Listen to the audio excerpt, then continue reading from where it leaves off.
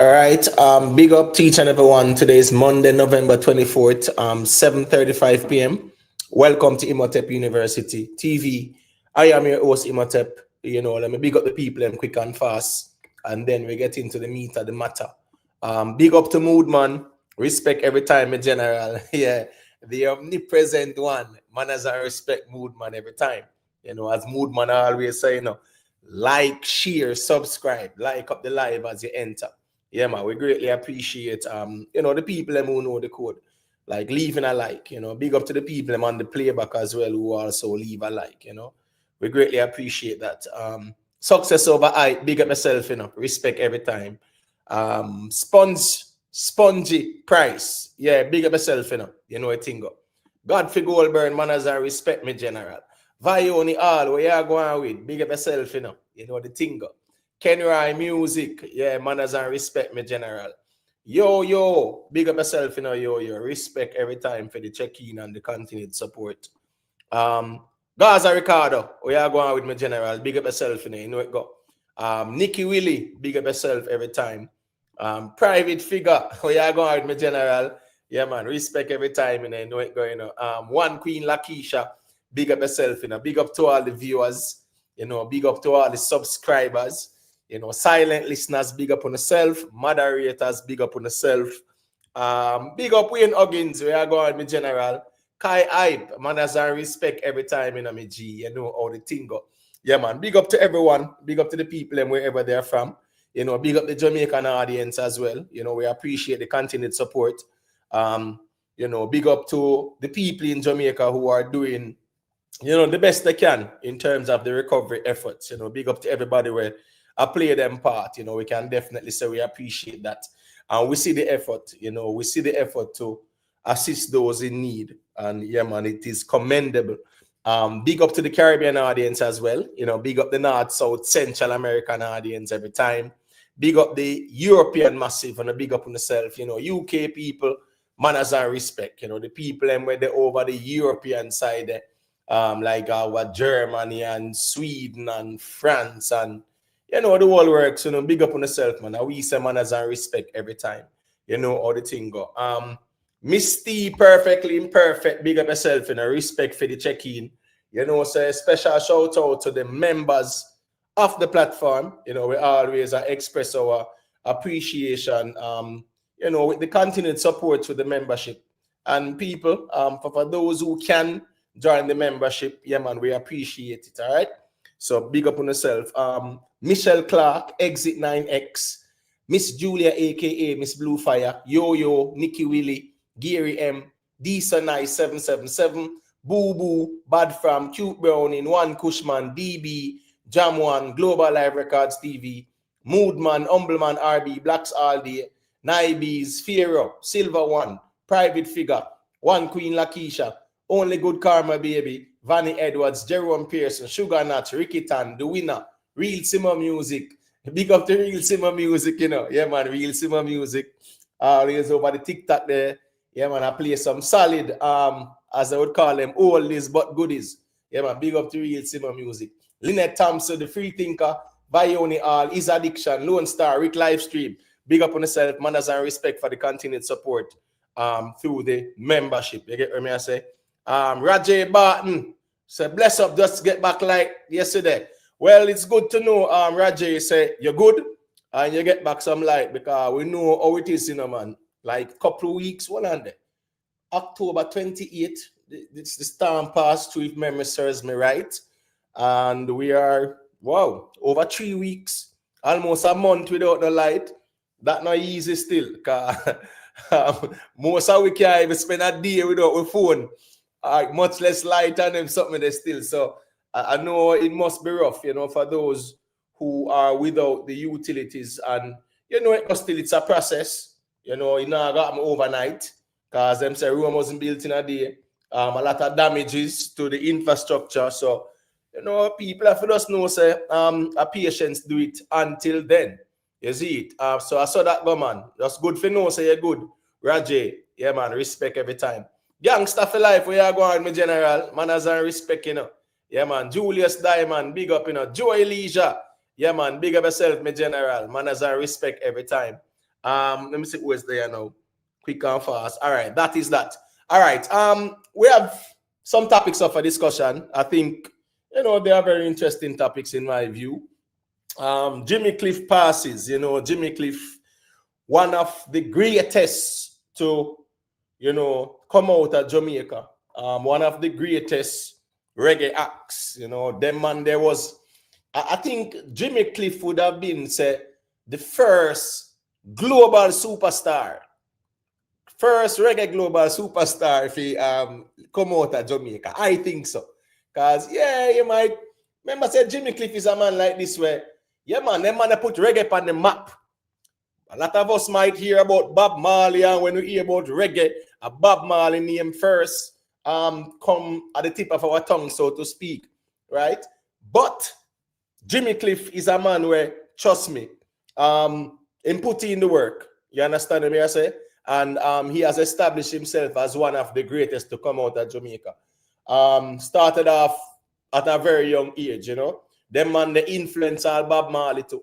You get what I say? Bob Marley who a lot to Jimmy Cliff and things like that. When Bob Marley when Jimmy Cliff was global superstar, Bob Marley them not established yet like that. You understand what I say? You know what? You see, a lot of people might not be familiar with a Jimmy Cliff, and yes, he's viral now because he has passed away. Peace be upon him, and condolences to the family. He died at the age of 81. His mark and legacy and reggae music. Jimmy Cliff was the first king of reggae. Before Bob Marley was king of reggae, Jimmy Cliff was the first king of reggae. And Jimmy Cliff have hits after hits. Let me see. Wonderful World, Beautiful People. That was like 1969, I think, there and about. You understand what I say? Yeah, man. I know it go. The harder they come, so much classics, As a matter of fact, he was signed to Chris Blackwell, Island Records, and he was so talented and highly respected that Chris Blackwell wanted to turn him into the Jimi Hendrix. The Jimi Hendrix. And for those who might know, like rock and roll, Jimi Hendrix would be like the father of rock and roll like that. The man there was a beast on the guitar. Jimi Hendrix, one of the greatest for all a guitar, right? The whole of our Jamaican artists, them who you see play guitar, if you ask them back then, who influenced them, they would answer Jimi Hendrix, because you know how it goes. So they wanted Jimmy Cliff to be like a Jimi Hendrix, but that never did work out. But that is how talented Jimmy Cliff was, So we have all a reasoning about that. Squash gets 27 months in prison. Vietnam, Julius Diamond. Yeah, man, Vietnam. I think Vietnam was done in like 1970 or something like 70, 71. Right, Vietnam. I remember them time the Vietnam War go on and things like that. So respect for that one, the Julius Diamond. I Wally it's Jimmy Cliff, man. You get what I say? Put in Wally work, made his mark, was the king of reggae. No doubt about it, But as life is, sometimes somebody will become greater than who set the foundation. And I saw that go sometimes too. You get me? Squash got 27 months in prison. Squash dancehall artist. You understand what I say? Very popular in a dancehall space. I mean, very talented people will say as well too. Have whole heap of potential to achieve so much in music. But at the end of the day, he was arrested and charged because them kind of wall him with one tool where him not have. You understand what I say? And he pled guilty. And as he must go serve 27 months.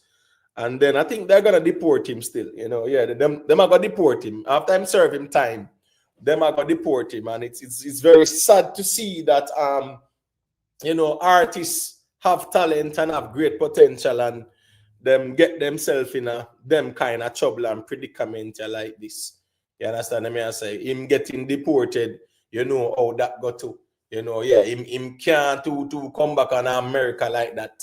Him there Jamaica, So it does kind of sad, but we are going to look a reason and that still, because these things are a case study where we can learn from and know. So here we go on. If you do music, just stick to the music. You know, music and badness are oil and water. You understand me? I say, yeah. So I saw that go. Music and badness are oil and water. You have to stick to one. And if you're an artist, you stick to the music. You know, the badness not pay. So we have got all a reason about that. As I say, it's a case study. I remember last year he had a very good year. You know, 3 hit songs and was in contention for artists of the year and stuff like that. You know, yeah. Massacre pip him, so to speak. You know, Massacre had a good year last year in terms of hit and run and 20matic and whites and things like that, right? But Squash was up there too. You know, yeah, man. For the summer. Yeah, Big Breeze, you get what I say? Shootout, Get Up, you know, yeah, man, him definitely go on good last year, you know. So again, now it just shows us that you have to make up your mind where you deal with either the music or the badness. And if you're an artist, you just stick to the music. I got all a reasoning about that. Beenie Man defend Buju Banton. Yeah, we say Beenie Man, I say he stands with Buju Banton in terms of say him believe him. You understand what I say? So yeah, man, he must say him believe Buju Banton, so he must stand with him as a co-worker still. And you know, so Beenie Man, him a PNP too. So Beenie Man, I go stand with Buju who are PNP too. But at the end of the day, still I got all a reasoning about that, you know, because at the end of the day, if you go stand, yeah, man, just stand in the truth and stand on the right side. You know, not because yeah, a man might say PNP and you say PNP too or whatever, but I got all a reason about that still. Mr. Vegas versus Miss Zuleika Jess, right? Zuleika Jess, PNP member of parliament.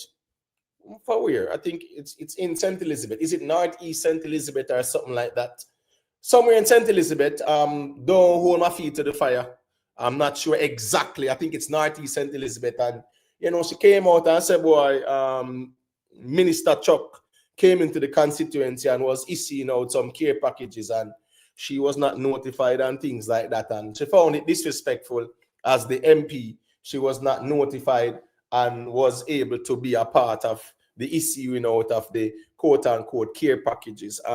So we see where it became a conversation. Mr. Vegas responded to it as well. I know people, whether you know really, maybe not really too emotionally invested in the politics thing still. You know, we just observe and we kind of reason about what we reason about and keep it moving. You know, Mr. Vegas is very passionate about the politics thing. You know, yeah. Probably we need to call him Mr. Politics. You need to change his name. Well, on the stage of Mr. Vegas, but when you come onto the social commentary side, yeah, we call him Mr. Politics still. That Buju call him still. But yeah, he responded, you know, to Miss Zuleika Jess. And, you know, he made some points as well. So we are going all our reasoning about that still. So, you know, go hit that like button. You know, grab on the seat. You know, remember for those who might want to engage, the link is pinned at the top of the chat. So you can always feel free to hit that link and check in and share your perspective. We have no problem with that. Gangster for life. How I say?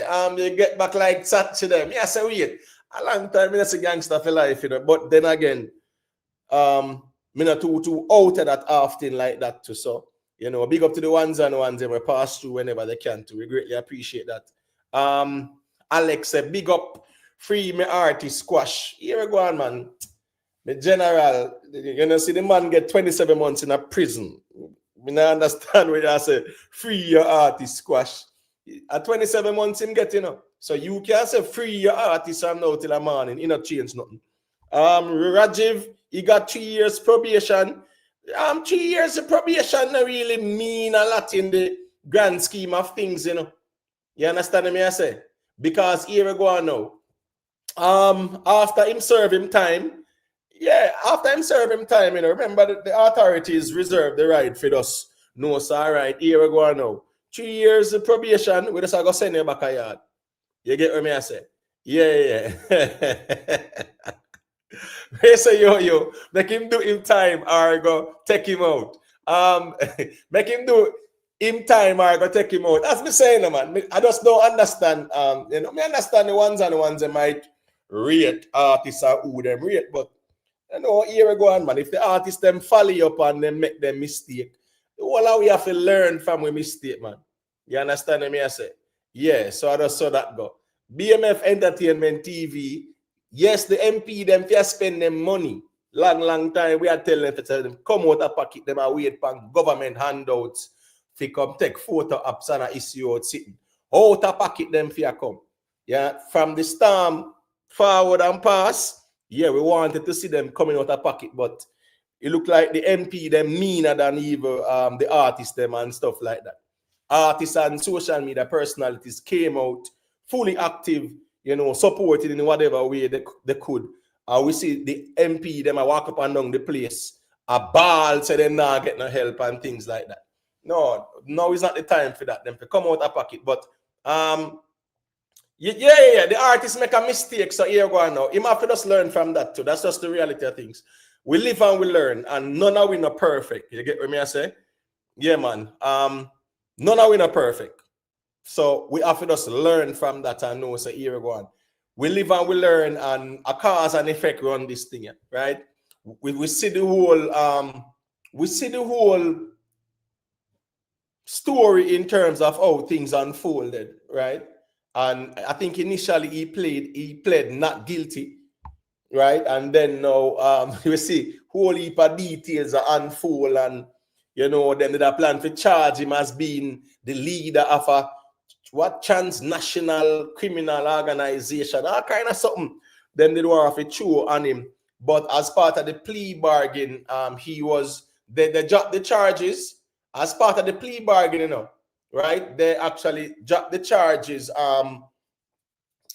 The unlawful possession, of an automatic weapon. Then they dropped that one there because had he been convicted of that, say he might look on more years. But as part of the plea agreement, them dropped the charge there. It go. I saw the system. You get what I say? Work sometimes. Sometimes you just plea and nobody gonna trial and go waste the people and money and time and whatever, and them deal with something with lesser fear. And if you try fight it, yes, man, so if you lose, yeah, them are gonna give you the whole leather belt, not a slap on the wrist. The artist can call this a slap on the wrist. Well, Rickitan, say Jeremy Simon, big up yourself, You get what I say? Ray Mian, Red Way, say me feel Andrew not doing enough. Well, my general here go on now. Everybody have to pull hands and together and make it work, brother. You get what I say? Yeah, Rickitan, people can say it's a slap on the wrist, and some people might argue and say, well, it's a fair sentence that because he pled guilty to it and things like that. Because remember, how them laws stay over here, so them will hold you with something, and if the thing if then check it and them realize all right, not really depend it in terms of it do no damage like that, still they might say all right, cool, is illegal possession or whatever. So we will deal with it and whatever. So 27 months in prison. We're not talking about jail, a prison we are talking about, I remember say federal a federal thing, So say a federal prison in my go more likely. Someone can correct me with that one.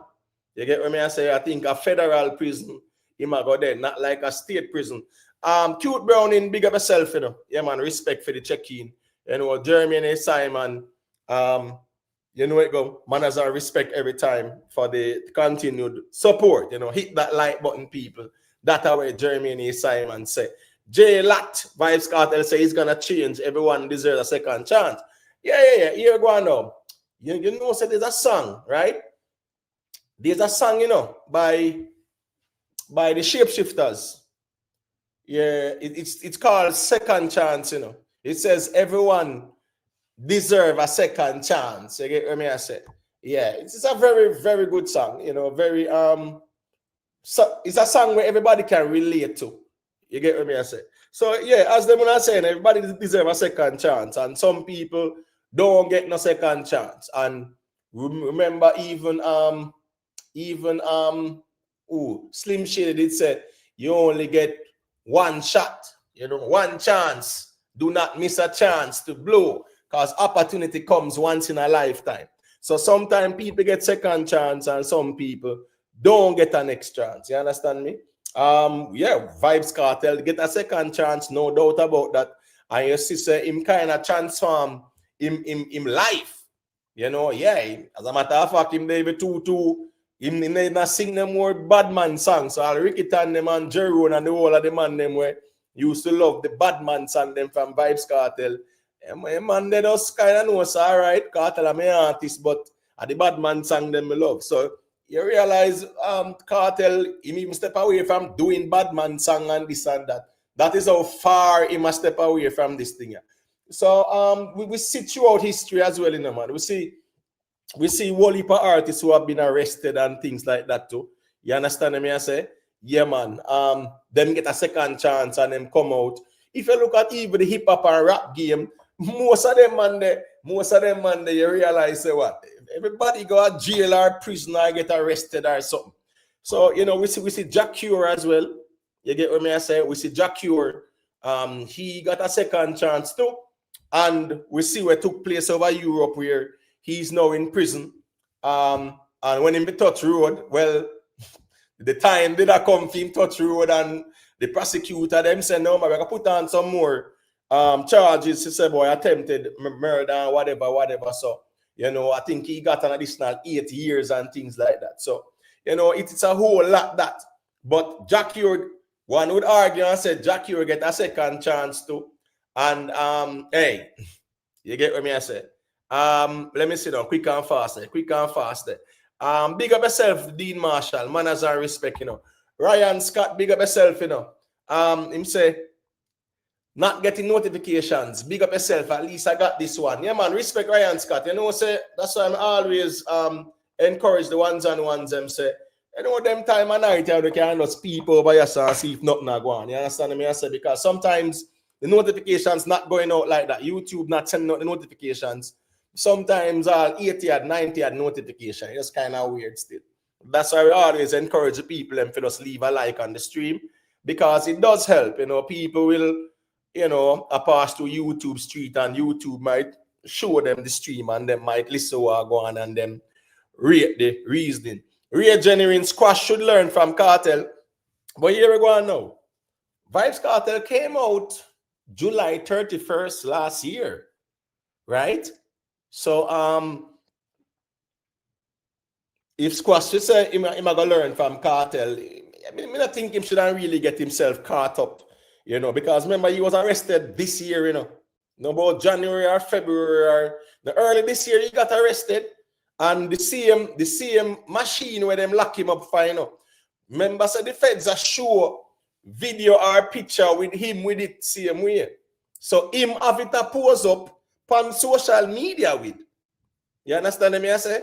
And him no have no legal status if you have that.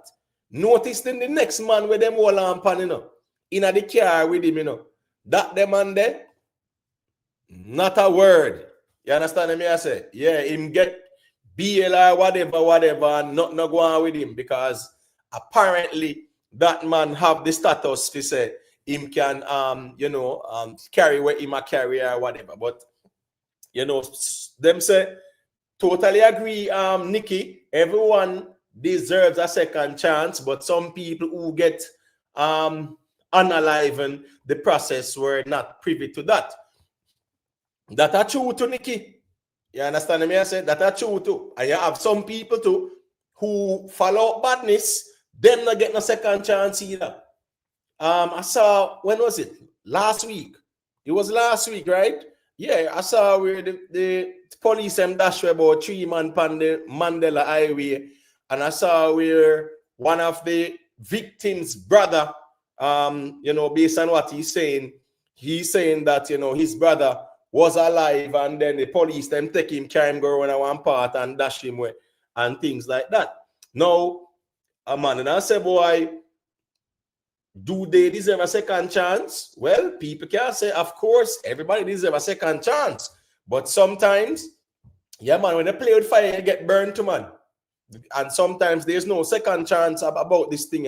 You get what I say? So I saw that go. Carla Messiah, big up yourself, you know. You know it going, manners and respect, you know. Keisha, big up yourself, respect. Master Kirk, yeah, man. Long time to check in, yeah, man. I real talk, man. But big up, you know it go, respect. Original youth, so he said the brother was not caught on camera, but here go on still original youth. I hear what the brethren say, but me not see no video. Me think them video they feel leak or put out for sure. Say, see the man alive there when the police them are carrying him and this and that. Because me can just take what him say as gospel. Because at the end of the day, yeah, me not see nothing for say boy. All right, cool. Him said us. Them did their video it and the man was alive and whatever. And when the police and carrying him, them realize say, oh, you know, them find him say him dead and him have one in him head and them something there. You get me? I say, but here we go on still, you know.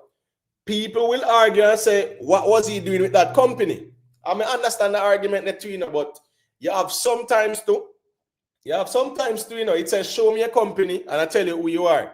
You know, and sometimes we have to just know, say, when we see certain people and we know say them are rude youth, we know say here we step away from them. Because I saw that go more time too. Because a whole heap of youths they in them area and them there on certain man, and by the time police run down and whatever, I do one and get scraped up and gone a station and them sitting there.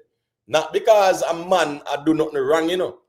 Him there on the wrong people, as them when I say wrong place at the wrong time. You get what I say?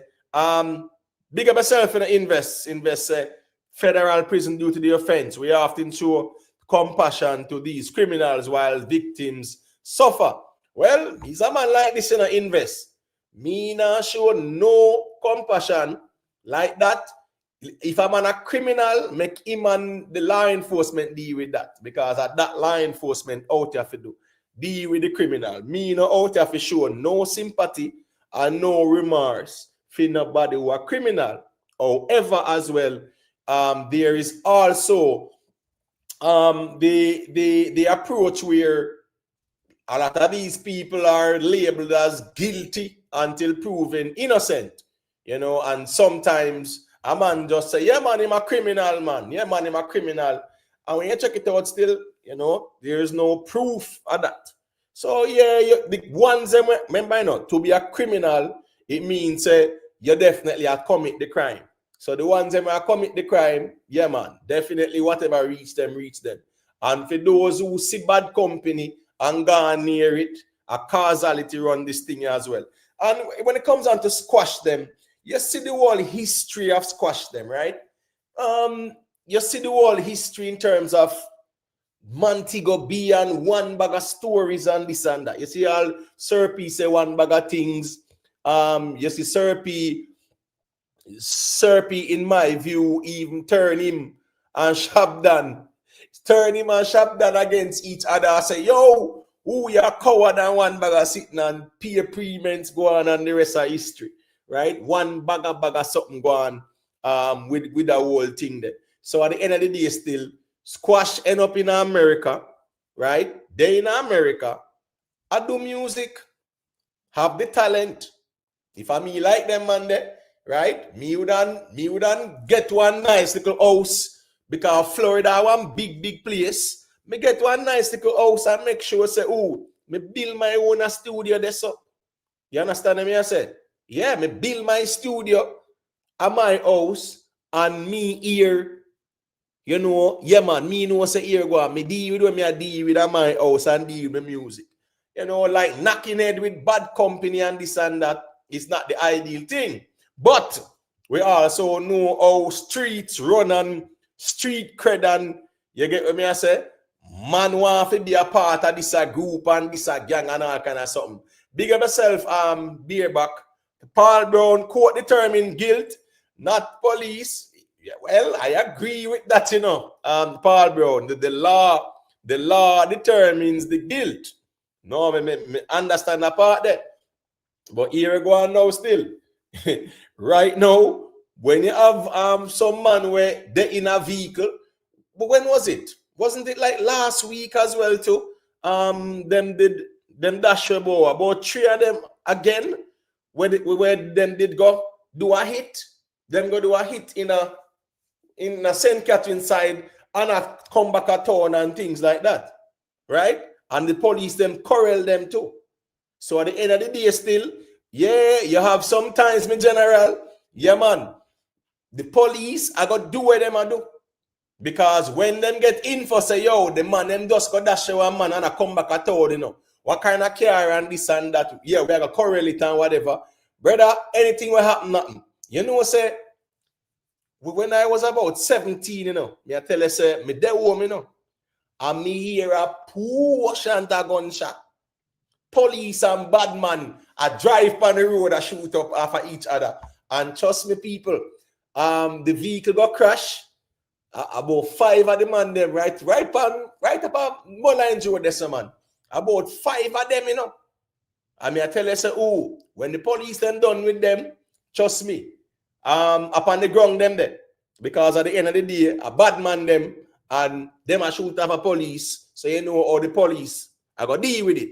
So at the end of the day still, leave badness don't pay. That's what we need to tell the youths them. You know, we need to tell the youths them, say, leave the badness alone. Cavell Van, big up yourself, you know. Watch, look and listen. You know it go. Do you get me? I say, big up yourself. Yeah, so I say, tell the people them, say, leave the badness alone because badness don't pay. Jad Vice, big up yourself. Now, with Squash, you know, remember, you know, Squash is an artist. Squash is an artist, right? Where him have that talent there with the music. You get me? I say, Kevin Sparks, my manners and respect, you know. Yeah, man, big up my general, respect. Yeah, I'm saying Squash have the talent with the music, right? Remember when the 6 them come out, they were a new sensation. They were a new sensation. I tear down the whole place. I remember, I think it was like about 2020, right? About 2020 there and about. The 6 them was like a them man there around the place. Everybody talk about 666 and all them something there, right? Music-wise, very popular. You know, ones I remember when Squash them and the 6 and Alkaline and did that go at it too and things like that with Chronic Law them and them ones there. I mean, they were very, very popular, right? The man who put out music, them have their movement, but again now, you see, when it come on to dancehall and the badness, it don't agree.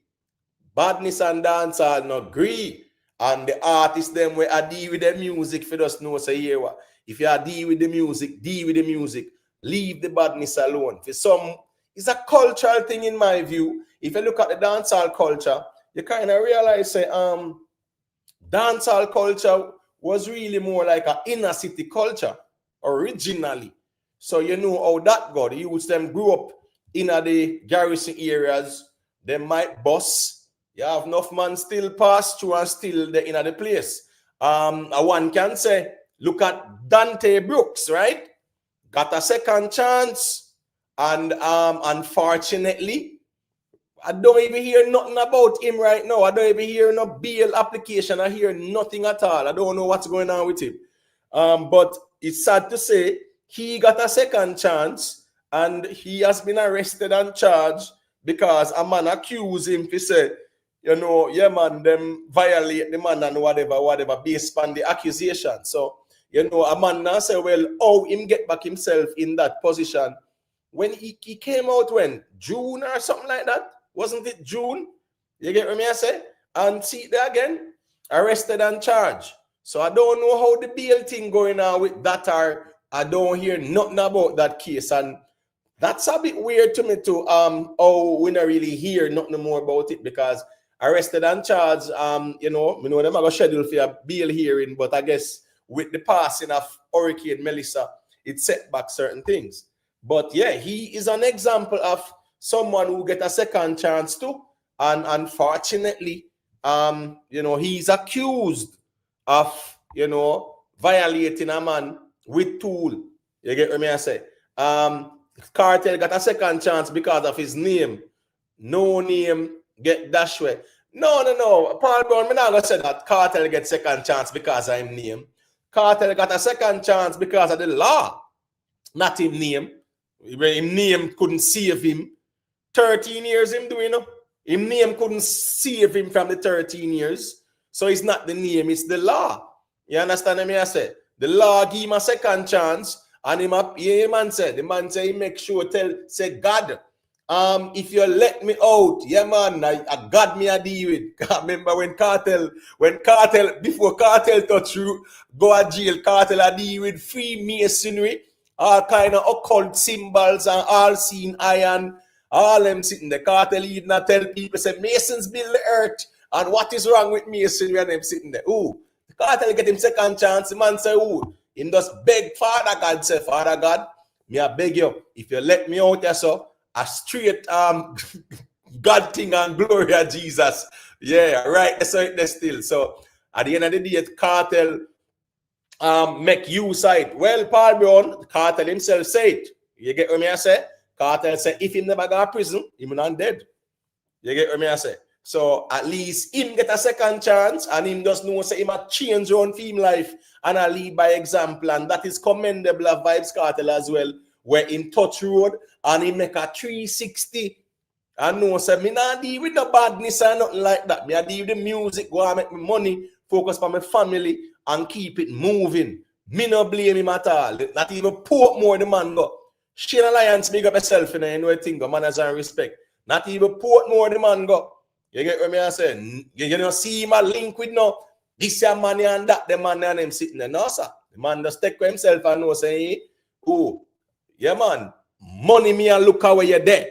Money me and look how you're there. You know, yeah. Me not have time for no jail time. That I waste time. Mind for my money and my money for my mind. So when I get a second chance, then we're there. Yeah, man. But with Mother son Dante, he was on life as well. And then get a second chance, and you know, as them say, it's the court that proves guilt. So you know it go. But how him get himself in that position, yeah, it really kind of sad. Self-made. Big up yourself, my general. Me see you check in. What say you as it relates to the whole squash situation at 27 months, 3 years probation? What are your thoughts on it? To the glory of Jesus. Yo, big up everybody. Yeah, Shout big up. all the ladies, big up on yourself. Glad for have you back in the space, emo. Yeah, man. Him kind of get where enough people would have say him beat it, but no, him not beat it, because him still have to do time. Him still got end up with a criminal record. So him not beat it, but yes, we can all agree it's a slap on the wrist. However, me not think he might get deported because them give him 5-year probation after the sentence, and plus them probably would even give him time served from the day in custody. So probably run concurrent. So yeah, just pay $100 fine, 5-year probation. If him still live the lifestyle, the 5-year probation they are go hard. Cause you can't even get a speeding ticket, bro. You can't even get pulled over cause of trouble. So really and truly, I him for know what him a do, you know. You see me I say, and him get too much warning, See, but enough how we can look on it say, yo, him have a chance, him get a second chance, even though, you know, him get a little bit of time and probation, him still have a chance to turn him life around and do a total 180, but it's up to him still, you know, for music or the badness, film choice. Just have to live with the consequences of his actions. Simple as that. All right. So watch this now, self-made. You know, say under this current administration, right? Some things where we see them a do, we see also man we serving in the military, brother. You understand what I say?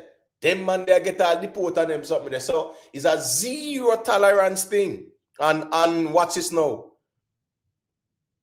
In my view, they are going to deport him. He will be, in my view, he will be deported. Trust me, he will be deported. After him serving him sentence, he will be deported because watch this now. Right now, a zero tolerance, brother. Remember, you know, watch this, you know, self-made. He is an illegal alien. Not true. which means him not straight, so to speak, and him commit a crime. Well, Deport them now play with them kind of offense, brother. Deportation. me get the part of the email, but guess what? We don't know the details of immigration status because word on the street is that he married and thing. So who's to say him thing that done there in a process already? You see me I say? And him reach a certain level where him just away upon certain papers for come through. We don't know the details of him status in terms of him immigration status. But why them would I deport him and give him probation? Why is that? All right, watch this now. You see, based on the plea deal. Remember that plea deal go on, not true? Yeah, right? Man, it's a deal, yes, sir. Right. It's a deal go on. So him take the deal because I remember initially, I think he pleaded not guilty at first. And then when them start wheel out the one bag of charges and them something that him accept a plea deal. So here go on now. With that plea deal, it still does not based on the details that we have received, right? Did that plea deal? Yeah. He is likely to be deported. Highly likely, brother. And watch this now, I'm self-made. If you married, brother, and you have papers to sort out and you get caught up in this, a problem you have to. Especially under this administration, brother. No. That them can't listen me, bro. Remember, when the bridging there, we were named Charlie Kirk, right? You see where going on with him, not true? Yeah. Brother, people did a comment panic on social media. And you know what them do? Revoke them visa, revoke them. Remember the bridging, you remember the bridging in what you say now? The man is all right, this bridging is a green card holder, married to a US citizen. Remember the man go Harvard, so it's a brains box too, right? I think he's a PhD candidate or whatever, right? Him come out and must help with protests in the campus. Them are advice, support and whatever. And what them do? Them arrest him, brother, with a green card. And I take him, I tell him, say, deport. Remember, I fight the man, if you fight him, deportation, bro. So I don't know, play something when it come on to this administration. The man is not run a joke, brother. That is true. But you say, was the person a student? Yeah, yes. When they depend them student visa and them thing, bro, you can't protest on them thing. Them thing they in the guidelines, No, him not depend on student visa. The man is a permanent resident, brother, with a green card. Them thing is a privilege, bro. It's not a right. Them can take with that anytime, bro. All right. So that's why me I say with squash. Okay, Mr. Way I say. Okay. Squash case, brother. Squash them reach nowhere yet. A man can't say married and him woman might have filed female, whatever. Me I show you say a man where have a green card. I go Harvard as a PhD student, brother. Married to an American citizen. She must be 8 months pregnant and whatever. And that couldn't save him. I take them and strip everything. As a matter of fact, there have been people whose citizenship has been revoked, brother. And on a joke thing. So self-made. Listen to me. With squash case, in a squash case, yeah, man, it got tough for him stay over there. I am of the conviction that they are going to deport him. Jackie Owenless, big up yourself, Jay Frass, big up yourself, big up to all the people who there.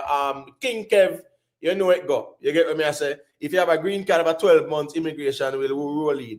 Right now, as I say, right now, in his case, Trump them not play, brother. Trump them not. Listen to me.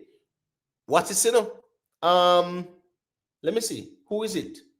Where they actually suspend the temporary protected status for them recently. Let me see. I'm trying to remember. And remember he with the Haitians them, right? Trump did suspend the temporary protected status and even send them back down there with all the chaos go on down there. There's a particular group I'm trying to remember. They have actually suspended their temporary protected status now. You get what I say? Yeah, I'm trying to remember the Can someone in the chat assist me with that though? But my point is, general. All right.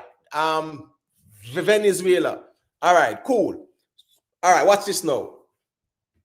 Evil people, right, who were given temporary protected status, right? Even under Obama, you have people who were given temporary protected status, and once they got that, it was a pathway where them can get a job, them can get a social, them can go and integrate themselves. You understand me as a self-made and be a good model citizen.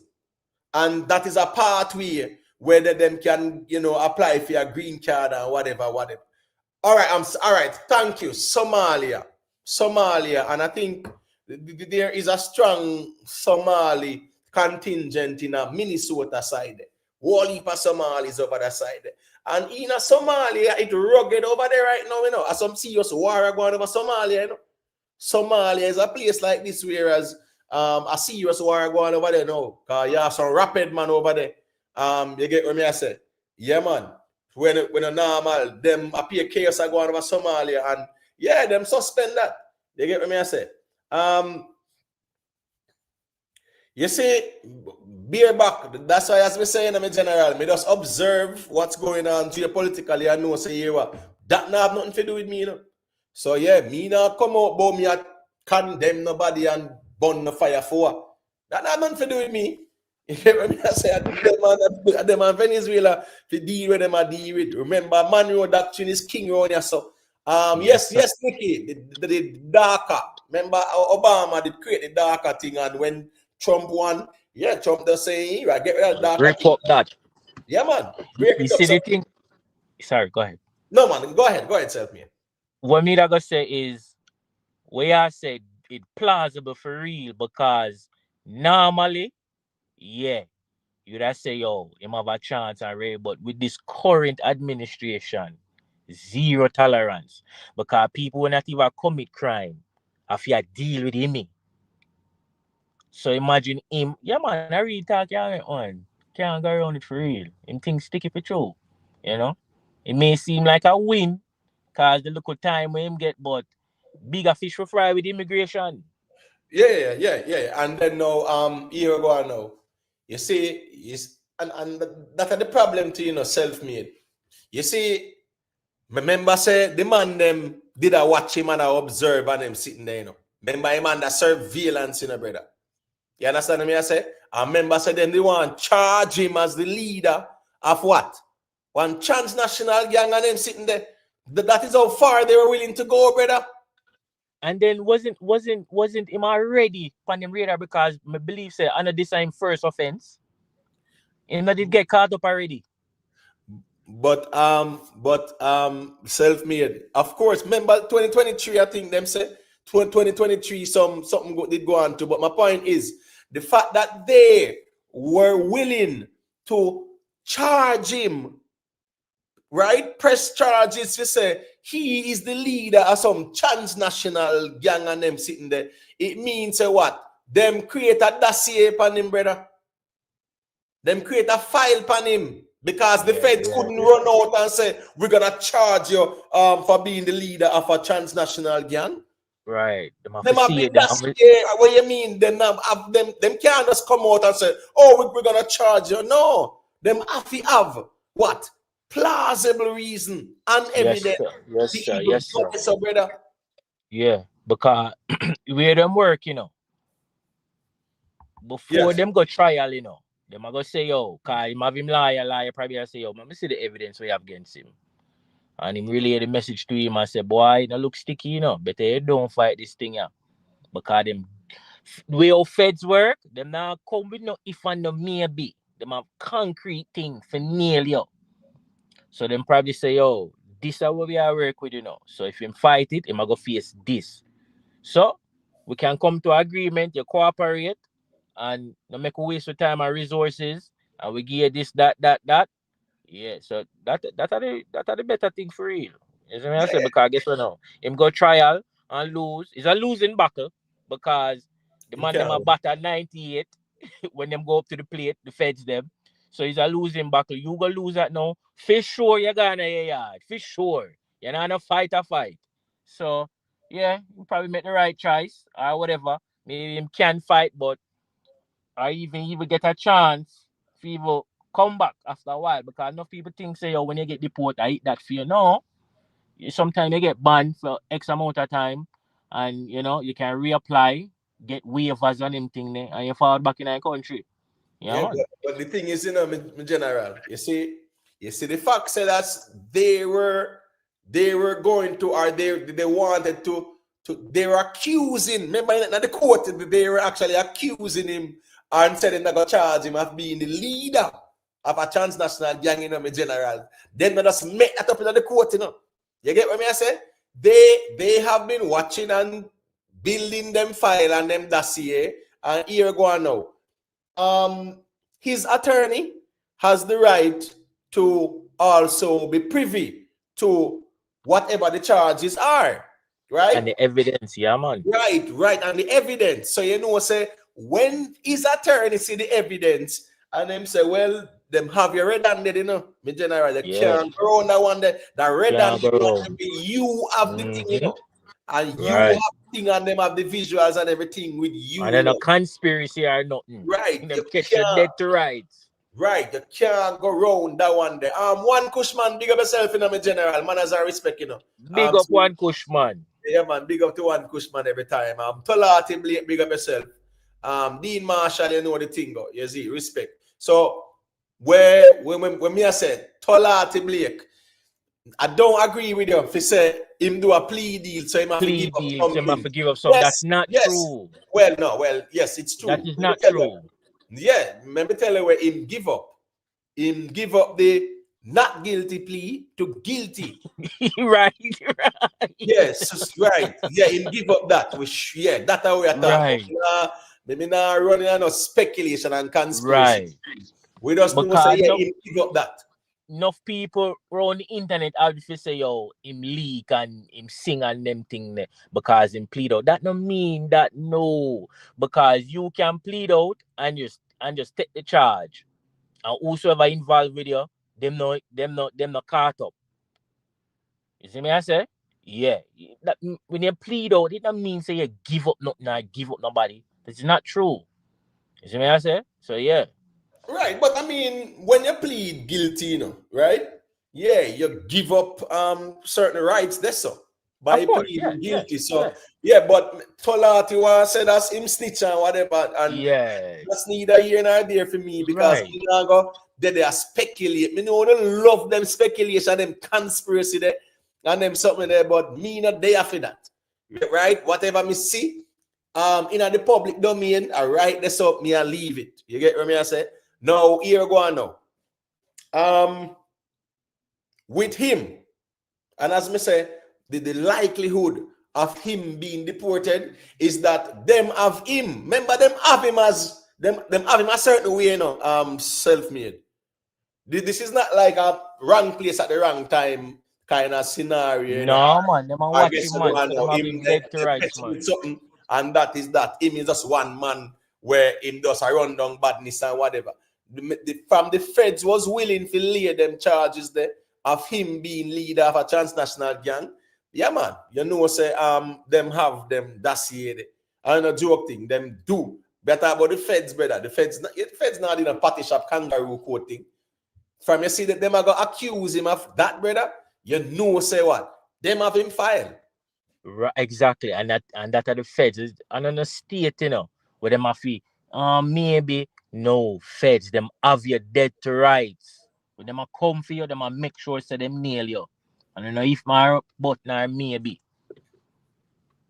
And you see, what is funny, right? What is really funny too, is that anyways, a man might say, I try to wrap my head around it and say, here I go now.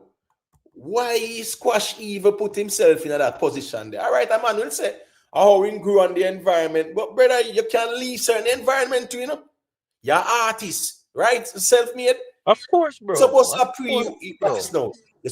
pre one house. You're supposed to pre one little studio. You're supposed to pre if you go and do your thing and get your work permit and whatever you deal with. And you do your thing, brother. But Emo, that if music is first, music is secondary, badness primary. And as simple as that, bro. Because the way enough of them youth are pre, bro, no matter where them go, them still gonna have the same behavior, same mindset, and they're on the same company. So no matter where you put them, unless a person decides, say, yo, I eat that fi, it always gonna be the same story, bro. Cartel are the perfect example, bro. The man not even go back to Portmore, brother. Why they him forward and do him local charity thing? Is it the man even breeze Portmore? Come on, bro. All right. Original Original perfect youth. example. All right. Our original youth is saying that the probation is part of the punishment and has nothing to do with immigration. Immigration he will have to face, and most likely that will be handled during his time. But here we go on, still original youth. When in prison time up, the federal government reserve the right to say, here we go on now, send him straight back a yard. Yeah. No probation needed. Send this man Yeah. back a yard because we don't want to have this man on the streets. Even when him have the ankle monitor, we not trust him for even wear the ankle monitor. Them have the right there. Yeah. Them have the right there, brother. If he send him guy yard.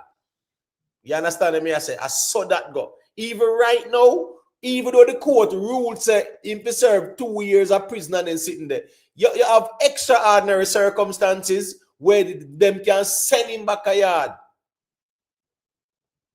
Them can send him back. And say, here we go on, we are sending you back a yard immediately.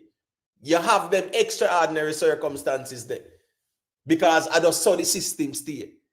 Just like you actually have American citizens or even even a man like something there.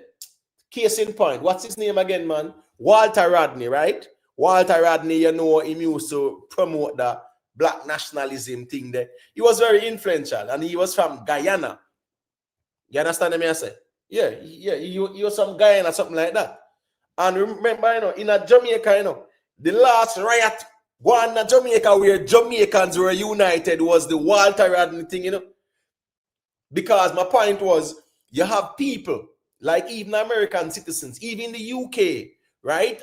Some people did left and go join the man with the black flag there over the Middle East part there.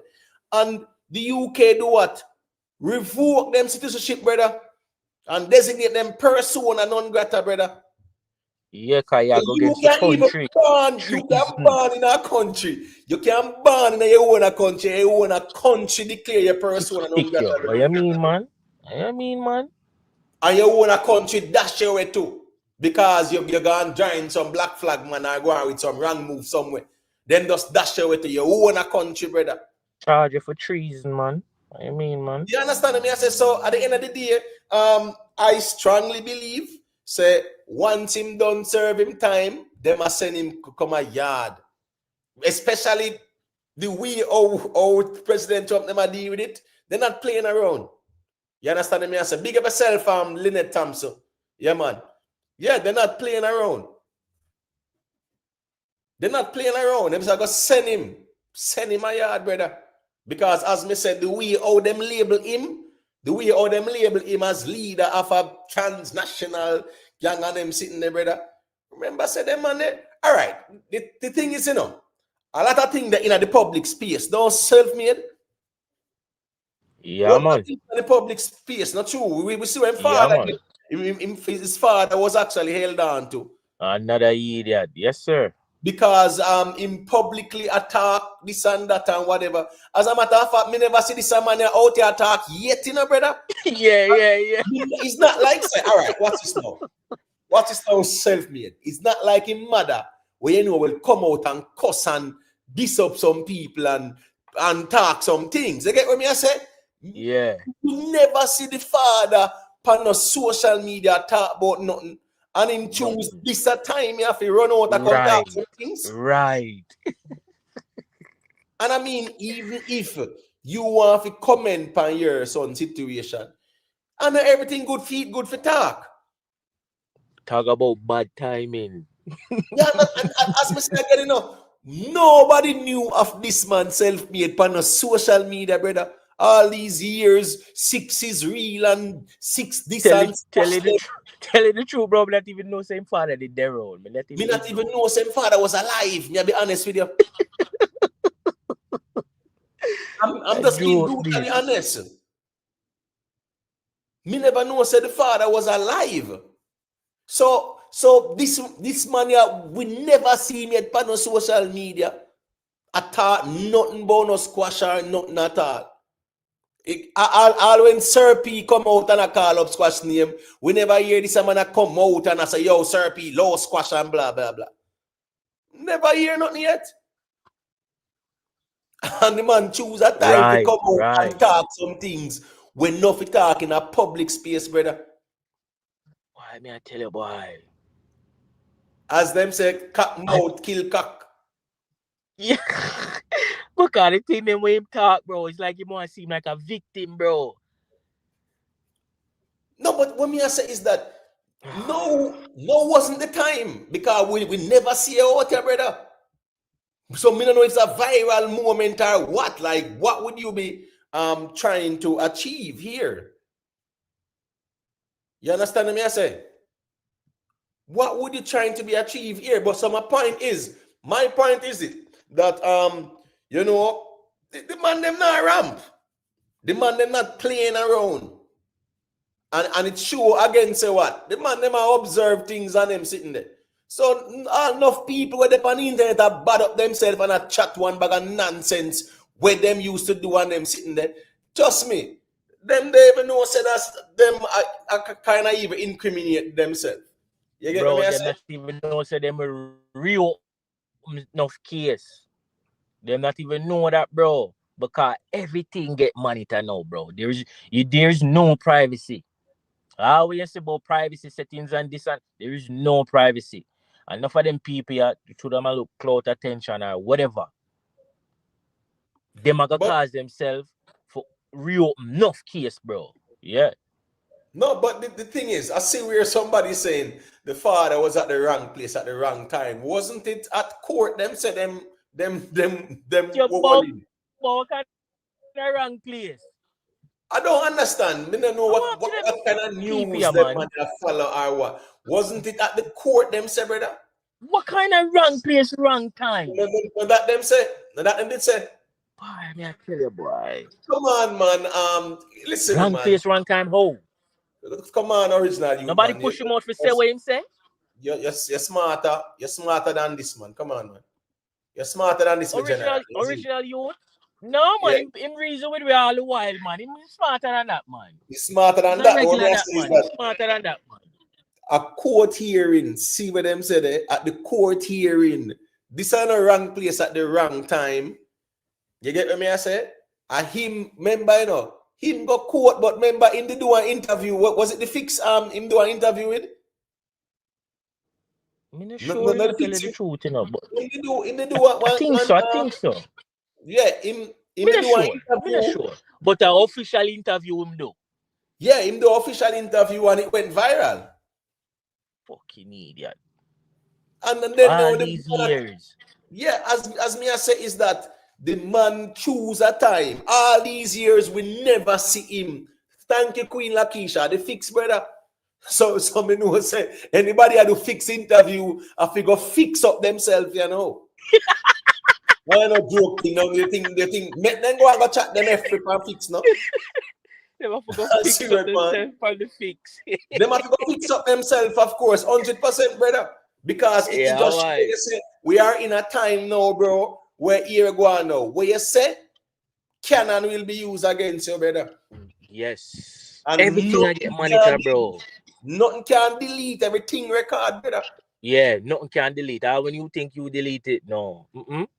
Remember, you can't them have access. Them have access to things so Beenie have access to. Bro, remember when you talk about encrypted and rare, them have access to them thing there. All right, so self-made, the richest company in the world right now. You would say it's what? Just a wild guess. I'm just picking a brain. Someone in the chat, can someone tell me the richest company in the world right now. Let me see now. Let me see. Who can guess? Who can guess? Can guess. Just throw out a wild guess, man.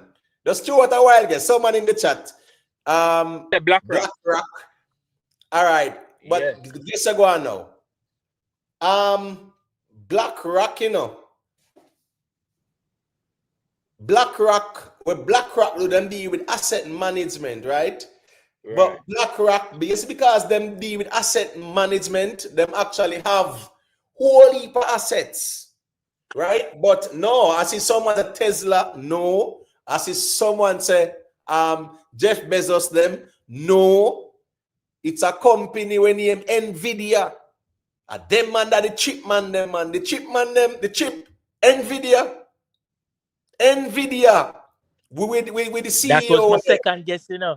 That was my second NVIDIA. guess. My point is, man. NVIDIA, you know why NVIDIA value skyrocket now? Because the whole chip system. Now, the reason why I brought up that example, then the man have one chip. Yeah. Where at 10 billion it costs to make, brother. Just one chip, brother. Whoa. And he must say a terabytes and whatever bytes that whole. So here we go. My point is nothing. There is nothing that is deleted in this social media era and age. Nothing. Everything is in the cloud. Everything is in the cloud, brother. That them say. That they say there in the cloud. Yeah, man. If you have an iPhone, you can back it up with what? iCloud, brother.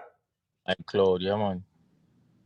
So nothing neat at all. So when it comes on to NVIDIA, you know, right? NVIDIA, you see with NVIDIA now, because of the demand for the semiconductor chip, them and them something there, brother. Demand them stocks a skyrocket. But my point is, the man have a chip when holding him on at 10 billion. The man spend for make that 10 billion. But you see that value out one good $1 trillion and something there, brother, because they have more data where data go store and them thing there. So my point is, when people out there think say, well, you know, me can delete this and delete that. No. You get me? I say, yeah, man, big up yourself in a kid. Khalil Ashley did say Jeff Bezos them. Man, Jeff Bezos them boom during the big C with the lockdown and all the party. Right? Because more delivery and things like that. But right now, NVIDIA. Yeah, man. NVIDIA. That was my second guess. Yeah, man. Apple them, you know, say them they way up there too. But NVIDIA, right now, that the man that the most powerful man in the world. Then AI are forward, you know, so the money are gonna get bigger and bigger. Bro, me see that the man go over I think over Saudi Arabia, then they actually have a tech expo, you know, brother. And him and Tesla them and the whole and go over there, you know. Elon Musk them and you know. Because what? Them man they this semiconductor thing where them man they have lack, bro. Them man they are run. Remember say even the governments of the world are fit him. A fit program them I use, brother. Yes, man. For sure you how powerful him is. So my point is nothing is deleted, brother. What do you mean delete? You can't delete. Whatever you say, remember, you know, them show squash what? Them show squash with the thing, you know, self-made. Yes, man. So squash step on social media, brother. A post up with that, you know, brother. All them something there. Me not understand them thing there, you know, bro. And then take picture and them social media. I mess up himself too. Bro, I'm just saying, bro. It's just kind of weird to me, self-made. How the man they move more time, brother. Me not lie. Because and I saw me grow, bro. And I saw me grow. Yeah, do a thing nobody nothing know. Even if you stay so, who know and I eat that. Bro, well, as me say, social media, the first place me come and see where I'm a man just proud for incriminate himself, brother. Proudly do it. Proudly. We just there in a different time, you know, because I remember I look a segue a little bit. I remember when J Prince, you know, people who know in the rap game, he was like the boogeyman in a hip hop, bro. You see me I say? And then when the little thing did go on, how with who? Can't remember. And he ended up come out. The whole aura what the man did have about him, all of that died on, bro. Cause the man a come on social media and a go on like a map stand very and tated. People that say, oh, this a man you no fear. Cool. It maybe have pulled in a theme area and certain thing and certain links and them something there.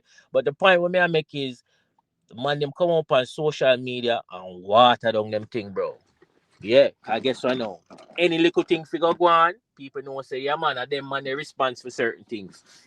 So really and truly, we're in a different time, you know, when man I showcase them badness on the internet, bro, for prove what to who. All right, so self-made. Frank Lucas, right? Frank Lucas. He's actually him, the American gangster movie maker, right? Frank Lucas, you Yeah, know. man, me know where you go with this, man. Me know where you go with this. Frank Lucas are run the whole place, right? Big top man. And law enforcement never have a clue who he was. The man turned up at, I think it was a Muhammad Ali fight. Boxing event. A man turned up at a boxing event wearing 100,000 or 200,000 chinchilla coat. And them I say, who is this man wearing a Mink coat? I think it was 100,000 or 200,000 chinchilla coat, brother. And them I look and say, no, big man. money mink coat, that's all we know. Big money. Brother, nobody know where them the coat. Man, yeah. And I saw him go up on the radar and them start checking him out, brother. You get what me I say? So just like, oh, man, make him put it on too, you know. No, I didn't know that part there still, but my point is, the man have one expensive coat and the people must say, who is this man? What? I live so flossy. That's why most of even the Americans, them to brother, even down at Jamaica, right? The police are all on them and lock them up and deport them, send them and come America because what? Them down there scam and them sitting there. And what are they doing? Flossing. Floss, them a floss, brother. Listen me. Down at Jamaica, you know, self-made. Any police can just go in and one dance, you know. And just normally and just go drink 2 beer and all the vibes, you know. And you can see who a scammer and them sitting there. Brother, remember say, you know, self-made. LaRousse, brother. Remember LaRousse and British link up and them sitting there, you know. Yeah, man. A PS sticks him and they sticks upon themselves, brother. Right for them and the whole of them, you know, see the whole of them British link up or LaRousse. Everybody. All of them, bro. Everybody loud. And guess what going out? Them time they did have, I think it was Jack Sower did the video. The video tape them and them something there. And you get me, I said, you used to have yeah, I think it was Jack Sower. Self-made, was it Jack Sower? I try to remember. Back then, like a video. So. I think so. Yeah, cool. Man, I think so. I'm not sure still. Right. Nicky Skilly, big up yourself, you know. Boo. Yeah, man, big up yourself, you know. Respect for the check-in. My point is self-made. The man them now ram fist it span themselves. Because when man used to watch them British link up there, brother, the man them a pour out the champagne. Every man in $1 million suit. Man a dash with money, man a beard in a then all right, look Flipper them, brother. Remember say Flipper, you know, and Flipper, he didn't tell her how him did smart still because Flipper really bossing away, you know, brother. And money them man go dash away, you know. Remember he saying a sting him go dash with money, you know, brother. Yeah, man, I saw him get caught up, man, flossing. Right, I saw him start get, and then now him start deal with the flossing, sitting and whatever. I saw him come on the radar, brother. I saw him go on the radar because he must start dash for the money on the stage, and then he must say the flossing king, and you know, vehicle can there and him house, And as me I say, one bag of sitting, brother. So when me I say, when British link up a Guan, yeah, you can't see the man must stitch by himself, brother. I'm not joke thing, a normal thing for the man them do it. Because guess what? You have some man, them can't humble themselves, have the humility, because they never have it before. Exactly.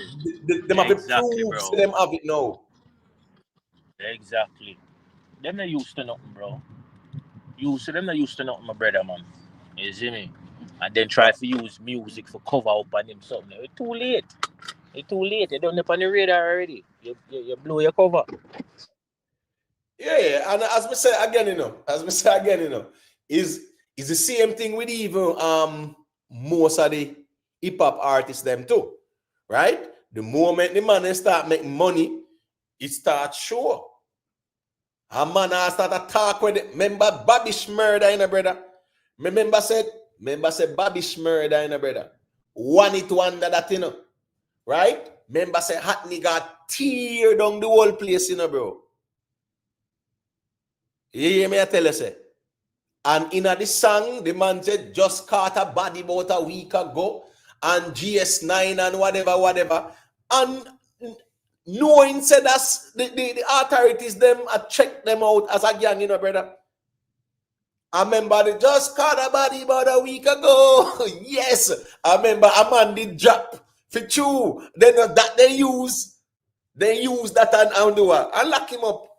And from the man touch back a road, boy, he can't find a song, bro. He can't find a song at all. I don't know what going on, brother. Yeah, you have sometime a man might say prison. A man go to prison and come back out, he give him that buzz there. Him come back out, him no find no song, brother. Him no find no song. Bobby Schmurder, but guess what go on? That the one song there, that they go on good for him. Because remember, he was about to sign, Remember, big label look to sign him, right? They say, Right? I think he did sign, bro. He did sign. Yes, he did sign. He did sign to Epic. Yes, he did sign. And them and they make the whole heap of money off of the song, bro. You don't really make the money off of a song like that. True. They make the money. Yeah, man. So even when him I sing about that, brother, right? Him I tell upon himself and them sitting there. And him have to go prison. I think I know a couple of him brethren them still there behind bars. You get me? I say, yeah. You did have one with the name. I think his name Rowdy Rebel or whatever. I think him was still there behind bars and them sitting there. No, him here we go on. Them take a deal, where them did go get some big time, so them work it out. We say, yo, give me X amount, so my brother Rowdy can get X amount. So the two of them must do about 7 years, and the two of them come out. But Rowdy get caught up with something else again. Bobby go legit here now, him turn around him life. My deal with real estate and business and them thing there. But Rowdy still in the street thing and get caught up here now. The two of them get released at the same time, man. Because them take a deal. Oh, I got you. Because me did kind of remember Sir Rowdy, him not their road or something like that. You see, but me know. Yeah, man. The two of them followed the road at the same time, but Rowdy is still up on the street thing. But Bobby turned him life around, man. Fully legit, business, real estate, and the man go around and I give out charity and all I preach to the youths them, bro. Yeah, man. So as much as him not find the next song and them something, he might do very well for himself right now, bro. Yeah, man. But bro, since you talk about even the charity thing, wasn't it Christmas last year? Squash did that New York. I do some cheat something, right? Like in that or something.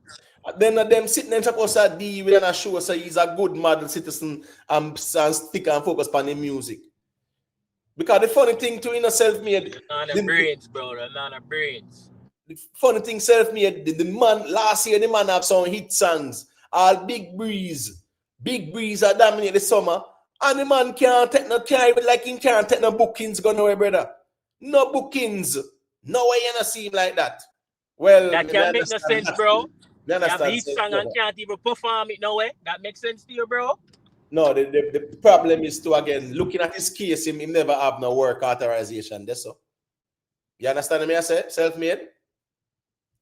Oh, Zine. Yeah. So we can understand that part still.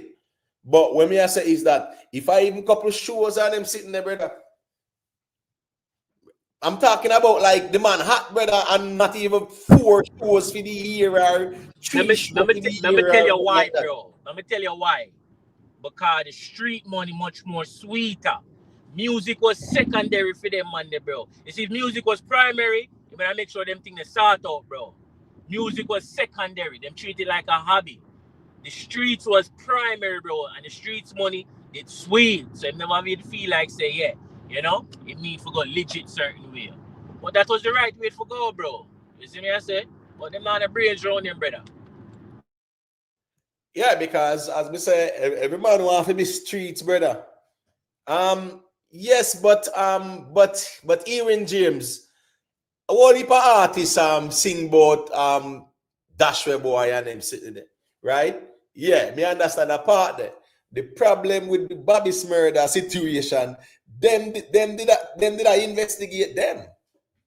And then now him just come out and confess to that and them sitting there. You understand me? I say, and I brag about him, gang and them sitting there in the song. And the song blew up big time because Hot Nigga was a huge song. As a matter of fact, I think him have some Jamaican parentage to, you know, something like that. Yeah, I think he does. But that song did blow up. You get what I said? Big time. And Kaya said they wanted Bobby to snitch on Rowdy and he didn't. That's why he got more time. Well, here we go and still. That feed them code thing or whatever, you know. Because you have sometime, you have right now, the government have a crown witness of Florida a wait pan shop done case we start. You understand what I say? Yeah. And that demand him what? Him get charged too.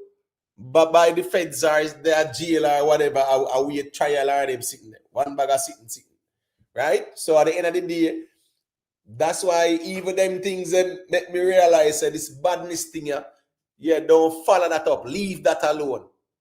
Leave the badness thing alone. Because one thing me always realize,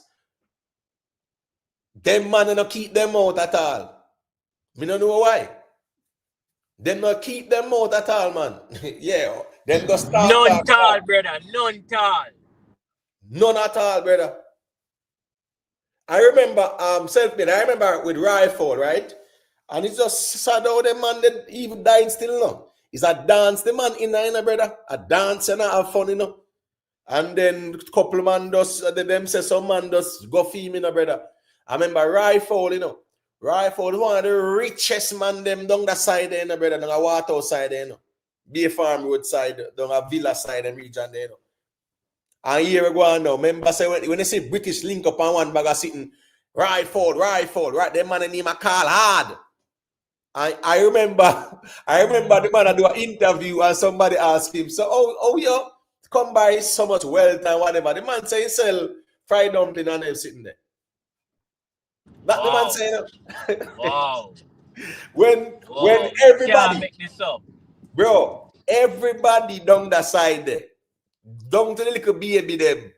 But when they hear Rifle name call, everybody know Rifle, them man the thing loud. Remember when the British authorities them hold on upon him, you know, brother. Remember say them man was like a kingpin, you know, brother. Him. Yeah, man. Yeah, he moved some serious numbers. But the point is, you know, everybody knew them. Everybody knew them. So my point is this now. I remember he go serve time and come back a road and then sitting there and yeah, the man a big man and then sitting there and I dirt him in a one dance, brother. You get what I say? Rifle that, brother. Just like how you don't hear certain man named Carl in terms of big man, top man them. Yeah, man, Rifle in the whole Waterhouse region there. When they hear them man they name Carl, brother, man. Yeah. The whole place knows it. Rifle, them man the thing loud. Yeah, man. When you see them man the name Carl, man, them man the name ring bells, man. You know, the joke thing. Yeah, so my point is the whole of the man them more time, them always stitch span themselves. Them always do it. If a man make a little money, if a man that foreigner make a little money, the world have to know. Because it's like a Friday thing too. As them when I said, never see come see. So him have in $1 million chain and Gucci out and Prada out and Louis Vuitton out and them something. Yeah, man. Right now, me say Pharrell has sell one Louis Vuitton inspired shoes for $82,000. The man say almost 50 of them alone make $82,000 and Timberland. And who you think I go buy that, bro? Who you think I go buy that? Which People are gonna buy it. But me I say which set of people you think wealthy people are gonna buy that, bro? No, all right. Watch this now. Elon Musk them now buy that. You're right? mad. Jeff Bezos them now buy that. Bill Gates them now buy that. Zuckerberg them now buy that at all. You get what me I say? Here go on still. The hip hop artists them will buy it, man. Black people will buy that too, man. You have some man where are pulling millions, you know. So here go on now. That is like a once in a lifetime thing, and it's like a collectible as well too. And the value can increase too. Because guess what? If Jay-Z buy a pair of that, and him even want to sell it back, him can price it at $500,000 and say he wear it one time. Yeah. But the point what I make is, bro, only we frightened for them kind of thing there, bro. True. When we learn, rich is loud, but wealth is quiet, bro. Real wealth, quiet. You're not gonna know, bro. In a New York, yeah, bro. Sometimes you take the train with some billionaire, bro, and you will never know. That me I tell you, yeah. You take the train, the subway, with multi-millionaire and billionaire, bro, and you will never know. That's true. Have some penthouse up in the sky there. I'm telling you, man. I just bro, when they used to nothing. First, especially even first generation money, bro. Study shows that we lose it by the second generation. Sometimes it not even reach the second generation. We don't really used to nothing, so we don't really know how to preserve our wealth, bro. We just want to show it off within our nature. Because, you know, I just that, bro. That's why they market certain things to we. Because people with real money now buy certain things, bro. Because enough things where we pick up, bro, are liability. It not really hold no value certain things, bro. Things that what we interested in them something. Things not really hold no value. We don't look on them kind of thing. We want to look on the thing that way, you know, flashy and bright in your eye and pretty and palaf and floss and endorse, bro. And it's just a bad mentality for have, bro. And you know, until we get out of the mindset that we really not go preserve no wealth as a race of people, because within us, you know, black people, you know, bro, we can become one a nation, you know, with the amount of money we pass through our hands, you know. But guess what? We're so divided, and we just ask for ourselves. We get money for stunt and flash for one another. We don't really come together and try to build nothing and preserve nothing was sustainable and leave a lasting legacy. We can last with generation through generation. You know, say when you're dead and gone, yeah man, your name still a ring bell. Look on the Walmarts. Look on the Walmarts and the word the Waltons. You see what I say? Yeah. Bro, you have to live for your last name, bro. You can't live for no impress no people and live for your hype on them. No, you have to hustle for your last name, bro. At the end of the day, that are gonna last. That are people are gonna remember you by. Oh, you know, sir, you must build a building here. Yeah, man, and through the building here, whole heap of youths get to come, learn, get an opportunity and something that we need to into, bro. You see me, I say, yeah, but guess what? Through a mindset, bro, we not pre them thing there, and it's just sad. But the thing is, you know, we were never taught, you know, how to create generational wealth, right? And remember, so even after slavery, because what's this, you know, self-made in a Jamaica, you know, right? Emancipation was supposed to have been 1834, you know, and the slave master them say, no man, we're going to extend this thing here. And then there was a big slave rebellion, 1835, right? I think it was a Sam Sharp rebellion or something like that, right? And The reality of things is that it got so bad that Britain said, no, man, what's going on here? We said the slave abolition act of 1807 say 1834, yeah, you know it go. Emancipation. Long story short, at 1838, we got emancipation, and them still put on, there's a 5 years worth of apprenticeship. Work one next 5 years out of we before we were free to go. And when we were free to go, self-made, we had nowhere to go. Listen, during slavery, brother, after the abolition of slavery, where the black people go? Upon the plantation, then the same way, because they had nowhere to go. They didn't own no land, and them couldn't read like that. So they had nowhere to go. Upon the same plantation, them stay for years. That's how crazy it is. So my point is, if you look at even us as a people, culturally, yeah, because we never born with it like that. Nobody teaches about no generational wealth and creating that and set a foundation for your youth them. So the same cycle don't repeat itself. When you look at us, it's a cycle repeating itself. When you look at a lot of evil wealthy people, they make sure, even at Jamaica, you have certain families, them create generational wealth. They make sure say, all right, I'm like a John D. Rockefeller, right? Remember said that the man they bought how long, bro. And the Rockefeller name still dominate finance and them sitting there. I think as I go with them, well, them are gonna have a whole bunch of shares in a BlackRock and stuff like that. But my point is, them man they said generational wealth, brother. As I rightfully said, the Walton family, them. You get what I say? Yeah, you have what families, them set that wealth there. The meaning say them born. And them family might have it, but they make sure so them set a foundation where a generational wealth. But I'm saying us as black people still in a general. Yes, because we never born come see nothing like that. The moment a man go England and start us up on the road, he have to come back down and bazzle out and dash with money and one bag of sitting. Because guess what? He might come right back down in the ghetto, right? You have man will come to America to do the same thing. Them do what them do. And when they come back down, yeah, man, then just come back down, come floss on them sitting there, man. So you look on them, man, there's God on them sitting there. Because they want to feel that way. One bag of man, I run back at them and them something there. That is how sometimes, brother, them say money is power, right? Them say money is power. And them say skill is power, right? Our knowledge is power.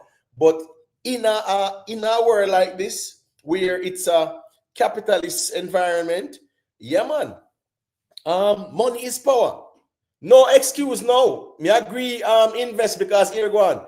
Every young youth have the chance to learn a skill at the Hartrust NTA.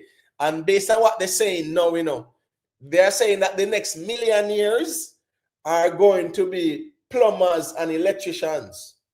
Yeah, plumbers and electricians. At them, they like skill jobs. Those are the ones that are so valuable. Even right now with Jamaica's reconstruction down on the west side there, so them not have enough skilled people if they do the reconstruction. They really don't, They really don't. They don't have enough skilled people. Yeah, you have a man where him know a little thing, but he don't know the building codes and things like that. So my point is this, that we as a people, we just, me don't know, when it comes down to show off and bossy and them something there, I just we that. Yeah, we not really have that humility there. And then now the music culture as well too. Because mind you, people, from the 1960s, during the 1960s, you have man like Curtis Mayfield them. Curtis Mayfield them, those were the people who even influence all, well, with Jimmy Cliff, he was highly influenced by all the facts, domino them, and me know saying we listen to all the Benny King them, BB Cook and them kind of ones still. You see, because say them ones are the general, probably are some Jerry Butler. Right, but my point is Curtis Mayfield. Them man they are sing about Pusha Man long time. and pimping and things like that, right? So even in the 60s, the American culture, the pimp was the flossy man. Him a floss and him in trench coat and all kind of something. Just like Frank Lucas them, right? Yeah, them fully fur coats and all those things. So years, black people kind of have that flossy kind of lifestyle still in terms of a man born poor, he start make some money, the world have to know. You get what I'm saying? Yeah. No, man, I mentioned slavery to show that where we're coming from to where we are right now. You get what I say? Yeah, and I'm saying during even going to school, you were not even thought about no building no wealth or nothing like that. No, brother. You were taught to get a good education and get a good job. You get what I say? That was the reality of things. So even in Jamaica, yeah, you were not even taught the importance of certain things. Not even civics. Them are teaching at school again like that. Them are teaching nothing about money management. Yeah, you will do accounting, but them are teach about nothing near money management and them something there. No, sir. And creating generational wealth. They just don't teach you like that. They don't teach you how to be an entrepreneur and them something there. They really don't. You get what I say? Well, Paul Brown, I don't know what you mean when I say start from Africa still. You get me? Yeah, because in Africa, I mean in West Africa and at the time, yeah, of course you had kings and you have chief, and the king was the one where it got him rich. Because you have Africa where very wealthy, have gold and all them something. So the king or the chief, yeah, he might go live the best life, so to speak. But when you look at the Jamaican cultural environment, right? Remember after slavery, it was a bit of a melting pot too as well, because after slavery, remember, after slavery ended, the British deliberately brought in Chinese and Indians, in a Jamaica, right? Because the same people them who they work out for all years, them say, boy, no, man, we not pay them the money. So that they brought in Indians and Chinese to fill that labor gap. God, them say we lazy now. That was the reason why they're bringing in Indians and Chinese in Jamaica in the 1830s, 1840s. Yeah, after emancipation, they started bringing in the Indians and the Chinese. I remember at that time, Britain did control India. They call India the crown jewel, right? Yeah, they actually brought in Indians, they brought in Chinese, and them said the black people are lazy. The same people who was being worked out and things like that for all the years. And then now it created a melting pot because Chinese and the business minded too. Because the thing is, when you look at the Chinese and the Indians that came to Jamaica, the Chinese and the Indians that came to Jamaica, 99% of them were very poor people. Very, very poor. They were poor to the point where Jamaica was an opportunity for them to have a better life. You get what I say? Beer back well with the Irish them now. With the Irish them are the worst them send down a yard, man. Just like over Australia. You see how Australia is now? Australia is a very wealthy country. Down under, which means them nearer to Japan and China and things like that, right? But my point is, Australia appear criminals them send over there.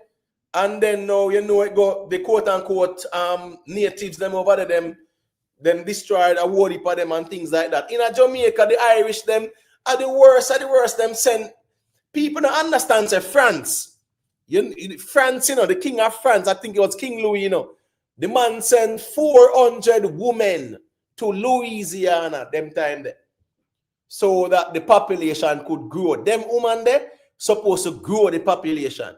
You understand me? I say, a lot of the Irish that were sent to Jamaica, yeah, man, are the worst, them man, the criminal them man, them just instead of locking them up in a prison, them send them come at these places You understand me? I say. But my point is, the Chinese came to Jamaica poor as a church mouse. The Indians came poor as a church mouse. But if you look at even them now in Jamaica, they are very industrious and them maintain generational wealth. You have, listen to me. It's hard to see a poor Chinese man in Jamaica like that. Not too self-made. You rarely see a poor Chinese man in Jamaica, brother. I'm not hearing a self-made. I don't know if you're trying to say a thing. But my point is, the Indians are the poorest of the poor that came to Jamaica.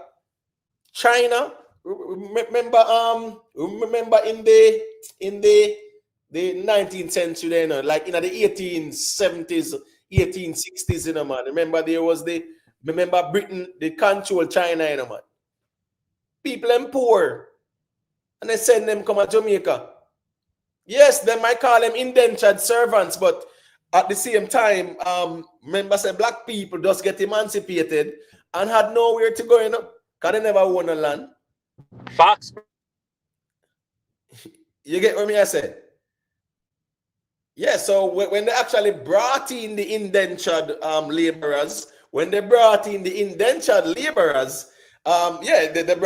poorest of the poor from China and India. Poorest of the poor.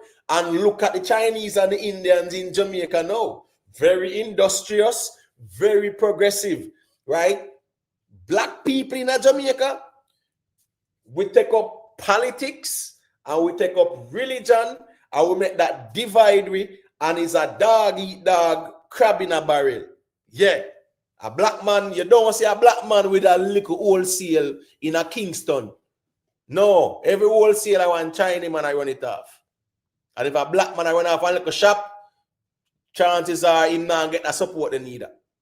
I Chinese people go because Chinese them cheap and whatever. So you don't see the business mindset there from us as a people. And as me said, the same set of people them come here poor like we.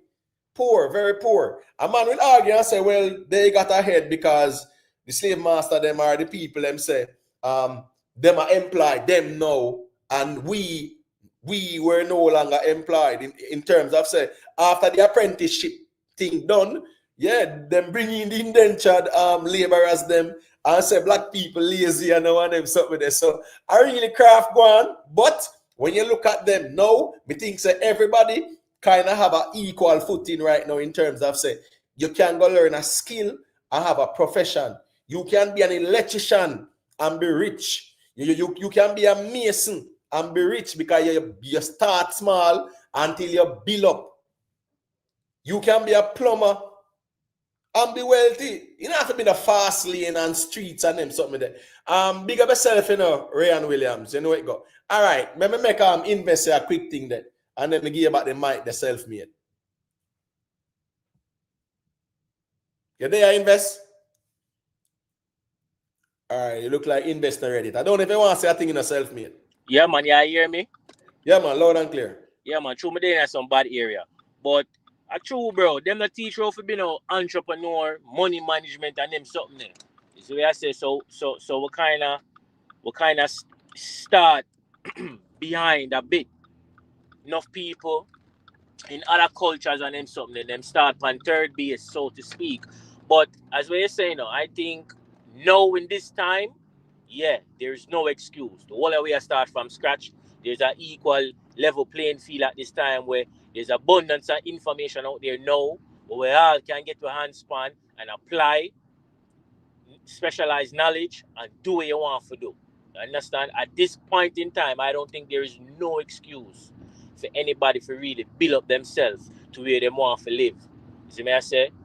I think it's a shame for no one say we black people dominate the population in Jamaica and we don't own majority of the wealth we're flowing at Jamaica. I think that's something to be frowned upon. I think that's shameful. And it's really sad that you have other, coming up throughout the centuries, other people are fight with, and then we are fight ourselves. You see me I say? Understand, say, this whole unity thing is a farce. It's not going to happen. Maybe you would have subsets of groups of people who will unite, like-minded individuals who will unite and come together for a specific cause.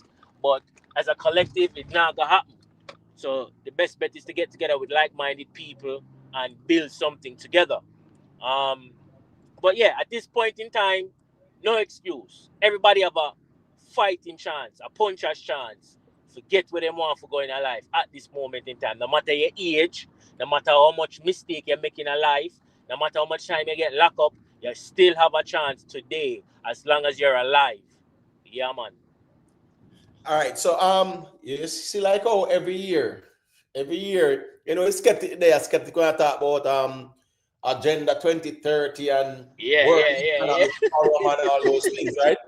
World Economic Forum and things like that. Now, when you look at the World Economic Forum, that's the creme de la creme of the global elites in terms of finance and business. You get what I say? All right. So what's this now?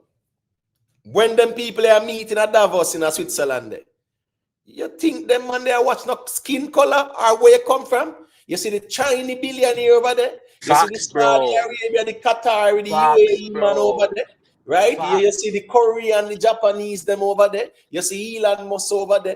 You see the wall of them over there, brother. Speak it, bro. Speak it.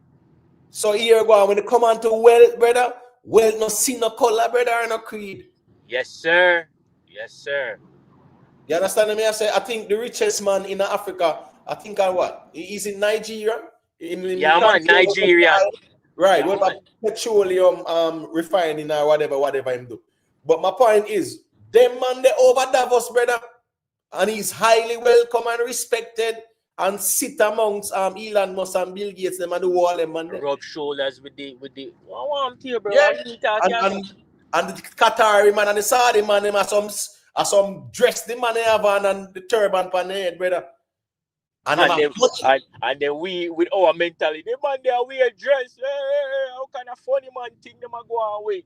We don't want them money they call them a fear wear dress. right, So, and then now you actually have the man over India when name what? Your name? Ambani. Ambani are sitting like that with him name. Mukesh Ambani. Right? Him are the richest man must say over India side there.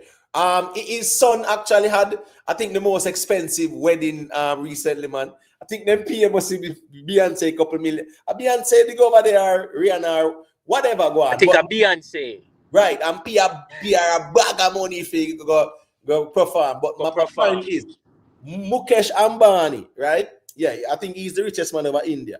And a theme son did have that big wedding there, brother. Expensive wedding. The man spent hundreds of millions on the wedding. My point is, when the man they go over Davos, Switzerland, I feel him Hindu attire.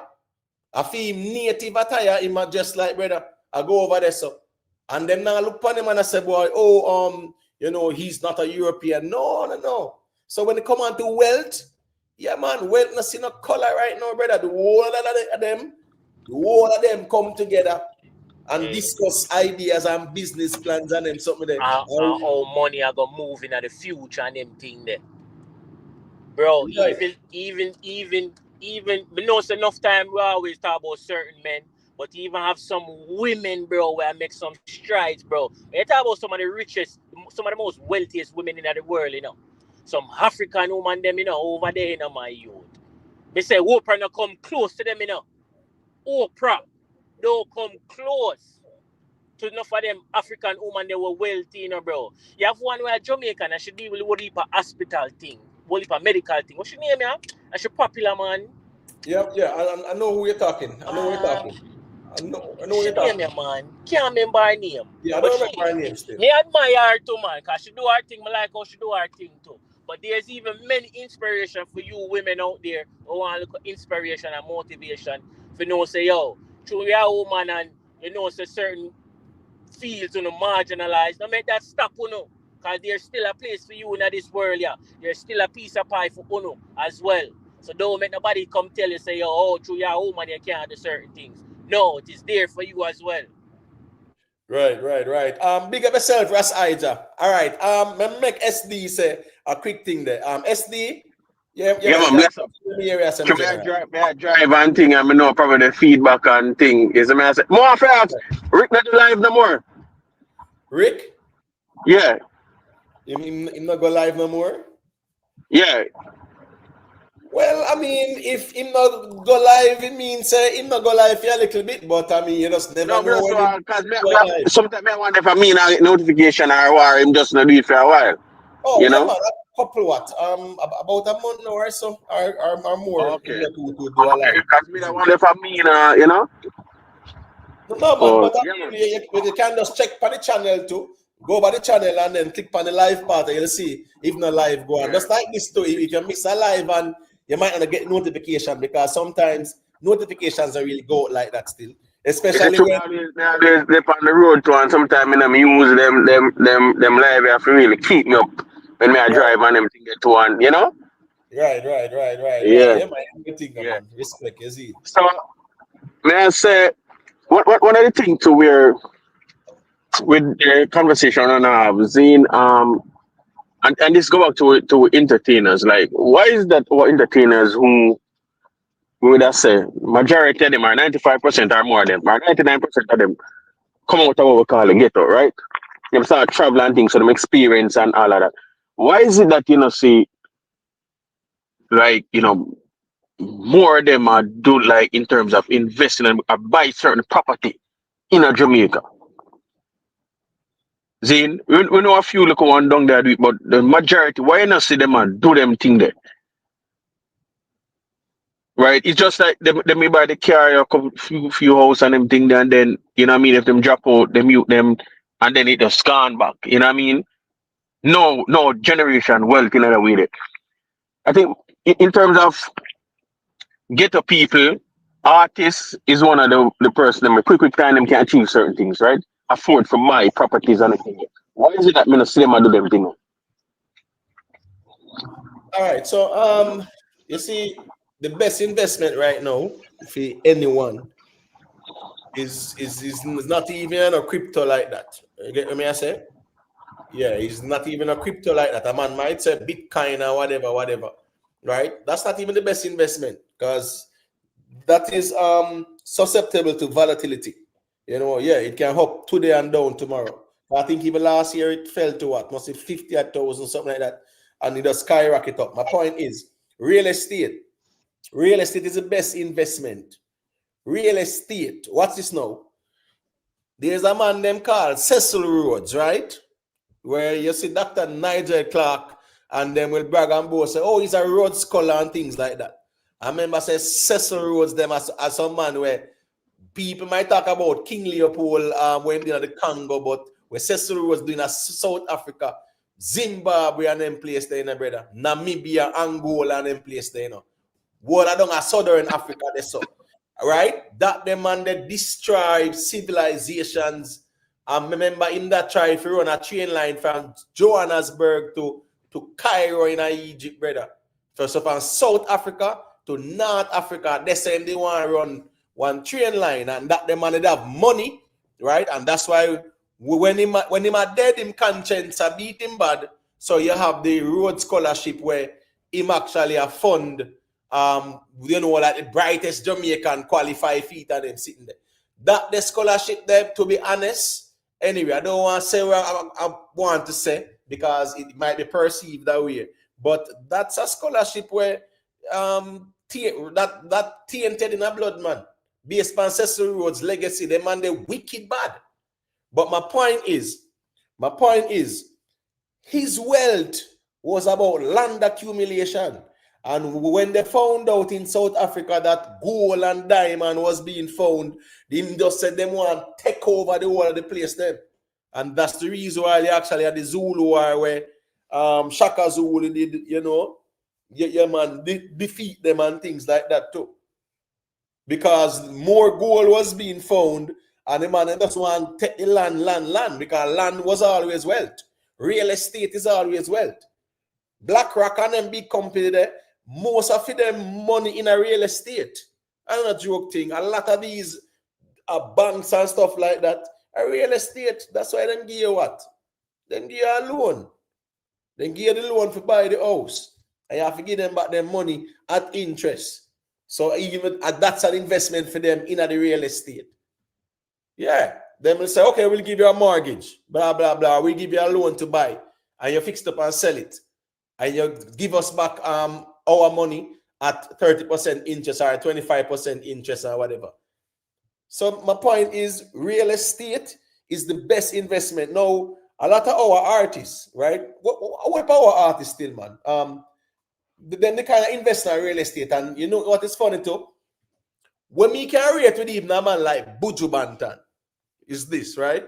Yeah, I might not agree in how he dealt with this whole thing at the airport. But Buju Banton, you know, and this was about 96 there and about 96. They say Buju hot them time and them something there. But you know, him gone over the Rasta side and now 96, 97. You get what I say? Yeah, him gone over the Rasta side. Brother, Buju Banton bought a piece of land, right? Place right off of Red Hills Road there. So anybody when know a Buju studio? No. You get what I say? Yeah. Jack's Bakery there, right there. So you have a gas station, you have Lee's Food Fair right over upon the side. Buju make sure buy piece of land and the man build a studio. It's like him build a studio and it's like a house built upon it too. You get what I say? And run at the back of it, yeah man, he make sure build one nice hut and stuff like that. So even at daytime, you hear the rest of them run a beat, drum and a chant and them something. Because me used to live right beside him when he build a studio there. So my point is, when Buju start make money out of music, he makes sure build him on a studio, brother. Build him on a studio. Because if you even listen the story of the Jimmy Cliff them and the Bob Marley them and the whole of them never have them on a studio. If you even listen the story of a Jimmy Cliff, right? Remember, you know, a pass, you know. The man a pass on a studio, you know. It was a studio like a restaurant or something like that. Right? And him say the name Beverly's, you know. Some Chinese own it, you know. Them own the studio. Kong them must name or something like that. Kong or whatever. Right? It was a studio and a restaurant or a studio and a bar that was there. And it named Beverly's, and Jimmy Cliff go do a song named Beverly. And go tell them, say, me have a song named Beverly, you know. Yeah, man, on listen it and whatever. On hear me out. And them give him a chance and hear him. And I think a couple of the brother them weren't impressed with Jimmy Cliff. And one of them say, all right, cool. Yeah, man. Yeah, you have the talent and whatever. And Jimmy Cliff carry Bob Marley, go around at the Kongs them too, the Chinese them. We before Lee Scott's period and days and Coxon Dads them and something. A Chinese did remember, you know, people dancehall, you know, and it's funny about even dancehall and reggae music, you know. The Chinese them were very instrumental in our ska and reggae, you know, or the dancehall culture, you know. I remember Byron Lee and the Jaganeers them and music them and they do a long time with studio and them something there. So my point is the Chinese, a lot of Chinese used to run music studios, reggae studios, and yeah, man, I real talk, man. In a Jamaica. You get what I say? That's why even you say VP them. VP right. them too loud. Right. And guess what? At them control dancehall, brother. VP own, let's say VP own one, about 50% of dancehall, so to speak. In terms of the catalogs them when them have, it's them, yeah man, right. Them just buy them, them must spend the money and buy them.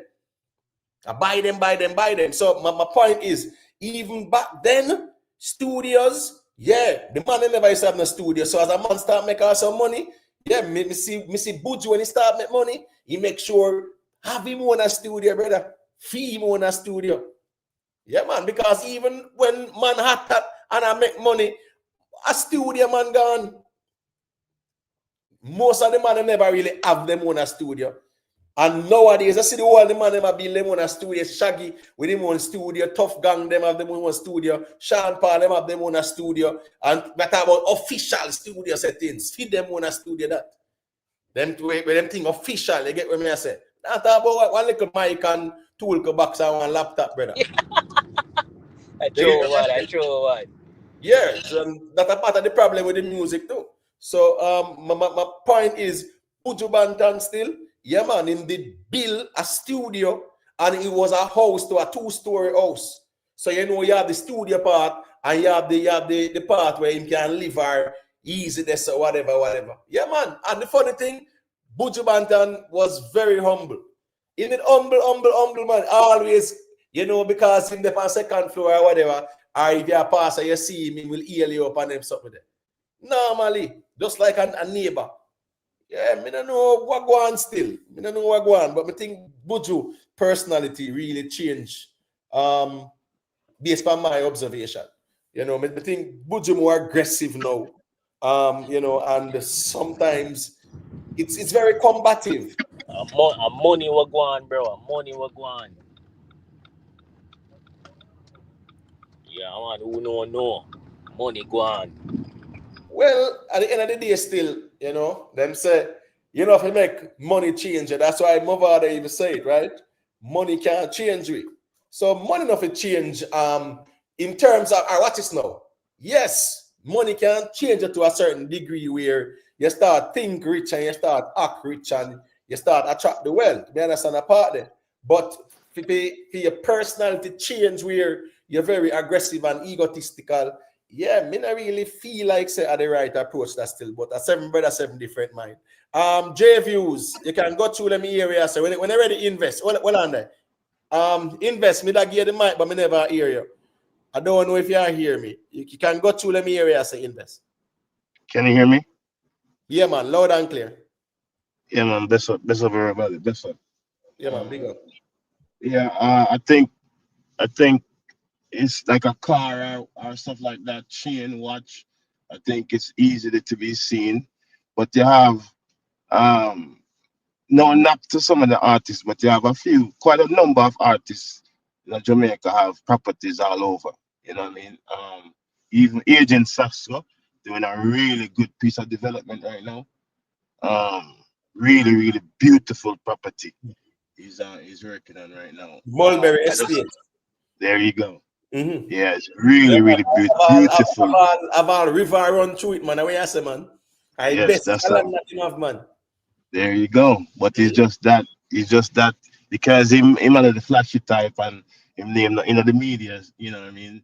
And like regular people kind of don't give light to him, but he's doing an amazing job developing that property. It's gonna be a really good value when he really finished with that. So big up to Agent Right. Sasko for that as well. The gentleman asked a really good question, and it put in a perspective. One of the things that we don't do as people, we always talk about unity and stuff like that, but it's a fake unity, right? Every people want it to succeed, but them don't want it to get to be more successful than them, right? So you find that we don't come together. In terms of real estate, as I mentioned earlier, Imhotep, other cultures is not like most of them born with wealth. Some do, but what them do, them form something called a syndicate. You in a real estate, you know about that, a fund. So 5 people pull their money together and then they can buy the apartment. 5 people pull their money together, then you can buy the warehouse. That's how you create. Then you get fractional share. That's how you create the big purchase, because sometimes you don't have the financial capital to can buy a warehouse, right? Or an apartment. But if 5 people come together, pool the money, create a fund, register the business in whatever name you want, and then you have a stronger buying power. But we as a people, when it come on to be united, there's just something, I don't know where we get that thing from, where we don't support each other. I don't know why we have this thing. You mentioned even wholesale. There are a few black owners that have Jamaican owners that have them like a super rate or whatever. But guess what? It would never become a big conglomerate, No, because them go up on Mr. Chen and them not trust on Mr. Chen, but them go down Mr. Brown and they want trust. Understand? And then I'm gonna tell you, Mr. Brown, say, yeah man, we are all black people, trust me. But you know, I get the trust from Mr. Chin. So you find say it's like he make the money today, and then when he have to pay the bills tomorrow, and it's like him take two step forward and 5 step back, right? Me deal with this in my business too. When I come on to trusting, it's like, man, yo, you wouldn't get, but sometimes now because of the compassion you have for your people, you give them the blind, as what I said, colloquial terms, right? You give them the blind, but it mash up business in other sense. You understand? Because sometimes people don't pay back. They don't pay back on time when them say. So you know you have to go in a reserve to cover that expense. And it kind of make you have to move money around, and it mess up the plan that you have. So sometimes I'm sorry. No, I was gonna add to say mess up all friendships too. Yeah, true, Yeah, true, true. yeah, Yeah. because when a man have you argue and a man even not dodge you out, brother, and you say with a style, you style me. Just imagine, me letting my thing openly, or me trust my thing openly, and you are dodge me out. The style me. And I saw you and a man even the friendship kind of ending our way to them something there. So But yeah, you're right. it's not so hard. I rather you come to me, just come to me as a man and say, yo, you know, me just say Friday, but the plan that me have, it never work out. Me really apologize. Me not trying to mess up the business. Come to me, give me something then, so to speak. Let me understand your situation. But if you try to avoid me, then you don't respect my business. You don't respect my money. Then you don't respect what I have going on. You literally don't. Right? Remember, say you have some people who then borrow and then the plan to give back, then trust, and then the plan to pay. So I just saw that one. Sometimes it really cause problems, but I just human nature. J views. I don't know if you want to say a quick thing, and then we just circulate back the mic there. You know, bless up on yourself, Yeah, man, And big up. some ones invest, what a self-made. Recognize the name there. Yeah, Yeah, man, man, Yeah, big bless big up. up. up your Yeah, man, bless up, people in the chat. Make sure you send a like and subscribe and press up the channel and press up the like button. Yeah, man, give him the support. I don't know. All views contented and upon the platform where everybody can come and voice, give them perspective, opinion, BS, facts, and all that. Yeah, say Jimmy Cliff, Jaja. I gotta say something to you. You know, say say a long time, me always say, say Jamaica not short or nothing, brother. Let me tell us why Jamaica not short or nothing. When you look on our musical platform and musical prowess, when a short or nothing, we have the blueprint for everything from a long time in terms of success. Um, as according to our investor talk about in terms of real estate, you understand? And you immediately talk about Buju, when start off being the first of a musical studio. You understand? And then you get to understand say, the legacy where Jimmy Clifford has set in terms of music. Because you get to understand and I read, he must say Jimmy Cliff movie, well, it was not just the first um movie, that produced, but it was only at the time all the set was entire Jamaican. Everybody on the set, producer, actors, everybody on the set, was Jamaican. And it get such a review for a movie was done so long.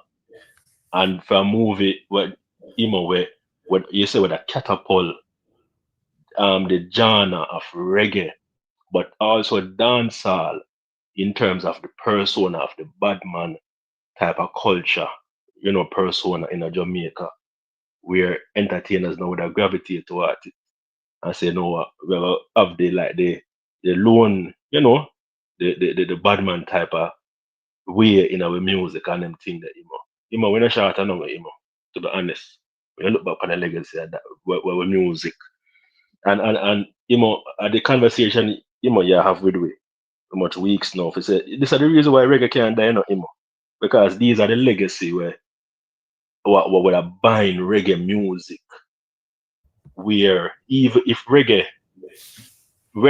artists, don't do as well as then, is because of the legacy that these gentlemen would have laid, would have make reggae music a shine. Bob Marley, the Peter Tosh, the Bunny Wailer, the Jimmy Cliff, you understand, come all the way down.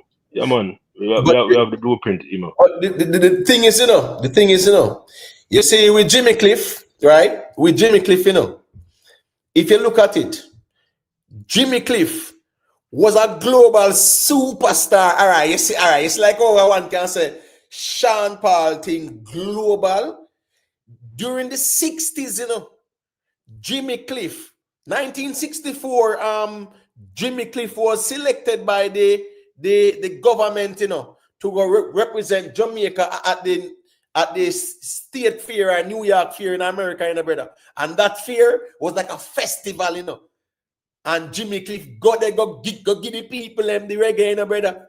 Jimmy Cliff. Remember said when Chris Blackwell saw the potential in Jimmy Cliff, Remember say at the Jamaican version of Jimi Hendrix. Chris Blackwell, I say him see Jimmy Cliff as, That's why you want to mold him like a Jimi Hendrix kind of thing, Chris Blackwell, they go a long time. Before he signed Bob Marley, them, Jimmy Cliff in the sign first. But the thing was with that project, 1 second self-made, with that project, Chris Blackwell envisioned a Jimmy Cliff as a Jamaican Jimi Hendrix, so to speak.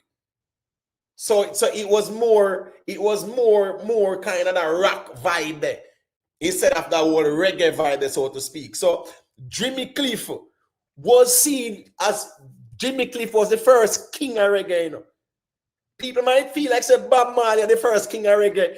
Jimmy Cliff was the first king of reggae, Jimmy Cliff, Jimmy Cliff and Prince Buster them and them and they bought I do scat, And from the 60s, Jimmy Cliff had dominate the place, brother.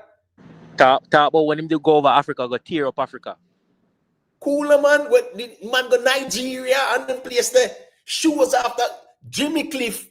I don't think people really understand the magnitude. They don't, bro. They don't know. With a man like a Jimmy Cliff. They meet up on some African, bro, and the way them rave about Jimmy Cliff, bro. Them rave about him, bro. And meet up on some Kenyan, all different kind of African meet up on, bro. And them rave about Jimmy Cliff, bro. And some know say they think man think tough. The man think normal. All right, so but what's this now, Remember, when he was signed by Chris Blackwell, as I said, Chris Blackwell wanted him to be molded into the next Jimi Hendrix. That's why even when he actually signed Bob Marley them, right?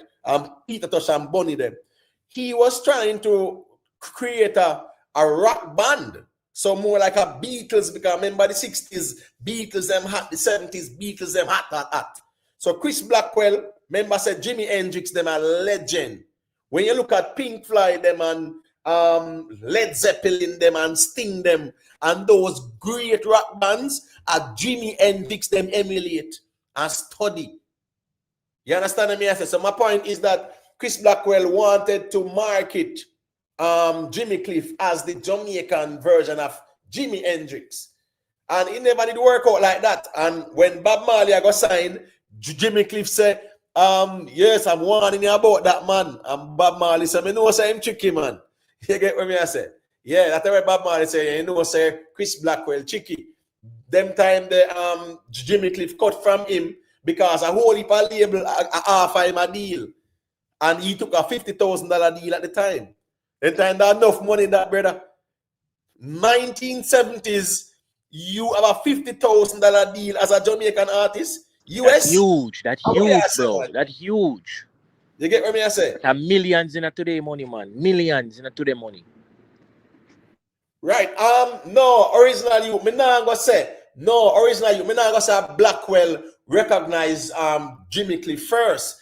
Remember, say the Kang them or the Chinese them when they placed the name Beverly's and he write the song. Within 10 minutes, he write the song. Within 10 minutes, the man write the song about the place and go tell the man them say, me write a song about that place, you know. And I want to hear that song, yeah. And them say, all right, make we hear what I say. And a couple of them never too like it, but he was determined. And him carry Bob Marley go round there too. Him carry Bob Marley go round there too. And the Kang them first. The Chinese them first. Imhotep. Yeah. I just want you to hold your thought for a quick second. I want to just give me appreciation for your platform, bro. Because sometimes when you see some icon drop out, you will see certain little history clippings. Me no see nothing, bro. Nothing me no see. Me I surf the internet and me no see nothing. So me give thanks and appreciation for your platform for giving them history, bro. Because them kind of legacy I feel preserve in our thing, bro. You see me I say so big up to you on the platform, bro. Because this is needed in the space. Yeah, man. Man has a respect, man. I'm Cyrus the Virus. I think you might be back in the stream. Donna Thompson, big up yourself, you know. You get what I say? But my point is, Jimmy Cliff, right? When him and Chris Blackwell, because I'm saying so many American labels wanted to sign Jimmy Cliff. He had so many offers on the table, right? Him tell Chris Blackwell, say, I'm going to leave. And Chris Blackwell wanted to give him a better deal or a new deal. And him said, no, him might cut. And him take a $50,000 deal, brother. In the 70s, that a Jamaican artist. $50,000 deal, bro. Jimmy Cliff thing never normal, you know, brother. Remember, say, even the movie itself, you know. The movie itself went global, you know. We're not talking about some America and the UK, you know. Remember, said that movie actually won at the Cannes Film Festival, you know. I think he won an award at the Cannes. I think it's French, so it's Cannes Film Festival. You know, say that are the creme de la creme film festival in the world. The Cannes Film Festival in France. At down there, so you'll see Beyonce and Jay-Z them gone down there when that a deal with them something. But my point is, the harder they come, won an award at the Cannes Film Festival, we in France there, so. I remember said the song itself was a global smash hit. And I remember say he had a lot of his songs within the soundtracks as well. It caught like wildfire. The whole world embraced Jimmy Cliff. Why do you think even over Africa there, him dominate over there so? Before Bob Marley. Listen to me, remember saying no? All right. There's an African virgin named Lucky Dube. A Jimmy Cliff inspire him, you know. Lucky Dube, big artist of Africa, man. Anybody will know the reggae like that, know Lucky Dube. A Jimmy Cliff inspire him. Before Bob Marley, Jimmy Cliff was the man. And him carry Bob Marley. Bob Marley a welding, Bob Marley them did a try learn.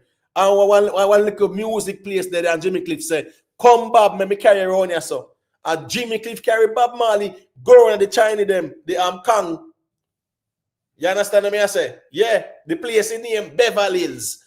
Jimmy Cliff first carry Bob Marley. Jimmy Cliff, that me are telling the people. Jimmy Cliff was huge.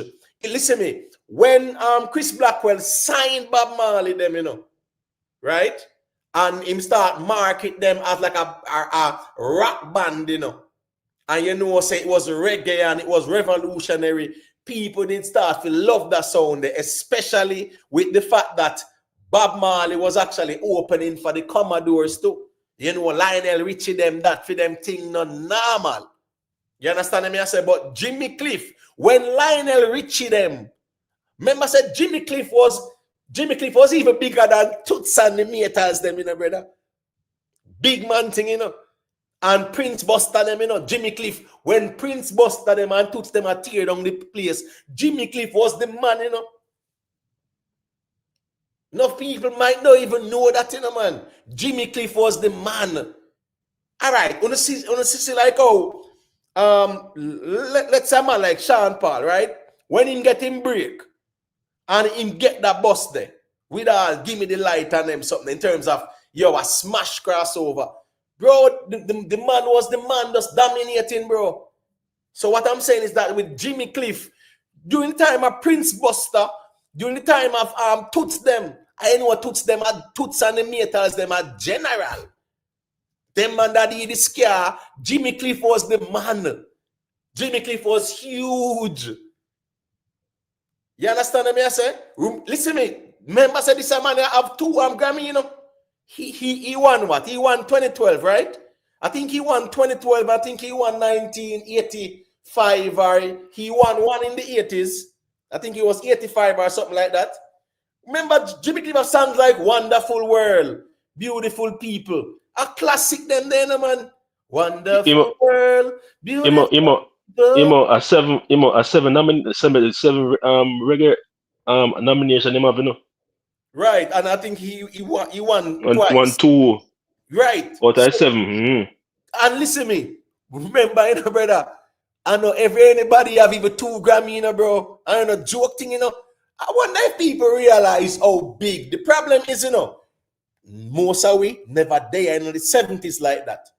Or even the 80s, when Jimmy Cliff them are dominate, yeah, probably we were babies and things like that. But my point is that with Jimmy Cliff, them man, there was a global superstar in the 60s. Bigger than Jimmy Cliff was bigger than Harry Belafonte. Jimmy Cliff was bigger than Harry Belafonte. And Harry Belafonte them for them thing, you know, say, they yo, me say they yo, daylight come and me want go home. Come, Mr. Tallyman, tally me banana. We might sing them in a folklore music, you know, but with Belafonte them, yeah, he was huge too. But Jimmy Cliff, globally, Jimmy Cliff blew up big time. Jimmy Cliff thing never normal in the people. People might just hear Jimmy Cliff and whatever. Jimmy Cliff them, trust me. Remember, I said Jimmy Cliff have the highest national award, you know, for the creative arts, you know. Nobody else not get that award, you know. Jimmy Cliff get that award, you know. The government sent him in 1964 to the state fair in America there. And he got tear down the place. Jimmy Cliff. Huge.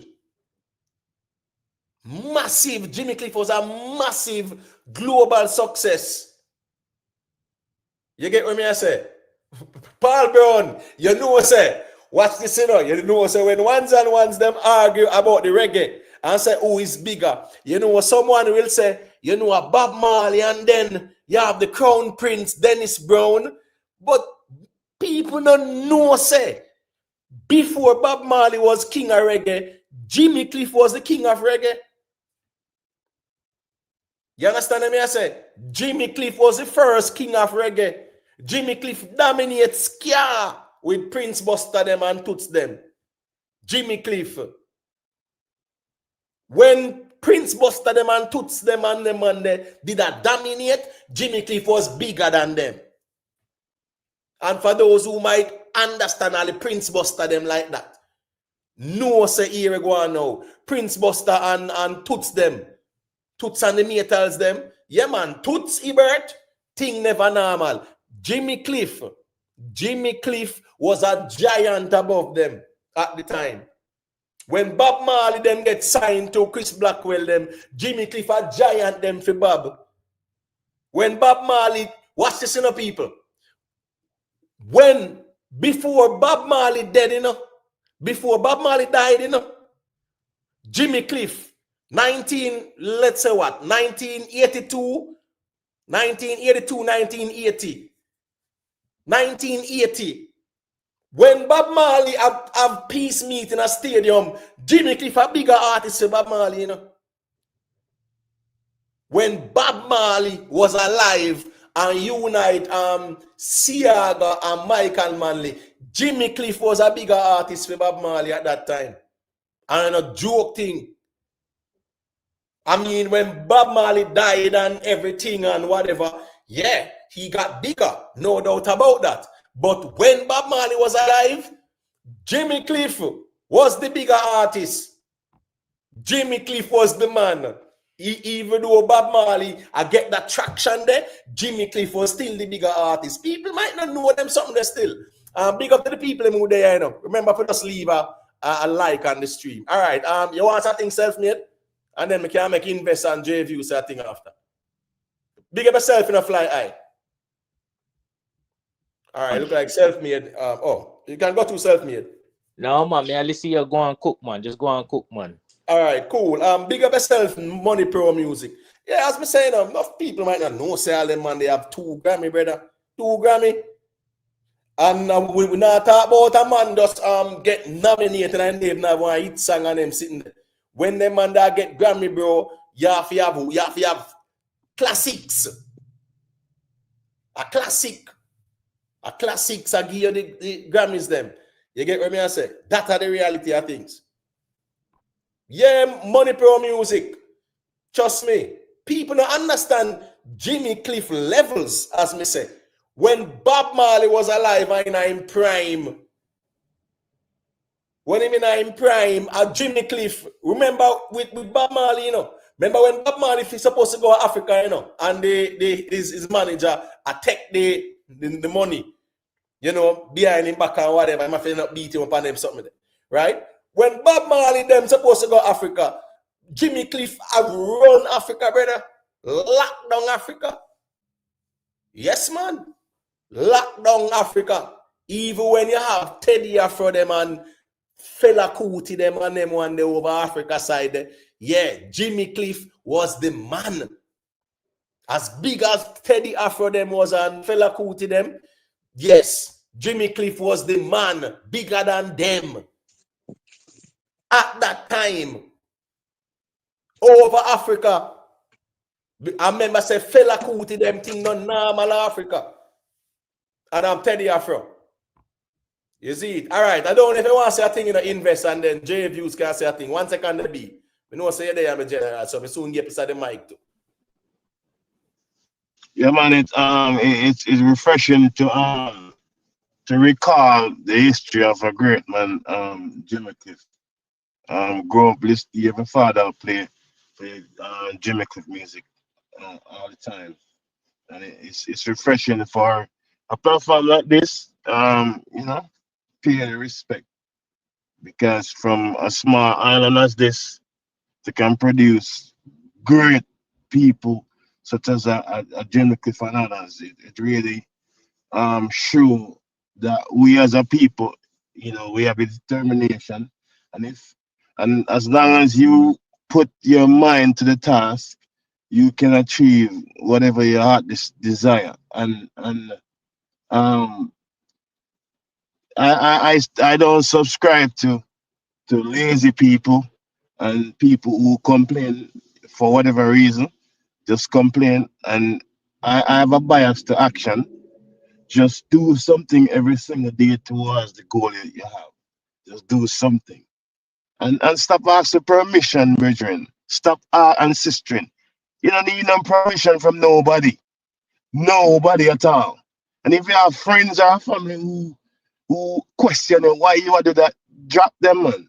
You don't have nobody on the team that is pulling you down. Nobody at all. Everybody's supposed to have a collective effort to play their part in making the mission go forward. That's success is your duty, right? We don't ask to come here. We can born in any situation. That's not your responsibility. But the responsibility is what you do with this life that is granted to you on a day-to-day basis. What you're going to do with it. Sit down and complain. That's not going to do anything. We can talk and complain about the white man, the colonialism, the other stuff. It's not going to stop anything because it's happened in the past. What are you going to do now? What are you doing with the time you have right now? And it grieved me to see strong men just wasting their life and complain. Success is your duty, brethren. Success and sister. Success is your duty. You can achieve it. Whatever your goals are, you can achieve it. Don't make no excuse, brethren. Just keep on going. Right. People remember to leave a like on the stream, right? And anybody who want to call in and share them perspective, you're free to hit the StreamYard link. We have to pay respect to a icon like a Jimmy Cliff, because trust me, people, I understand the fact that a lot of us, you know, we kind of embrace the music that was relevant or applicable to us in our time, right? And as such, we might not go back in the 70s and 80s and 60s and things like that. And that's the reason why I liked going back in those times, and we go down memory lane, and it shows the impact of even what Jimmy Cliff do out of Jamaica at the time in the 1960s. Unprecedented for sure. 1960s. For sure. In the 1960s, then you had the BB Cook them, you had the Benny King them, you had the Jerry Butler them, right? You have the Fox Domino them. They were dominant. Johnny Cash, Imo. Right. You had the Jimi Hendrix them, to the point where he was the man them say, are the Jamaican Jimi Hendrix, that rock star. That is how Jimmy Cliff was looked at. I remember said Jimi Hendrix them away, Bob Marley and Peter Tosh them and do all them. Yeah, them rate Jimi Hendrix, them emulate them and this man here, Jimmy Cliff, was considered the Jamaican Jimi Hendrix. And Jimi Hendrix is not somebody where, as me say, when it come out to Sting, them will tell us say Jimi Hendrix are them godfather. Led Zeppelin them, you might not know about them, the group there, because them deal with rock and roll and whatever. But they are huge. Led Zeppelin them think they're normal. My point is this: Jimi Hendrix, they were inspired by Jimi Hendrix. So it's just like how dancehall didn't give Daddy Uri much ratings either. Similar to that, you know. And then Monday things supposed to be loud every single day.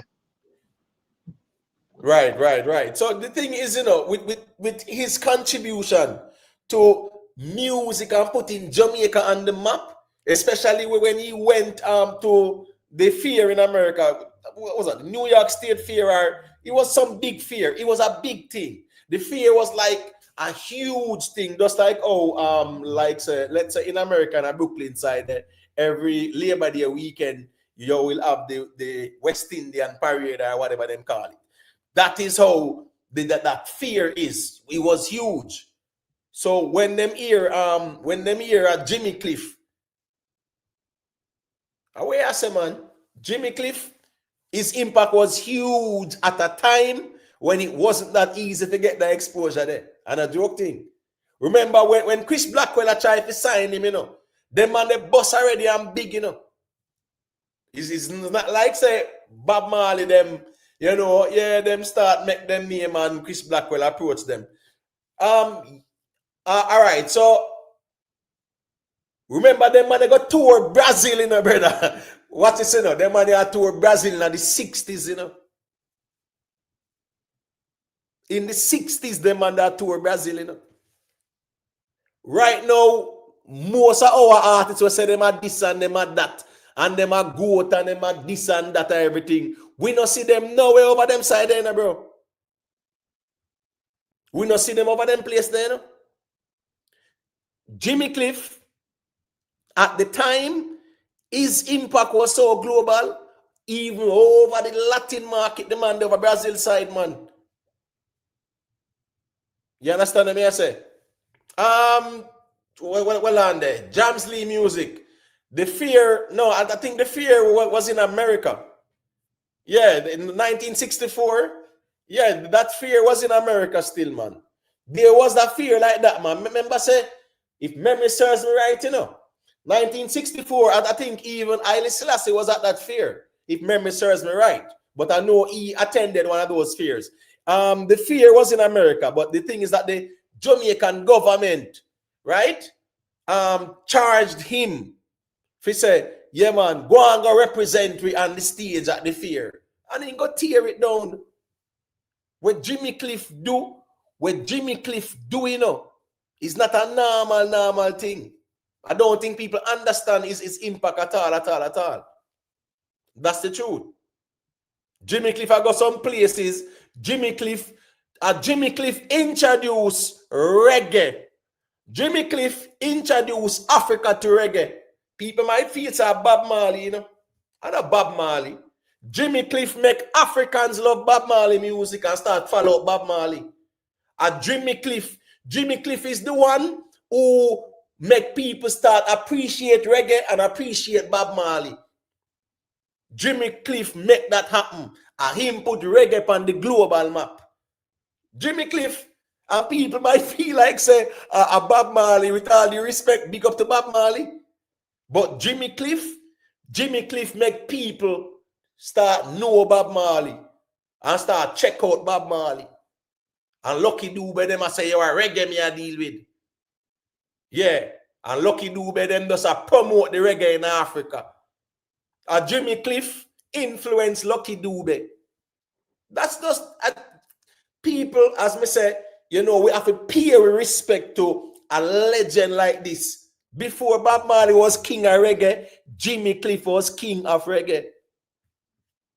Before Bob Marley became the GOAT, yeah, Jimmy Cliff at the time was the man. Jimmy Cliff are the man we carry Bob Marley them go a studio first, brother. Jimmy Cliff, and I endorse him.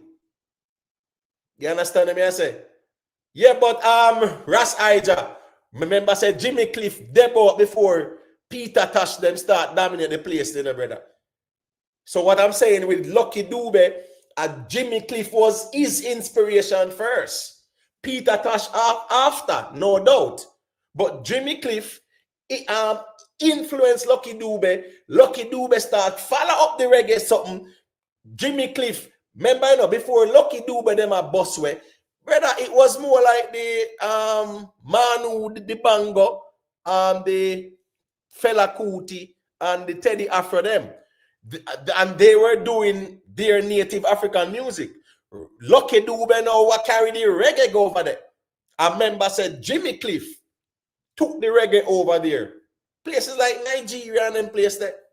Tear it down. Nigeria. Who we see gone to Nigeria? When last we see one of our reggae artists then gone on Nigeria? Where? Me not see nobody over Nigeria right now in a long time. Me not say nobody might not over there, you know. But me not see it publicized like that. You understand what I say? Jimmy Cliff got tear down the African globe. Jimmy Cliff, he created a path where Bob Marley them could walk in a fit in footsteps, right? Yeah. Jimmy Cliff create that. All right, so SD, yeah, Toots did it first. No, Toots, remember Toots them that do scare, bro. Toots them that do scare. Toots them that do the scare, you know. Because what's this now? Even I say yeah. All right, yeah. You see, I say yeah. I say yeah. Isn't what they say? Yeah, reggae that. But it was more of, it's not even reggae that, you know, that's more scare at the time. Because when you look at the BPM, that was like a fusion of even scare and like a scare and reggae. But I say yeah, that was more scare. But we're talking about the reggae. We're talking about carrying it globally. Jimmy Cliff, yeah man, Toots did it first, but Jimmy Cliff, he took it global, brother. And remember, when Toots them and Prince Buster them about same way, Jimmy Cliff was still the bigger artist, bro. You can go through self-made. Oh, J Views, can go through Yeah. J. Imo, me ask a question because me see a clipping on YouTube. I mean, see like a reading, but me try to search and I can't find. I think when they had during the apartheid time in Africa, you know, I think Jimmy Cliff was one of the reggae artists, you know, or the soul person went down there and performed, you know, Imo. You're supposed to hear about it, man. Yeah, man, me hear about that, man. Yes. He went down there. He went to South Africa, man. At the time as well, to when the apartheid system never did normal. And even man like us, Steve Biko them, right? Because people will talk about Nelson Mandela and you hear about South African apartheid. The first name come to mind is Mandela, right? But before Mandela, you had a brother named Steve Biko. Steve Biko, before Mandela, all right, Mandela going to prison and then coming out, yeah, that make him a national hero like that. Because he was a freedom fighter. But Steve Biko was the one where paved the way where Mandela emulate. You see, you see like a Jimmy Cliff now. Jimmy Cliff is the man where paved the way the Bob Marley them emulate him. That's the reason why Chris Blackwell, right? He was marketing Jimmy Cliff as the Jamaican or the reggae Jimi Hendrix or whatever. And when him sign Bob Marley them now, he might market them as a rock band, a black rock band. But it just that it's the reggae them are dealing. But he may try market them as a black rock band like the Beatles them and them something, because even the 60s and 70s, no Beatles are dominate the whole globe, man. But Emo, I just said that one time you used to listen the radio Sirius XM, and for hear look reggae, a rock you for go upon. When you go upon the rock genre, a reggae and Bob Marley, my book up on me and say, I saw them classify it as. So yeah, man, I really talk, yeah, man. No, but gentlemen, that's why no real is still in the cause Bob Marley the only person as a reggae artist enough to induct in the rock and roll all of you, you know, brother. And people that understand say rock music, rock and roll is the biggest thing, you know, bigger than hip hop, you know, bigger than R&B, you know. Yeah, it's the biggest genre in America. Mm-hmm. Rock and roll is the biggest genre in America, you know. Rock and roll, you know. That's the reason why, as I said, if I mention Led Zeppelin them, a man might not have a clue who Led Zeppelin them is. Even Jimi Hendrix, who was a black man, right, who is considered to be the greatest with a guitar, Jimi Hendrix. The way how Jimi Hendrix them great, the man get all banned from off of the BBC. Because the time the BBC did a highlight, and you know, you get the exposure to the British audience. And he was performing a set. But there was this band that broke up. I forgot the name of the band right now. Right? I think it was Steam or Cream or whatever the band name. Brilliant band. And Jimi Hendrix was supposed to do his set, right? And there was this popular female artist. I'm trying to remember. Lulu. Remember Lulu, right? Lulu did To Sir With Love. You remember that song there? Well, you might remember this still, but it was a classic. To Sir With Love, it was a soundtrack to it. Sidney Poitier, man. Remember Sidney Poitier? To Sir With Love. If you wanted the moon, I would fly across the sky and let her, and not which is in my heart. To Sir With Love. That was a classic by Lulu. Lulu was supposed to have come on after Jimi Hendrix changed up the set and do a tribute to the group that broke up. And that's how BBC then banned him. But my point was, Jimi Hendrix was a living legend at the time. And as me say, Jimmy Cliff was somebody, he was that impactful. He was compared to Jimi Hendrix, brother. But Emo, all of them big rock bands there, the whole of them, yeah man, a Jimi Hendrix. Sting them, Jimi Hendrix will be them godfather. Sting them, you see a papa with Shaggy. Sting them will tell us Jimi Hendrix was then God.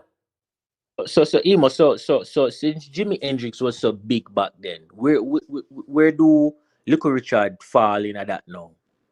All right, Little Richard was huge, right? But here we go on now, rock.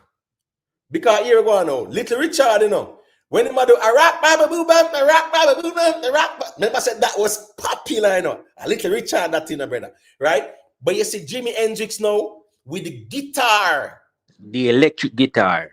Bro, the man was a genius with the guitar. So here we go now. Remember with rock and roll, you know. Rock and roll, self-made. The man, the band just go up on the stage and play music. Just a play music, you know, bro. No lyrics. You know, no lyrics, you know. Sometimes no lyrics. A few times are like in the 70s and them time there, right? Yeah, or you will have a one vocalist. What's the Beatles them? Beatles did rock and roll, but here what? Little Richard would be considered one of the founding fathers of rock and roll, and Fats Dammy know them and them ones there, but Little Richard was huge. So all right, so Emo, so what about which part now Chuck Berry fall into that now? All right, so Chuck Berry them would be more like, you see, in the 50s. In the 50s, then you'd have the Chuck Berry them. The 60s, then you'd have the Little Richard them. You'd have the Jimi Hendrix them. You talk about the rock and roll man them.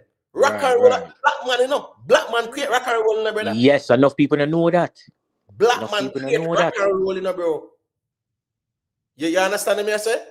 Black man created rock and roll, and now when you talk about rock and roll, we really feel like say, the Beatles them and the Bee Gees them and Led Zeppelin them and Pink Floyd them and Sting them and whatever, and Linkin Park and all them groups there. When Little Richard them and them man there, Jimi Hendrix, he was a beast with the guitar, brother, and he was highly respected at the time. And as me say, Jimmy Cliff was being compared to Jimi Hendrix at the time. At that time, the 1960s, 64, 65, 66, I go up them place there. Jimmy Cliff is compared. You understand what I say? Yeah. All right. So Boo said Jimi Hendrix played the electric guitar behind his head with his teeth. Listen, me, man. Jimi Hendrix never normal with the guitar, man. And right after him, you actually had like Nile Rodgers and Bernard Edwards. All right, well, watch this now. Self-made. You see the song with Pharrell? We've come too far to it all. We are, you know. We know that tune there, yeah, man. She up all night to get some. She up all night to get lucky. I'm up all night to get lucky. Remember, you know, a Daft Punk and Pharrell that, you know. Pharrell, yeah. One. Brother, and Nile Rodgers that from Chica play the guitar there. So, Nile Rodgers. You see him and Bernard Edwards? I want the wickedest duo with the guitar, brother. And guess what? Them man there, Jimi Hendrix was like for them godfather, bro. And Nile Rodgers and Bernard Edwards, them man there was a group called Chic. Chic, right? They call the group Chic. And then they actually call a group Sister Sledge. But hits after hits after hits, classic. I mean, you actually hear them. Chic, you know. Good Times, you know. Good Times. That was when the first something there. That was the first. Remember Good Times, right? Based on the rhythm, the Sugar Hill Gang. Now them they do a hip hop. No, I'm self-made. Isn't that the Sugar Hill Gang? A hip hop, a hip hop.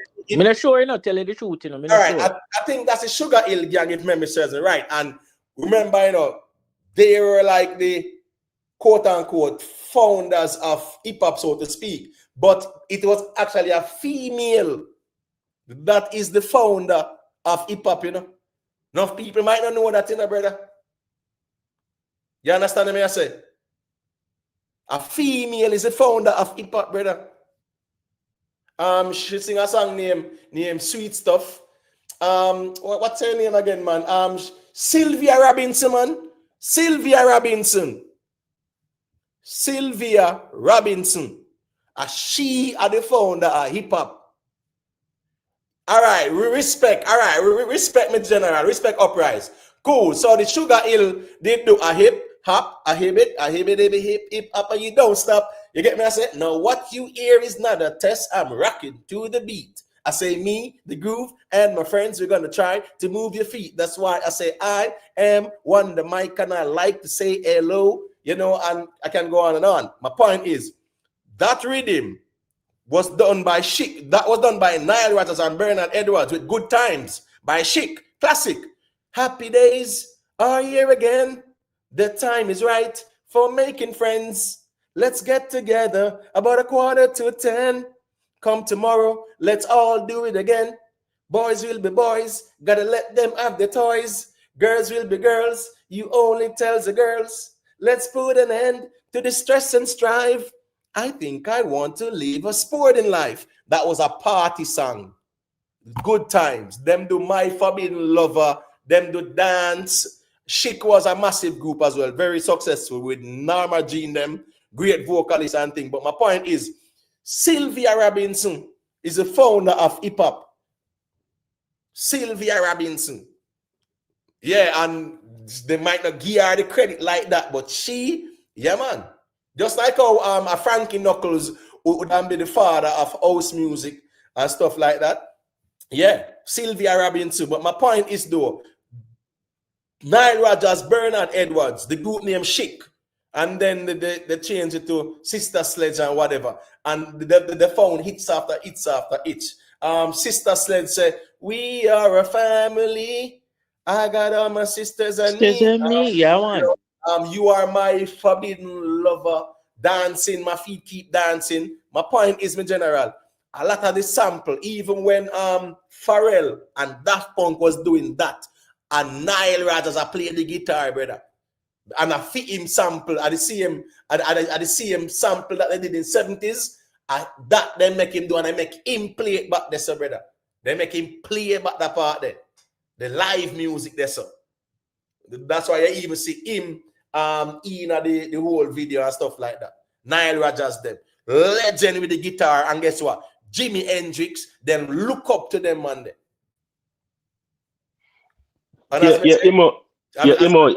Jimmy was compared to Jimi Hendrix. Yeah, man, you can go through J views. Yeah, man. 1986 and 2013 Grammy him win. But yeah, him win. But me see what you say, I'm accurate, you know.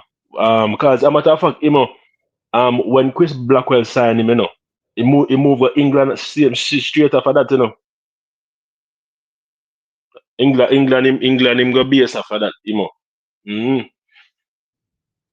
Right, and the thing is, Chris Blackwell, them 222 people there, and us leave a like in the people. We just go through memory lane, and in the same breath, we have to show respect to a man like Jimmy Cliff, because a lot of people they don't understand his contribution to Jamaica music.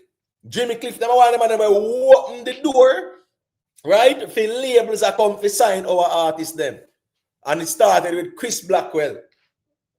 Chris Blackwell signed him first.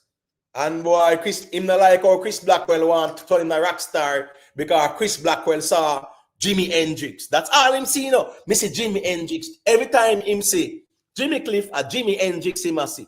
So that's the direction he was steering Jimmy Cliff's musical career. And Jimmy Cliff said, "No, I mean like that. I don't like where we're going with this." So, and one bag of label, I run him down for sign him. Nowadays, watch this, nowadays, I think this year, right? Earlier this year, I heard Shensia was speaking, and she was saying that she had many offers on the table. Seems like she took one. You get what I say? That's cool. My point is, he had the labels, the American labels, at his feet at a time when you had so many greats dominating in America.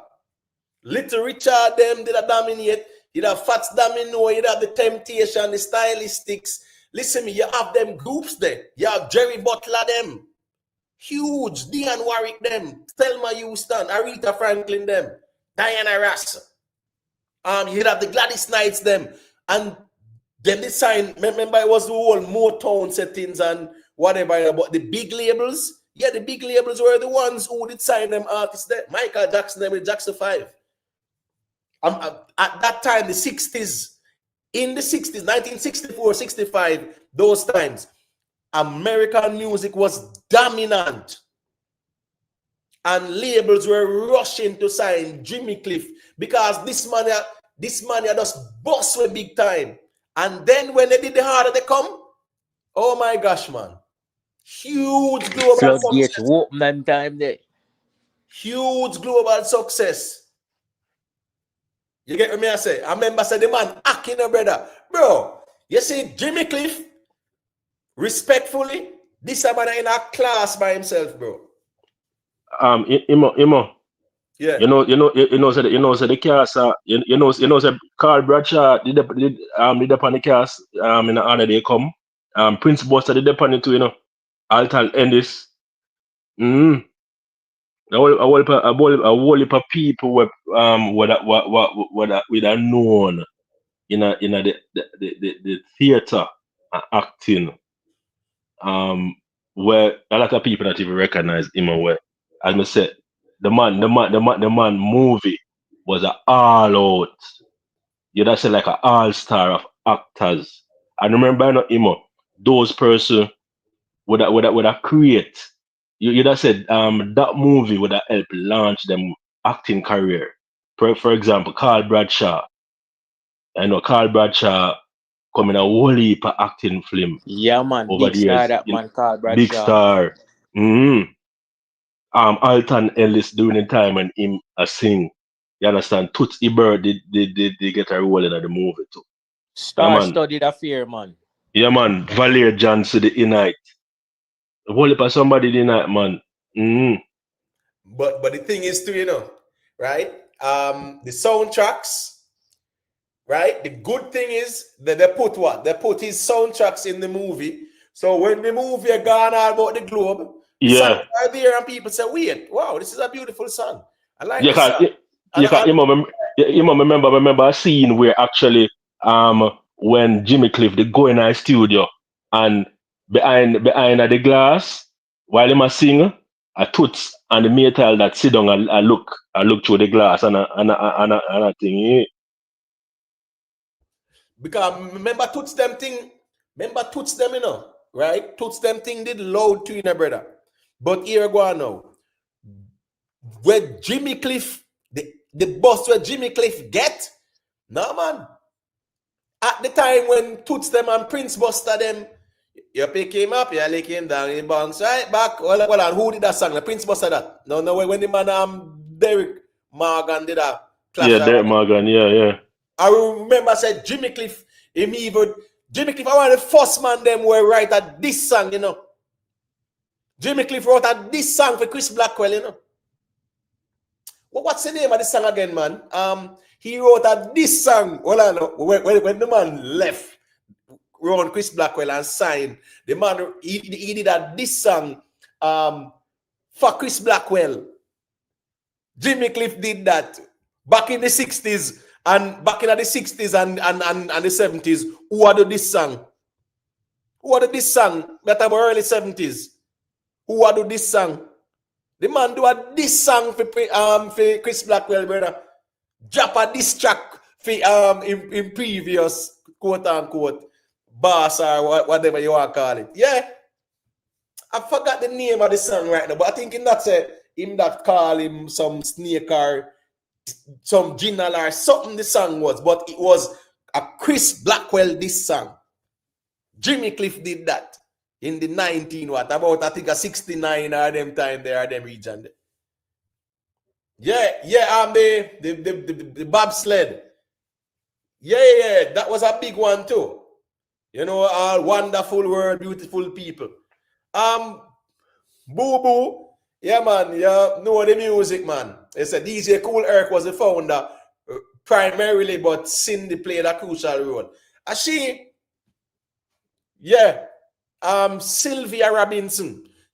Robinson, yeah, man. But as I said, them will get DJ Cool Herc them. But Sylvia Robinson, man. Because as she Cool Herc them kind of even learned it from them something. But you know what the thing stay. But my point is, during the 60s, you had so many great groups. You had the Manhattans, them, and trust me, you had so many groups, right? I can go on and on. The Spinners, the Shylights, the Manhattans, the OJs, the Delphonics, the Dells. You understand me? I say, they have Fifth Dimension. Them the group there did go on good with our Stone Soul Picnic and those type of song. So my point is, during the 60s, Jerry Butler, them, Margie Josephs, they did like songs like She Did Words, right?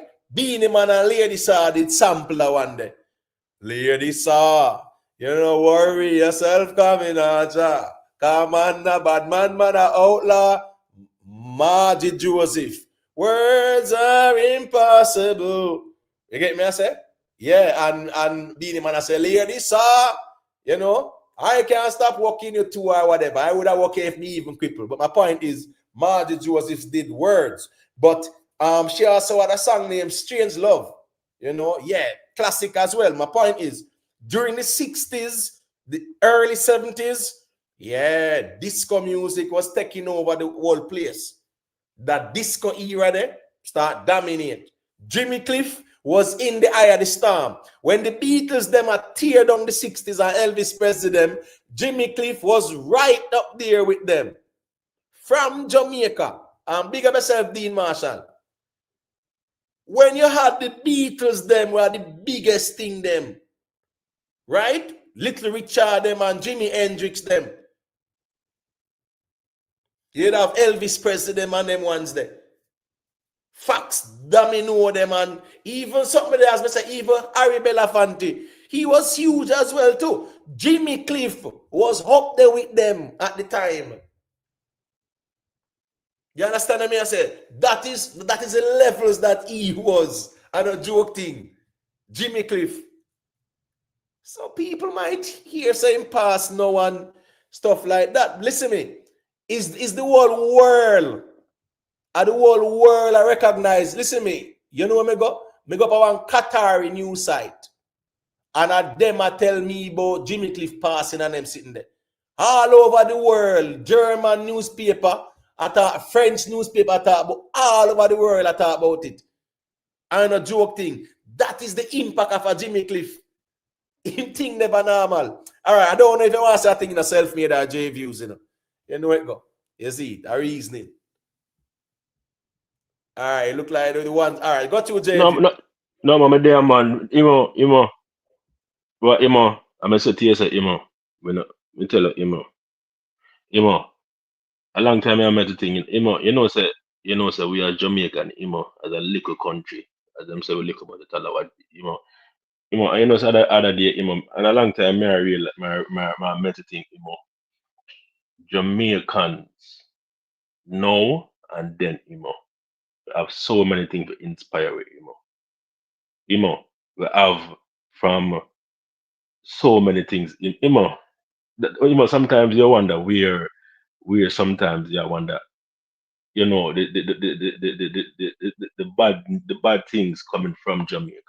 Yeah, we know the bad things, them, the crime and the violence, But when you look on all of these success stories, because all right, you see during the time when he went, I think he went to a place in South Africa named Soweto. Soweto, yeah. Yes. Soweto. Yes. I think when he did that concert, then apartheid, there was law against gathering, People couldn't gather in a mass, during them time, when it have and it was so strong, it was anti, for people of the mass gathering, and would have went, and you would have said, his song would have come in like this, just as a highlight. Oh, Bob Marley would have unite when him have the One Love concert. It would be almost the equivalent, that is the same thing that Jimmy Cliff would have done, in terms of went in that hostile place to unite the people and to show people of Africa, say, yo, we can unite. So when you look on this, remember, and this is the thing is, a lot of people don't even recognize.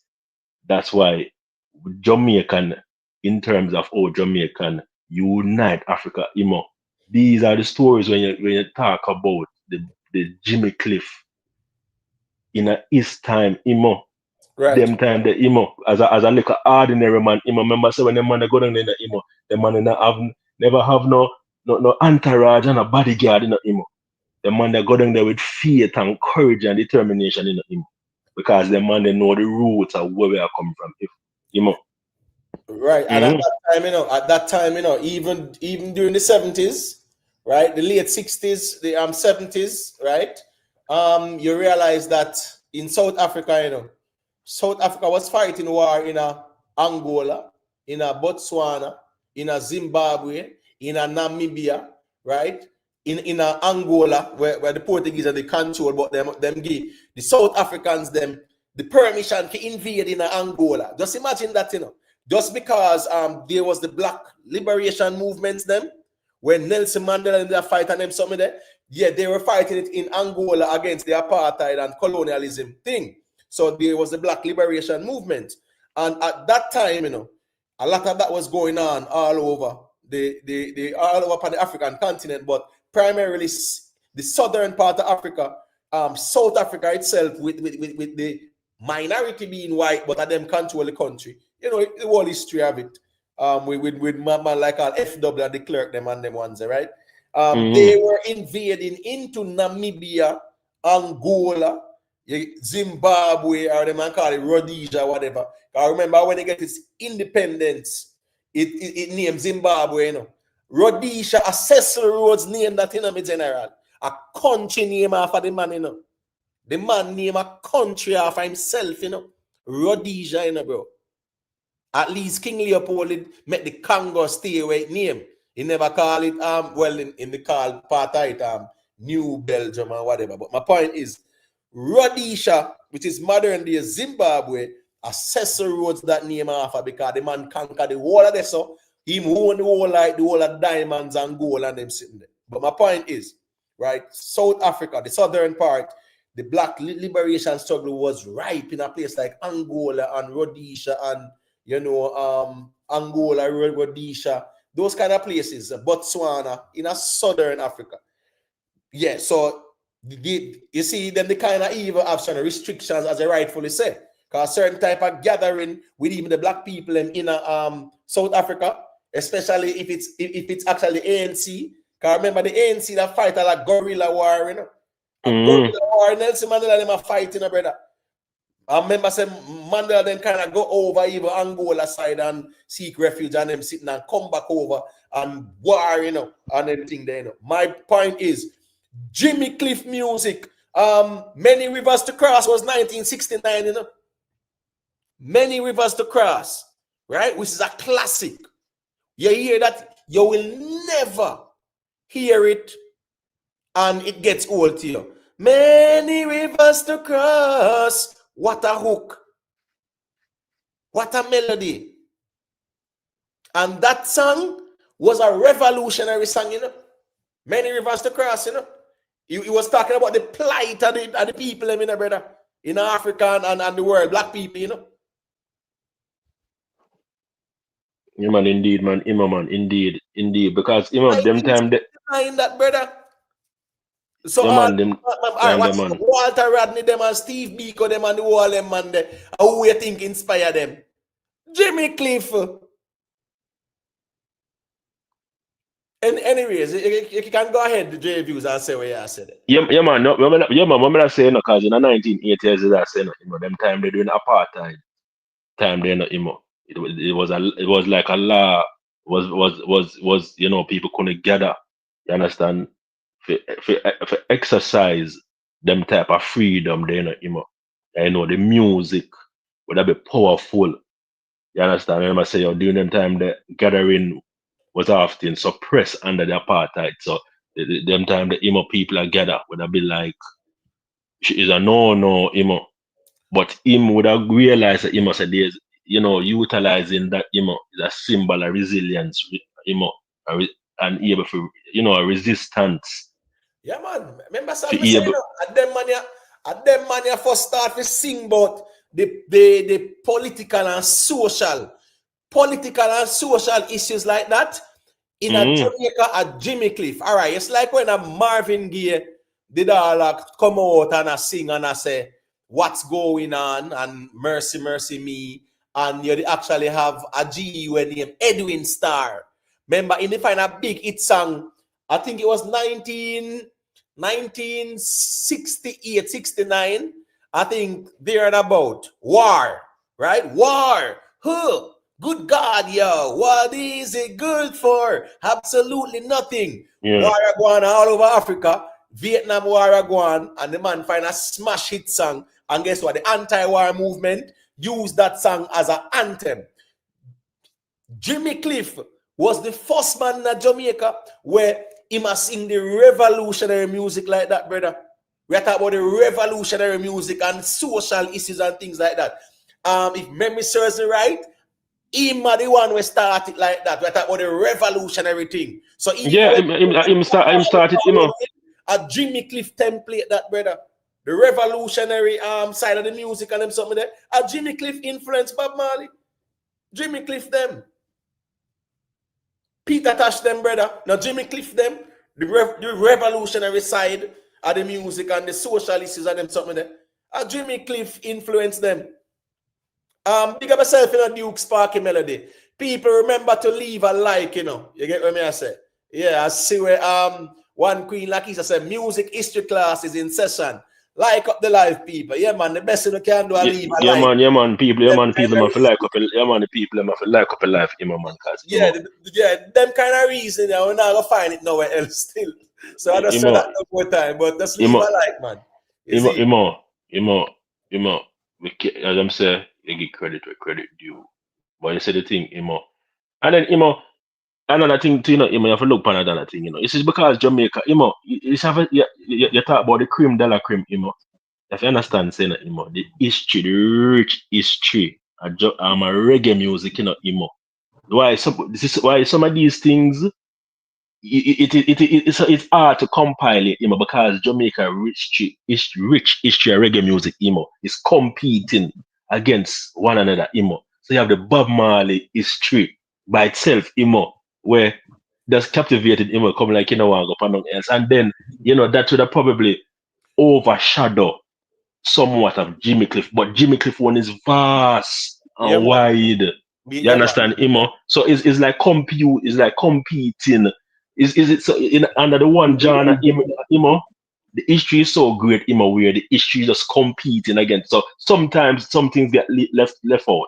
You understand? Bro, when Bob Marley was alive, Jimmy Cliff was bigger than him.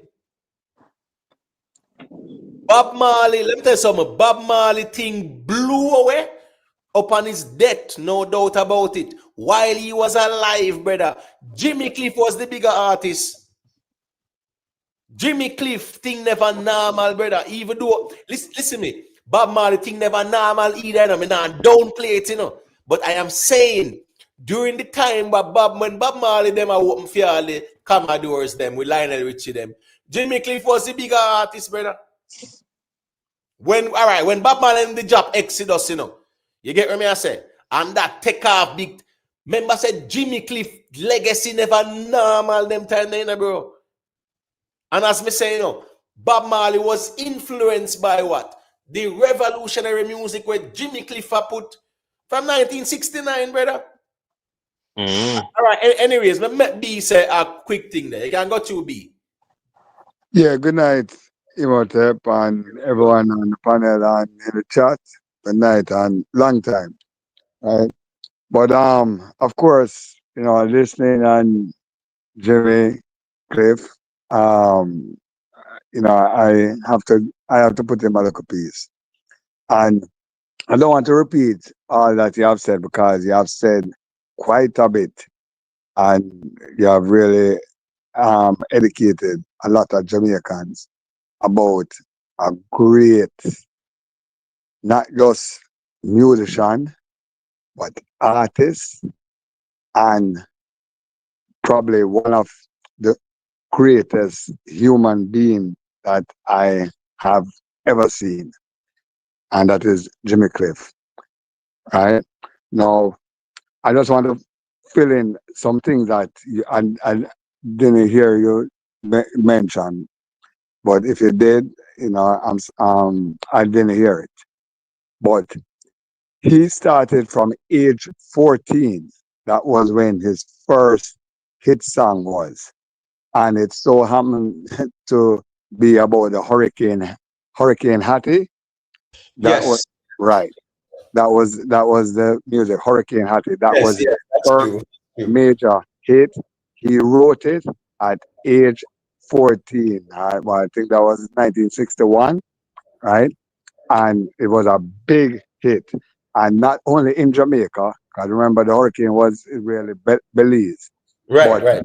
it was a big hit in the Caribbean, and that's across from east to west of the Caribbean.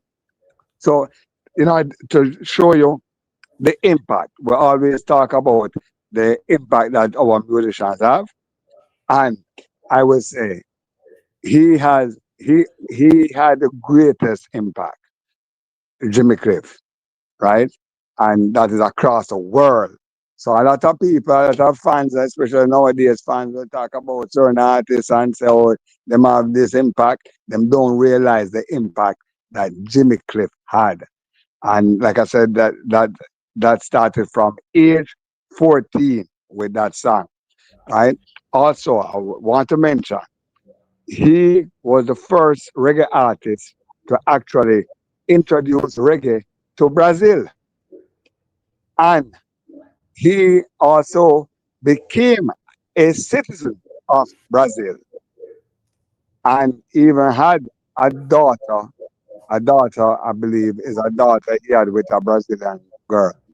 Um, that was Jimmy Cliff. But I also want to mention, all right, his humbleness. I've never seen another artist as humble as Jimmy Cliff. He has never been in any kias, fuss. And although he was a revolutionary individual, individual, right? And of course, a lot of inspiration, like you said, to Bob Marley and especially Peter Tosh, right? And a lot of people don't know the influence he had on especially Peter Tosh and where he come on to South Africa, right? And of course, we know that Peter Tosh is actually has a big honor in South Africa, right? But it's all from the influence of Jimmy Cliff, right? So you know, may his soul rest in peace, right? And I really appreciate you, showing, using your platform to really enlighten, our Jamaicans, especially, to to his his recognition is high. It's Right, very very up there. So big up right. big up to Jimmy Cliff. Rest in peace. Right. As I said, I have been blessed to have met him, and also, did you know that he was a Muslim, right? And of course, um, he was a Muslim, but he was very humble. That's the thing I admire about him the most. And he's the one where you learn humble calf suck the most milk, and surely he did, right? Right. I was privileged to have met him once, and yeah, I mean, that was about 2005 or 6. You get me, I say, and trust me, You you know, know, you know where he lived, right? yeah. You know where he lived? All right, so watch this now. So there was this spot, right? There was this spot on a New Kingston side there. There was this spot around that side there. Leaving Right, Kingston side as right it by Lady Musgrave, right, right, right by Lady Musgrave.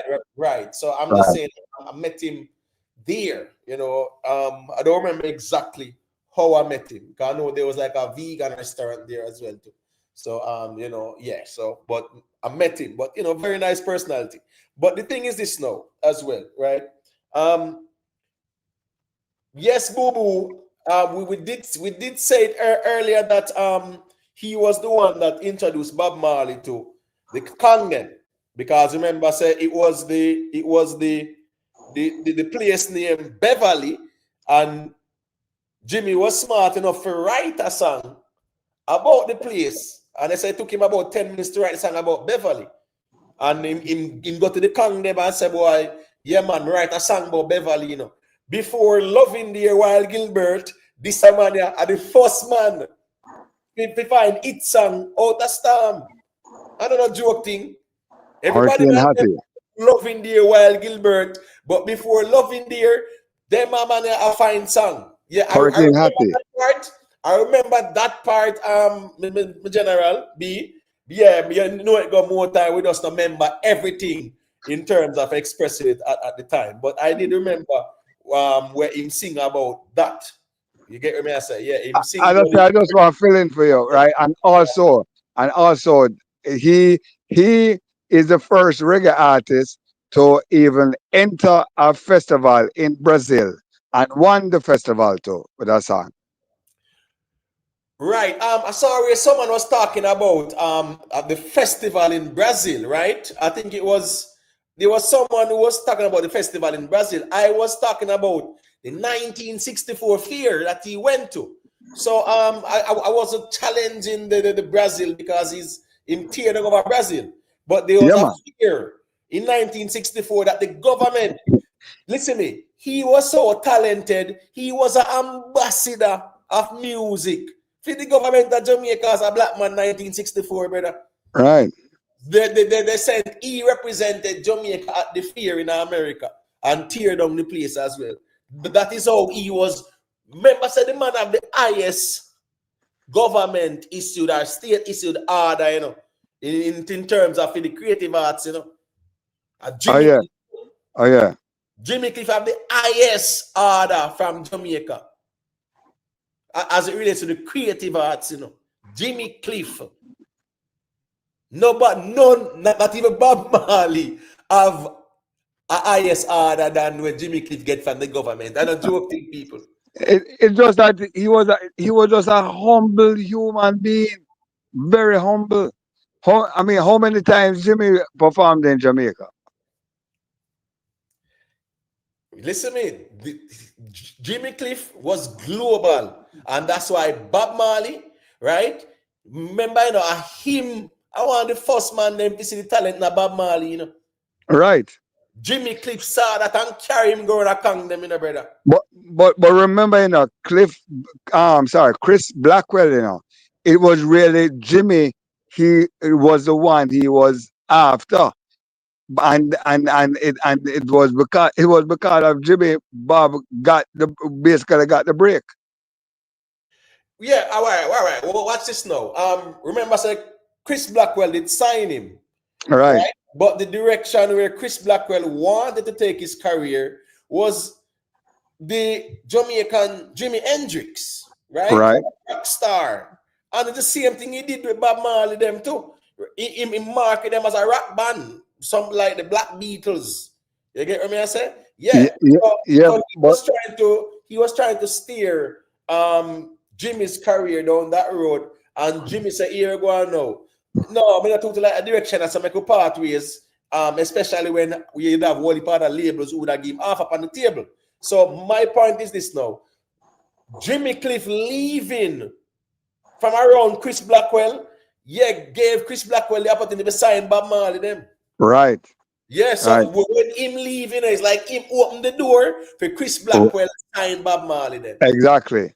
I remember now what the advantage that Jimmy had over Bob was that Jimmy was not just a singer or a musician, but he was an actor.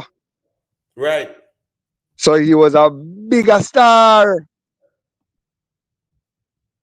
That's what I'm saying. Right. And you know, just endorsing to what you are saying about that when Bob was alive, Jimmy was actually a bigger star. Yes. But when Bob died, of course, his thing just lifted off. Right. I remember say when Bob was alive, the man there at 100,000 in Germany, you know, brother. Exactly. All over Africa. It loud to you know, but here we go on. Jimmy Cliff, them man they paved the way. What is now? Bob Marley's impact and influence even over Africa side. Jimmy Cliff paved the way for that. He was the pioneer where it's there. Him leaving Island Records and Chris Blackwell them paved the way for Chris Blackwell them sign Bob Marley them. Yeah. And of course, and pave all the way for Burning Spear too. Right. Yeah, You know, man. because Burning Spear is very recognized, especially in Africa. Right. Big up myself, Kurt Goff. Him say, yeah, man, that's the same hurricane there, where the man does draw for the song. The man write a song off of the hurricane, Right. It. get a hit song off of it. I, Before I, Loving Dear and a man there, Jimmy Cliff first do it. I mean, was a Loving Dear was inspired by Jimmy Cliff too. I'm not joking. of course. Yeah, man. And them even say the history of it that them says like is in a barber shop. Him actually bust it out. The same song Hurricane Hattie. And you see, the funny thing is this, is that you see the legends them. Yeah, the legends them. Yeah, man. You see, say a lot of them are transition.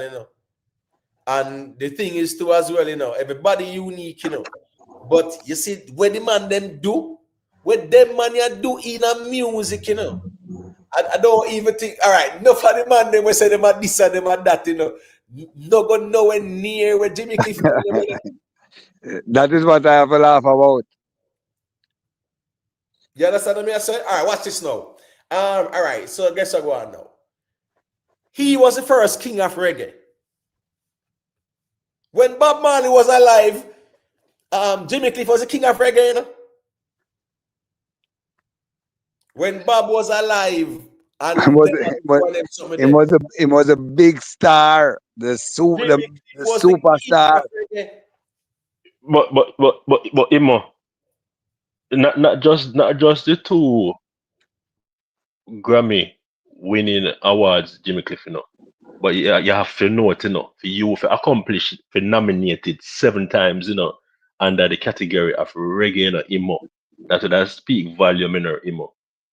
For you to actually been recognized continuously for your work where you put out, your body of work and music, Where I speak volumes. Because remember say we have this conversation, where when somebody out of the genre a reggae whether nominated and you know about them and you understand? And the cycle has repeat. But him over the years would have shown, as I said, even before Bob Marley, that he was up there with his music, with his classic from so long. You understand? And the thing is, and so I watch some of his thank God for YouTube. And another thing too, a lot of people, he's also a performer, If you ever notice how him own on the stage and him craft and him perform. Him energetic, him lively. Me tell you, him remind me of Capleton. But what is with him energy on the stage and how him sing and the melody. But watch this, Remember, right? You have songs like You Can Get It If You Really Want. That was a classic, right? You can get it if you really want. And that was like a national anthem. If you just try and try, you'll succeed at last. Classic, right? Them type of song there. We're talking about 1970 there and about, bro. 1970. Remember them time that Bob Marley, them not nowhere near Jimmy Cliff. Nowhere near Jimmy Cliff 1970 and 1973 there and about 72. Bob Marley really start come to prominence like that. Even though then they find the hit song, the ska hit song. What's the name of it again? What's Bob Marley and when it was the Wailers, man? When it was the Wailers, their first hit song, man. Nobody remember it, man. Man, it was a scare song, man. Chat, can someone in the chat just help us out there? I just don't remember it right now. But yeah, their first song as the Wailers. Then they find a hit song, man. I just don't remember it right now. If somebody type just one word out it, I will remember it still. But my point is, Bob Marley and it bust them time there, but when Jimmy Cliff a drop all them song, brother, 1970. You can get it if you really want. The Rebel in Me. Remember the Rebel in Me too, man. Them they sang that classic, You understand me? I say, remember say the man have all hit song of a Vietnam, you know. I remember say as me say, you know, Yeah, you talk simmer down. simmer down. Thank you very much. Mm. Thank you very much. Simmer down. Simmer down. Control your temper. Simmer down. You know, cause the battle will be hotter. Simmer down, yeah. You know, old time people, them used to say, a nursery and the man then going, you know, where sweet nanny go to go roll in belly, so simmer down.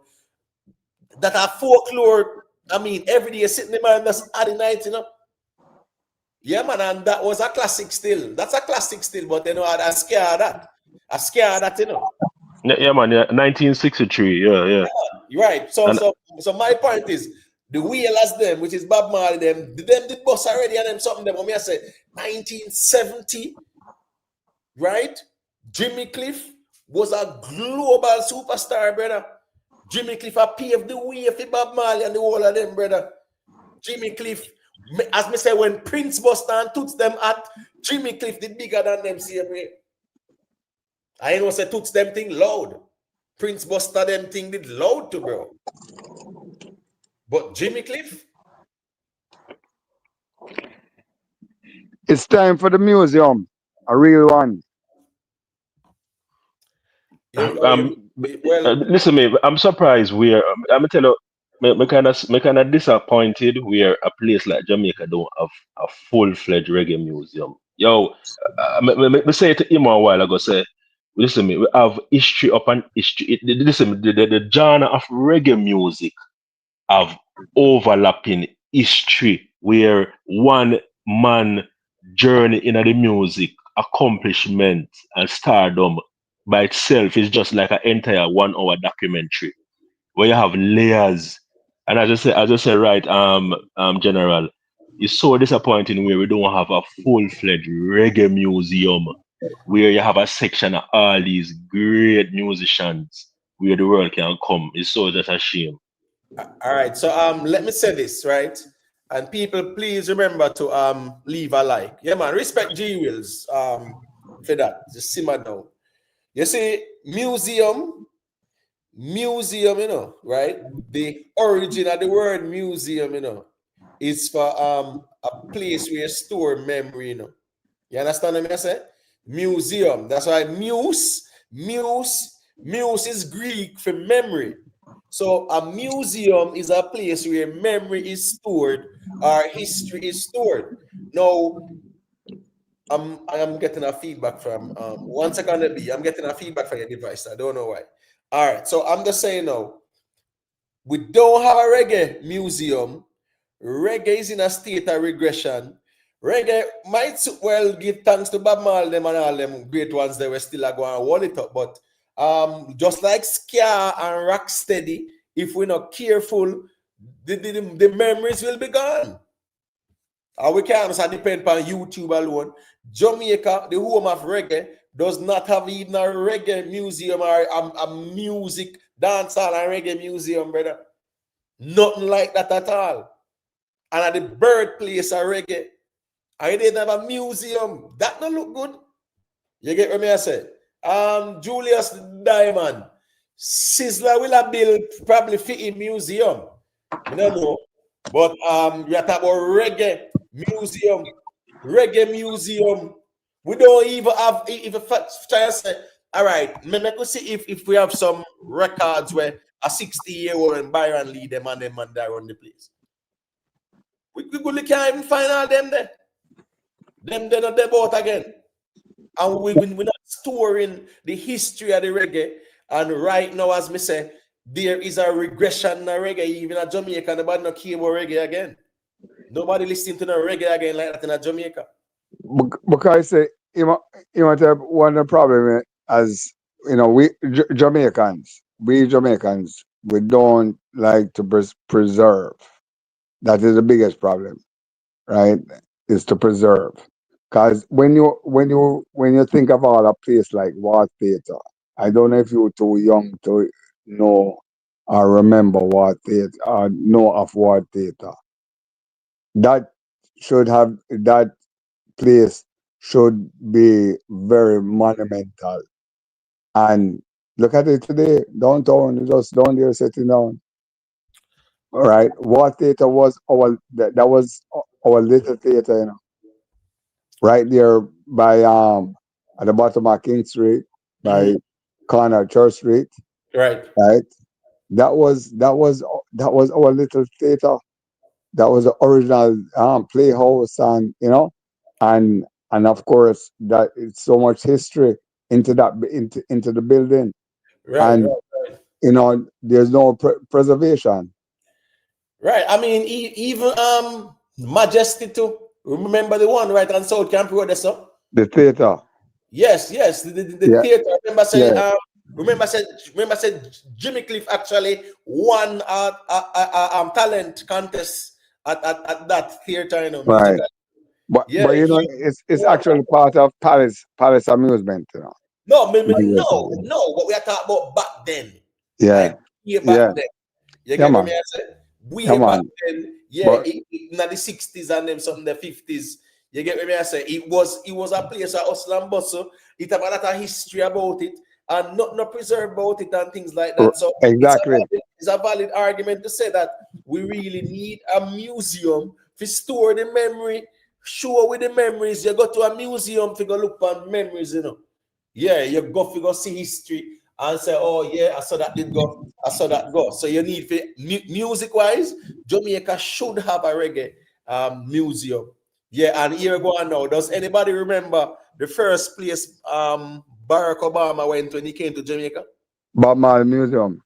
Right. First place him go. And that was a visit that was unannounced. And like I said, Right. was in a no In, itinerary and part of the thing and in, no. in pull a decoy. Right. Right. The man went straight to the Bob Marley Museum.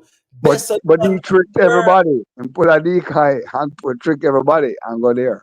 yeah, first. And kiss the ground when they came out of the car. No, I wouldn't say tricking, but you know why? Because a lot of the no, what I'm saying is that even though we knew that it's an official state visit, right? I know it's when it comes in and it come at the evening, you know, in them time, Right.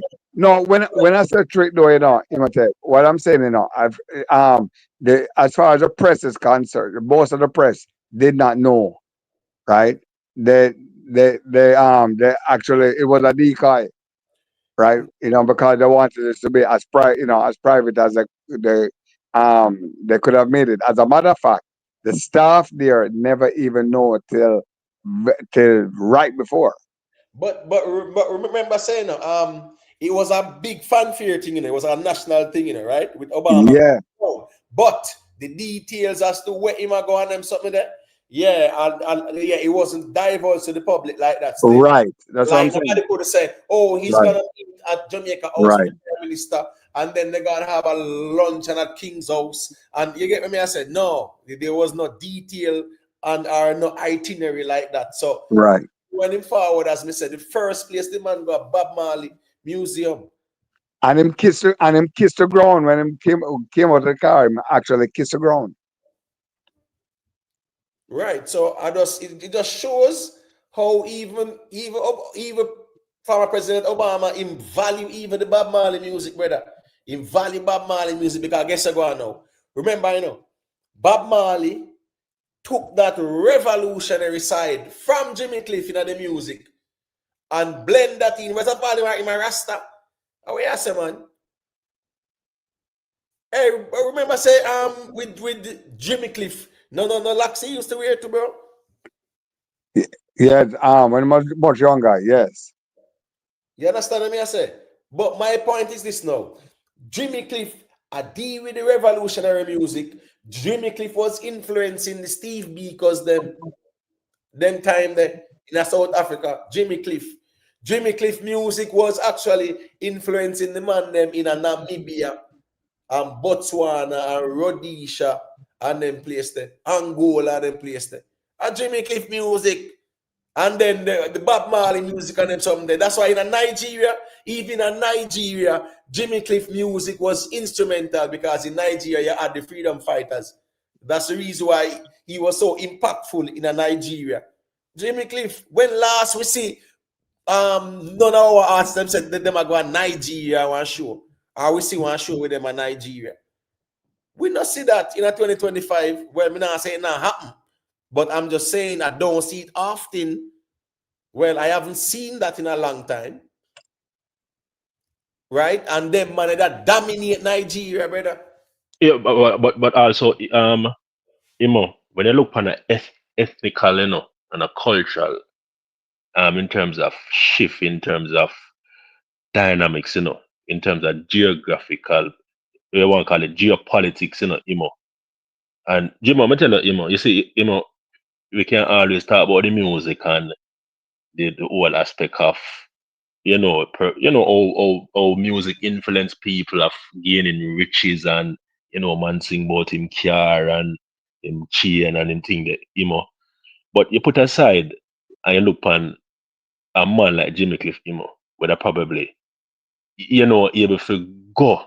But that's a thing about it, and when we read about the whole apartheid system in Africa, and knows that it's just a mere man, a man from Jamaica, a black man, we just go in a them place, then, and unite the people, It's revolutionary, and that's how powerful the music was back then, Remember, the music, them time, the just a preach about love and unity, The music no have no substance, but no money and no girl and who a chop line, who a sing about Guzo man, and guard up the sun, them something that, and people were able to rally around the message of the music, and reggae music and how powerful the music is, These are the things, where you have to, as a man in this time, is inspirational, And these things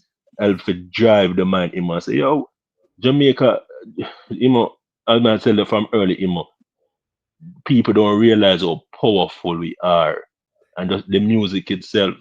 And and the same conversation I have, said that's why reggae music can't die. So even though reggae might dip on a decline in the present day, these are the powers from back then. Make reggae music almost in the core of the earth, Mm.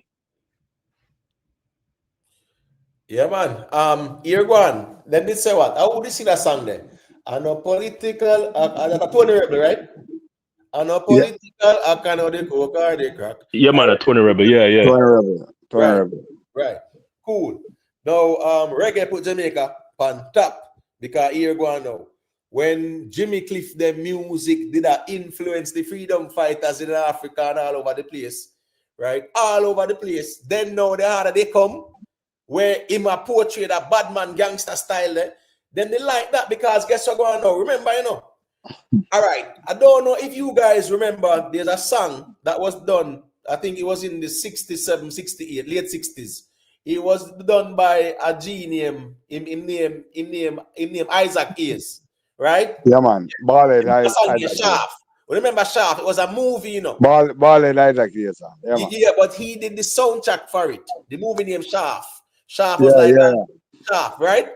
Remember, yeah. I said the harder they come. If you look at the harder they come, Jimmy Cliff would be like a Isaac Hayes, Shaft, like a All right. Shaft, You get what I say? Yeah, man. Yeah, man. So Shaft now. So when you look at the harder they come and the role where him play, people, then they say, yo, yeah, man, him at the gangster. Look them at the gangster thing there, like a Shaft kind of gangster thing. Yeah. So that's the reason why he was very marketable as well at the time. And that's what I was saying to you. And that's what Chris Blackwell saw in him. Right. Chris Blackwell saw it. You get what I say? But Chris Blackwell, again, as me say, a rock stars, Chris Blackwell, they look for. But he had a great vision too, because he was going to market reggae artists as rock stars, but the type of music, you get what I say? The only problem is sometimes Chris Blackwell had use some type of rhythms like that where that carry Jimmy Cliff go over the rock side. So it's like it's not reggae anymore like that. It's like a Right. few and a reggae and the rock elements and one bag of sitting. So that's why that first album there, yeah, it never did work out like that. It never take off like that, you know. The first album, yeah. Right. Yeah, Right. it never really take off like that because Chris Blackwell was carrying him down the rock road. So Imo, let me ask you a question, Imo. Yeah. What, based off of your knowledge, and you know a lot, tell me what Chris Blackwell would have seen in reggae music back them time. Huh? Money. What he Money. saw? Money. Yeah, what he saw in reggae music back them time. All right. Watch this now, you know. Watch this now. During the 60s, right? During the early 60s, they actually have Motown, you know, right? But at the same time, because what is, you know, during the 60s and 70s in music, you know, you had a lot of black labels, you know, black-owned labels, you know, distributors too, you know. Distributors, you know. Especially out of Detroit. Distribution, you know, and now here we go on. Now the whole of that move where from them, the man them sell almost all the rights them to the music them and whatever. All of the big labels them and them control and buy up everything. That's why Michael Jackson, you know, remember say Michael Jackson did buy Slim Shady catalog, you know, brother. Remember said Slim Shady a style the man, you know, and the man just buy him catalog, you know, brother. Me talk about M&M catalog, you know. Remember said that's when Michael Jackson buy the Beatles, you know, him and Paul McCartney a reason, you know. You get what me I say? Because them time there, the Beatles them was the hottest thing, but here a label did actually own the music. The label them did own the music like that. And Michael Jackson just buy it. Because Michael Jackson knew even the value in music, you know. All right, Michael Jackson knew the value in music. So during the 60s, you had labels, right? You had Motown and you had labels. The music business was a booming thing. So if you could get some artists and sign them and get some hit songs, I remember saying, you know, Bob Marley them did hot. Jimmy Cliff them did hot. So Chris Blackwell saw opportunity to say, all right, I could market them as a black rock band. I could market Jimmy Cliff as a, you know, Jamaican or a reggae Jimi Hendrix, a Jamaican version of Jimi Hendrix. Same thing him do with Bob Marley there, market them as like the Beatles or whatever. And that the man are doing a rock band. That's how he was marketing them as a rock band, black rock band. Bob Marley them and Peter Tosh them and the Bunny Wailer them and them someday, yeah. Black rock band. So he saw that vision with Jimmy Cliff, and him still, you know, when Jimmy Cliff left, him signed Bob Marley them, and he market them as such, and it worked. Because again, now the revolutionary music to captivate the place. The revolutionary music, yeah, man, captivate the place, man. So really and truly still. And at that time. Yeah, at that time. And at that time, you know, as I said, the music was revolutionary. Watch this now. Back in the days, these artists like Jimmy Cliff, them man, they dominate Africa, brother. And we have whole heap of artists out there say them are this and that, and now have no impact or influence over Africa like that, bro. Yeah, about a couple little spots on them sitting there, yes. But we are talking about the continent, brother. Them man, yeah, pan the African continent. Jimmy Cliff, just like Bob Marley too. Because guess what? Even the non-black liberation struggles them like in all Egypt and Tunisia and Algeria and Morocco and them places up on North Africa side, right? Even them man there, Bob Marley music, the revolutionary type of Bob Marley music, yes, was inspirational to them man there. And them man there, and another black man like that per se. You know, them man there are some Arabs or DJ Khalid type people them that. You get what I say? Up that side of them times then. During the 60s and 70s, and like Egypt there. You know that go. Yeah, the revolutionary music did that influence them. A lot of these freedom fighter groups and People's Liberation Army and whatever. Yeah. The music was the inspiration for them. All right, B, so like you didn't want to say a thing, they can go through. Big up yourself, HLRJ more. Yeah, Yeah, B? well, Yeah. yeah, as I say, of course, this is refreshing to hear all of this, despite the passing of a great icon. But of course, this is also natural in life, when we have a passing like this. These things come out, and we only can hope that we can show that appreciation by preserving the works, and putting it, and we can get to a stage where we can you know put our history in context, and let it not just die like that, where our young ones don't know where we coming from. And that's what I wish for Jamaica, that we can really put it together, especially after this hurricane experience. I realize that you can't forget, things, you can't forget people, right? To know, we have to know where we're coming from to know where we're going, and that's every bit of thing. As I said, look at War Theatre down there, is just there sitting, rotting away, and we should be doing something good with it. Even just the other day, I was talking with some people, and come to find out, I don't know. Did you remember Jones Barber Shop downtown East Queen Street? No, Did you know? so say, and I start go downtown regularly, like 93, 94.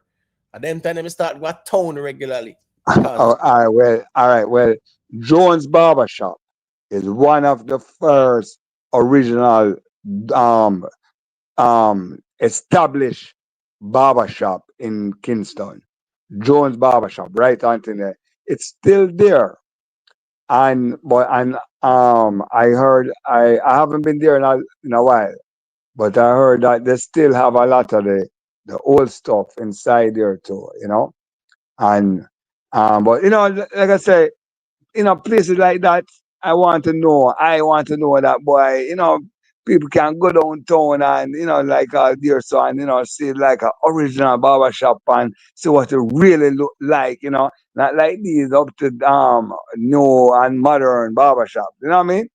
Right? Oh, them used to sharpen them razor and the leather thing, right? I mean, them things are important, but we don't, like I said, we don't preserve those things in Jamaica. If you ever been to England and Birmingham, right? Birmingham, is known as Black Country because of the industrials, and you have a museum there, you know. And like I said, we need more than just an antique shop, and we need to preserve more, man, and especially our reggae music. but, Right? listen, I wonder if people even know, say, because being inducted into the Rock and Roll Hall of Fame, right? That's one of the biggest achievement for the whole of the artists, them, It's a moment where even that them consider it bigger than all one Grammy. You Of understand course, me? I say? Being inducted into the Rock and Roll Hall of Fame. of And course, Jimmy Cliff has been inducted into the Rock and Roll Hall of Fame, of course, So it's not like, say, boy, he was a normal person like that. And as me said, the sad reality nowadays is that the generation that we are in, they don't know about a Jimmy Cliff that much, no, because it was not because in their era, and we don't have apart from what on, are we gonna go to YouTube and try to search for some videos of Jimmy Cliff? We have nothing about him in terms of a museum. There should be a museum for him. I expected the government to announce like a state funeral theme too. Me not lie. well, exactly, and Yeah, that's yeah, he that should be that is well afforded. deserved, you know. Yeah, he should be afforded a state funeral And style. you're right. There's no question about that. Yeah, I mean, people like you and me would be most disappointed if that is not done. Of course, definitely. Yeah, I was Right? expecting that to be announced. I understand whole heap of focus on the aftermath of Melissa, and that's fair enough too. Life But still have to go on, you know.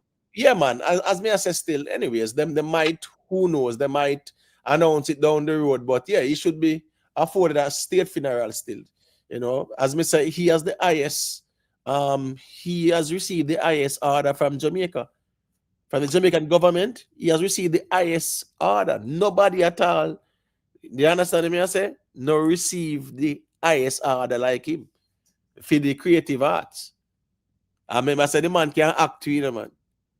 Let me tell you, so the man him a superstar. And remember, I said the harder they come, put Jamaica on the map to big Right, time, man. right, Big time, We're right. talking about a movie where all over the world I watch it. All over the globe I watch it. Emo, I remember, Emo, that movie that also catapult a lot of the famous actors like Bradshaw and all of those persons would have acted in the movie. That movie that catapult for their career to, Emo. Right. For the first time, them are acting, Emo. True that. Mm-hmm. Of course, and I think you had mentioned earlier, man like Carl Bradshaw, Carl right? Remember, Bradshaw, after that they had Smile Orange, the movie yes, Smile Smile Orange, Orange, right? yeah. You know, as I say, of course, and going back to thing, I remember back in the day when, well, I don't know if did you got a chance to go to the drive-in at Harborview? Yes, I a couple of times, yeah. A Yeah, couple of times. Yeah, man. That the yeah. drive through No, them, yes, man. Loving I thought a stage show, I No, thought I'm talking about drive-in. the drive-in where you watch a movie. Yeah, man, Yeah, your partner in the car and watch a movie. Yeah. and the speaker box beside the Yeah, car. man, right at the harbor Uh, view. Yeah, man. yeah, Those were classic attractions, man. Remember? yeah, Well, well, man. Yeah, man. I went to the drive-through in a New Kingston. That was a long time though. All right. Guess what? Before you have one a New Kingston, out the harbor view, there's someone. Yeah, man. Harborview, man. Harborview. Right. On the speaker box outside. I Right. don't think we are preserving our history that well, and even like people like not Jimmy Cliff, right? Yeah, we really don't have a museum with even Jimmy Cliff side, Bob Marley side, Dennis Brown side, Toots them side, Prince Buster them side. You sure the whole of the man them thing, brother, and the whole history, right? You understand Now, me? you see, what we are going to allow to happen is that somebody set up something like that in Disney World or in Las Vegas, something like that, but it's like, I don't know what it is, why we can't come together and do it in our own country. Gentlemen, you see, me realize with Jamaica, it's not until somebody from overseas come and appreciate it, then you find that the masses start to gravitate, and it's so sad that is where Jamaica is, where is someone as would have to come from overseas and see the passion and the love of what we love, because we in it, don't really have the passion and love, until somebody come overseas now and gravitate. And as you were talking about war theater, Jamaica has a problem, for cultivate and also build around history and heritage. And that's why you notice most of our cultural sites and heritage sites is depleting. You mentioned about war theater. You mentioned so many sites. All right, you go to Spanish Town, where where Right.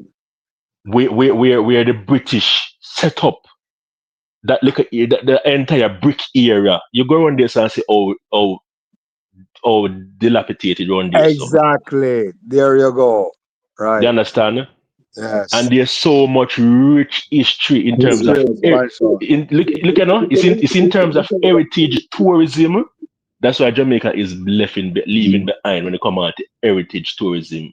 And these places we don't maintain, we don't look on it. And the thing is too, these are the things that we are robbing the youth of today. Because to be honest, we not preserve it, we not preserve the culture and the heritage for them, As Imam have say, them have to go up on YouTube to see them something here.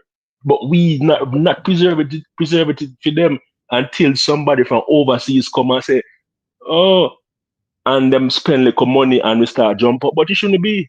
Because we rich in our history and heritage. Let me show you something.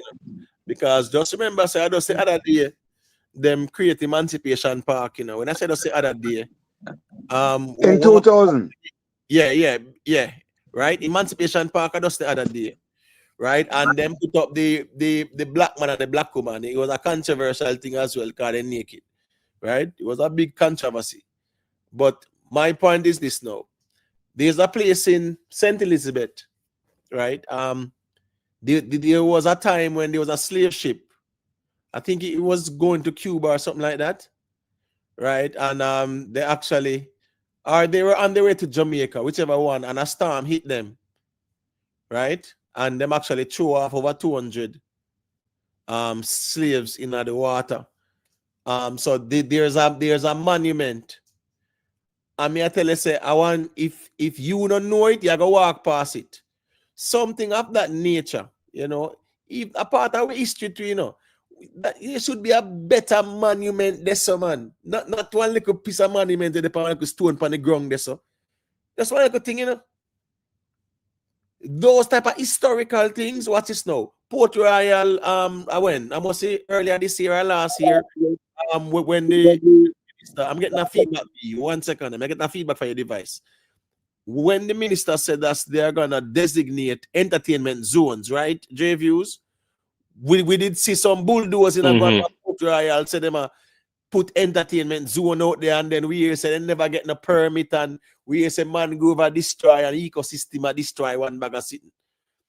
Port Royal, right? The history Port Royal have.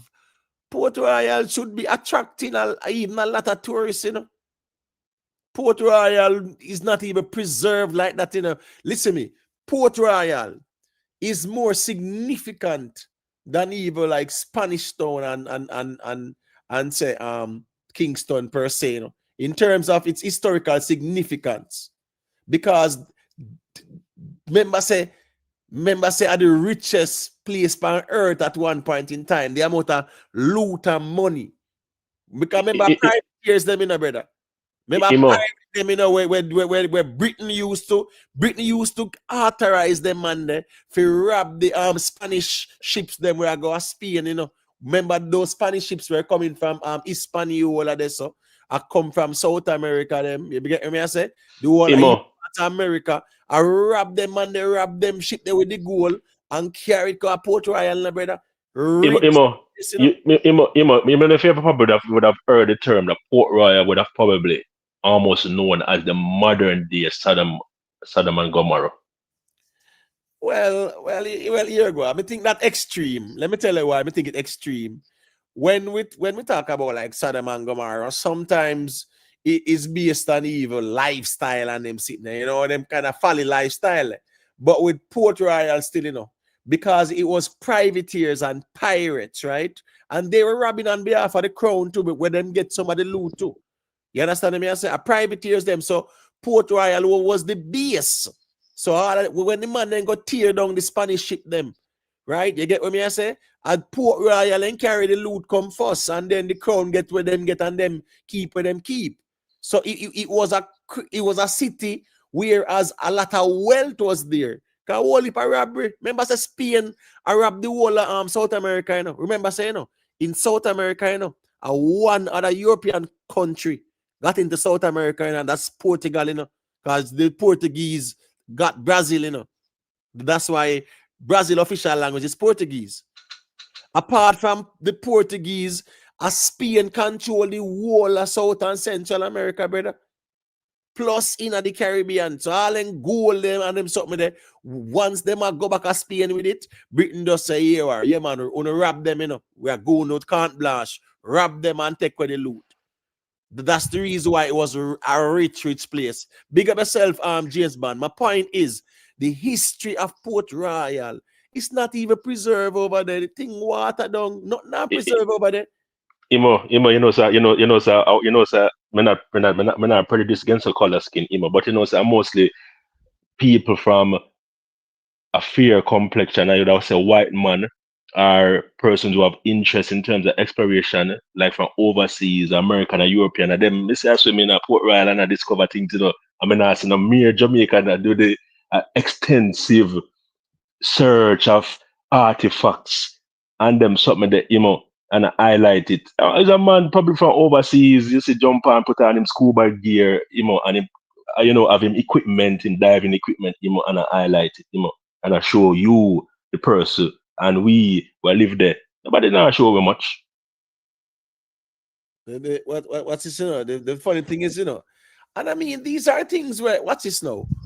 We should really have even an aquarium, like an aquarium, right?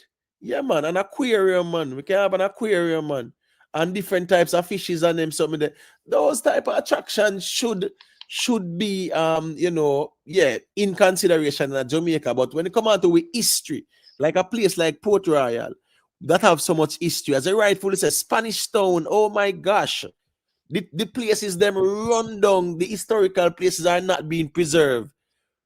Remember, say Pinnacle, Pinnacle was a big issue with them and the rest of them, because what? A private owner, and it was a big issue because Pinnacle there, so Leonard P.O. them used to there and one bag of something, but a private people own the land.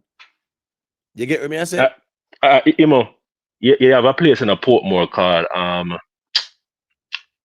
But so you have one place in a Portmore. So I'm near they're close by Greater Portmore, man. Yeah, when they call Green Bay, so there so all right, I saw me around a port end this around a back road, Right. There was once was once a pier, for banana, There was once a shipping harbor around the center, where they use for back them time for banana, is a YouTuber. I see a do look at research on it, and so them go and do the video, you couldn't even tell, you couldn't even, you can see the little structure, like the brick on them, some of the, but everything grow in a bush, and right. dung, and them thing them. No, sir, we not preserve heritage, in a Jamaica. No, sir.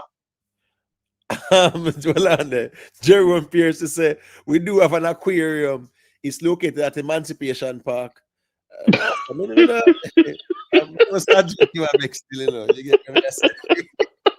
no, but if that's the case, aquarium there everywhere still, Jerome. But the thing is now, right? When you look at round there, so I think round the side there, I think you have jewels near there so too. No, man, right on there, man. Yeah, man, right on there, so. Have the big hotel where I think, man. That thing Forum Hotel, yeah, around there, so yeah, around there, so there was, yeah. And they made a band and it name sitting there. Yeah, man, yeah. So there was once them used to do banana. There was once a pier on it, banana. Them used to right. But the days of banana. Me not even know. Down, man, it mash up, it broke up and them sitting there, man. Yeah. Ratting down and them sitting there. I think around there, so the soldiers them. I think you have a place on the name Green Bay, where the soldiers them go on. When we used to live at Portmore, used to walk around, but them used to say for now go around because the soldiers them used to train. Right. But when we used to go on the you can see pierce tank shell because them have them set up their range. Right. And them them do them military training and them thing But when you go on there, you can actually see some of the little metal, the metal them used to make the pier. I think you have one and two of them standing, but majority of them brought down, and look at even the waterfront, look at the waterfront in downtown Kingston, right? As 5 o'clock come, them place they kind of as get scanty now.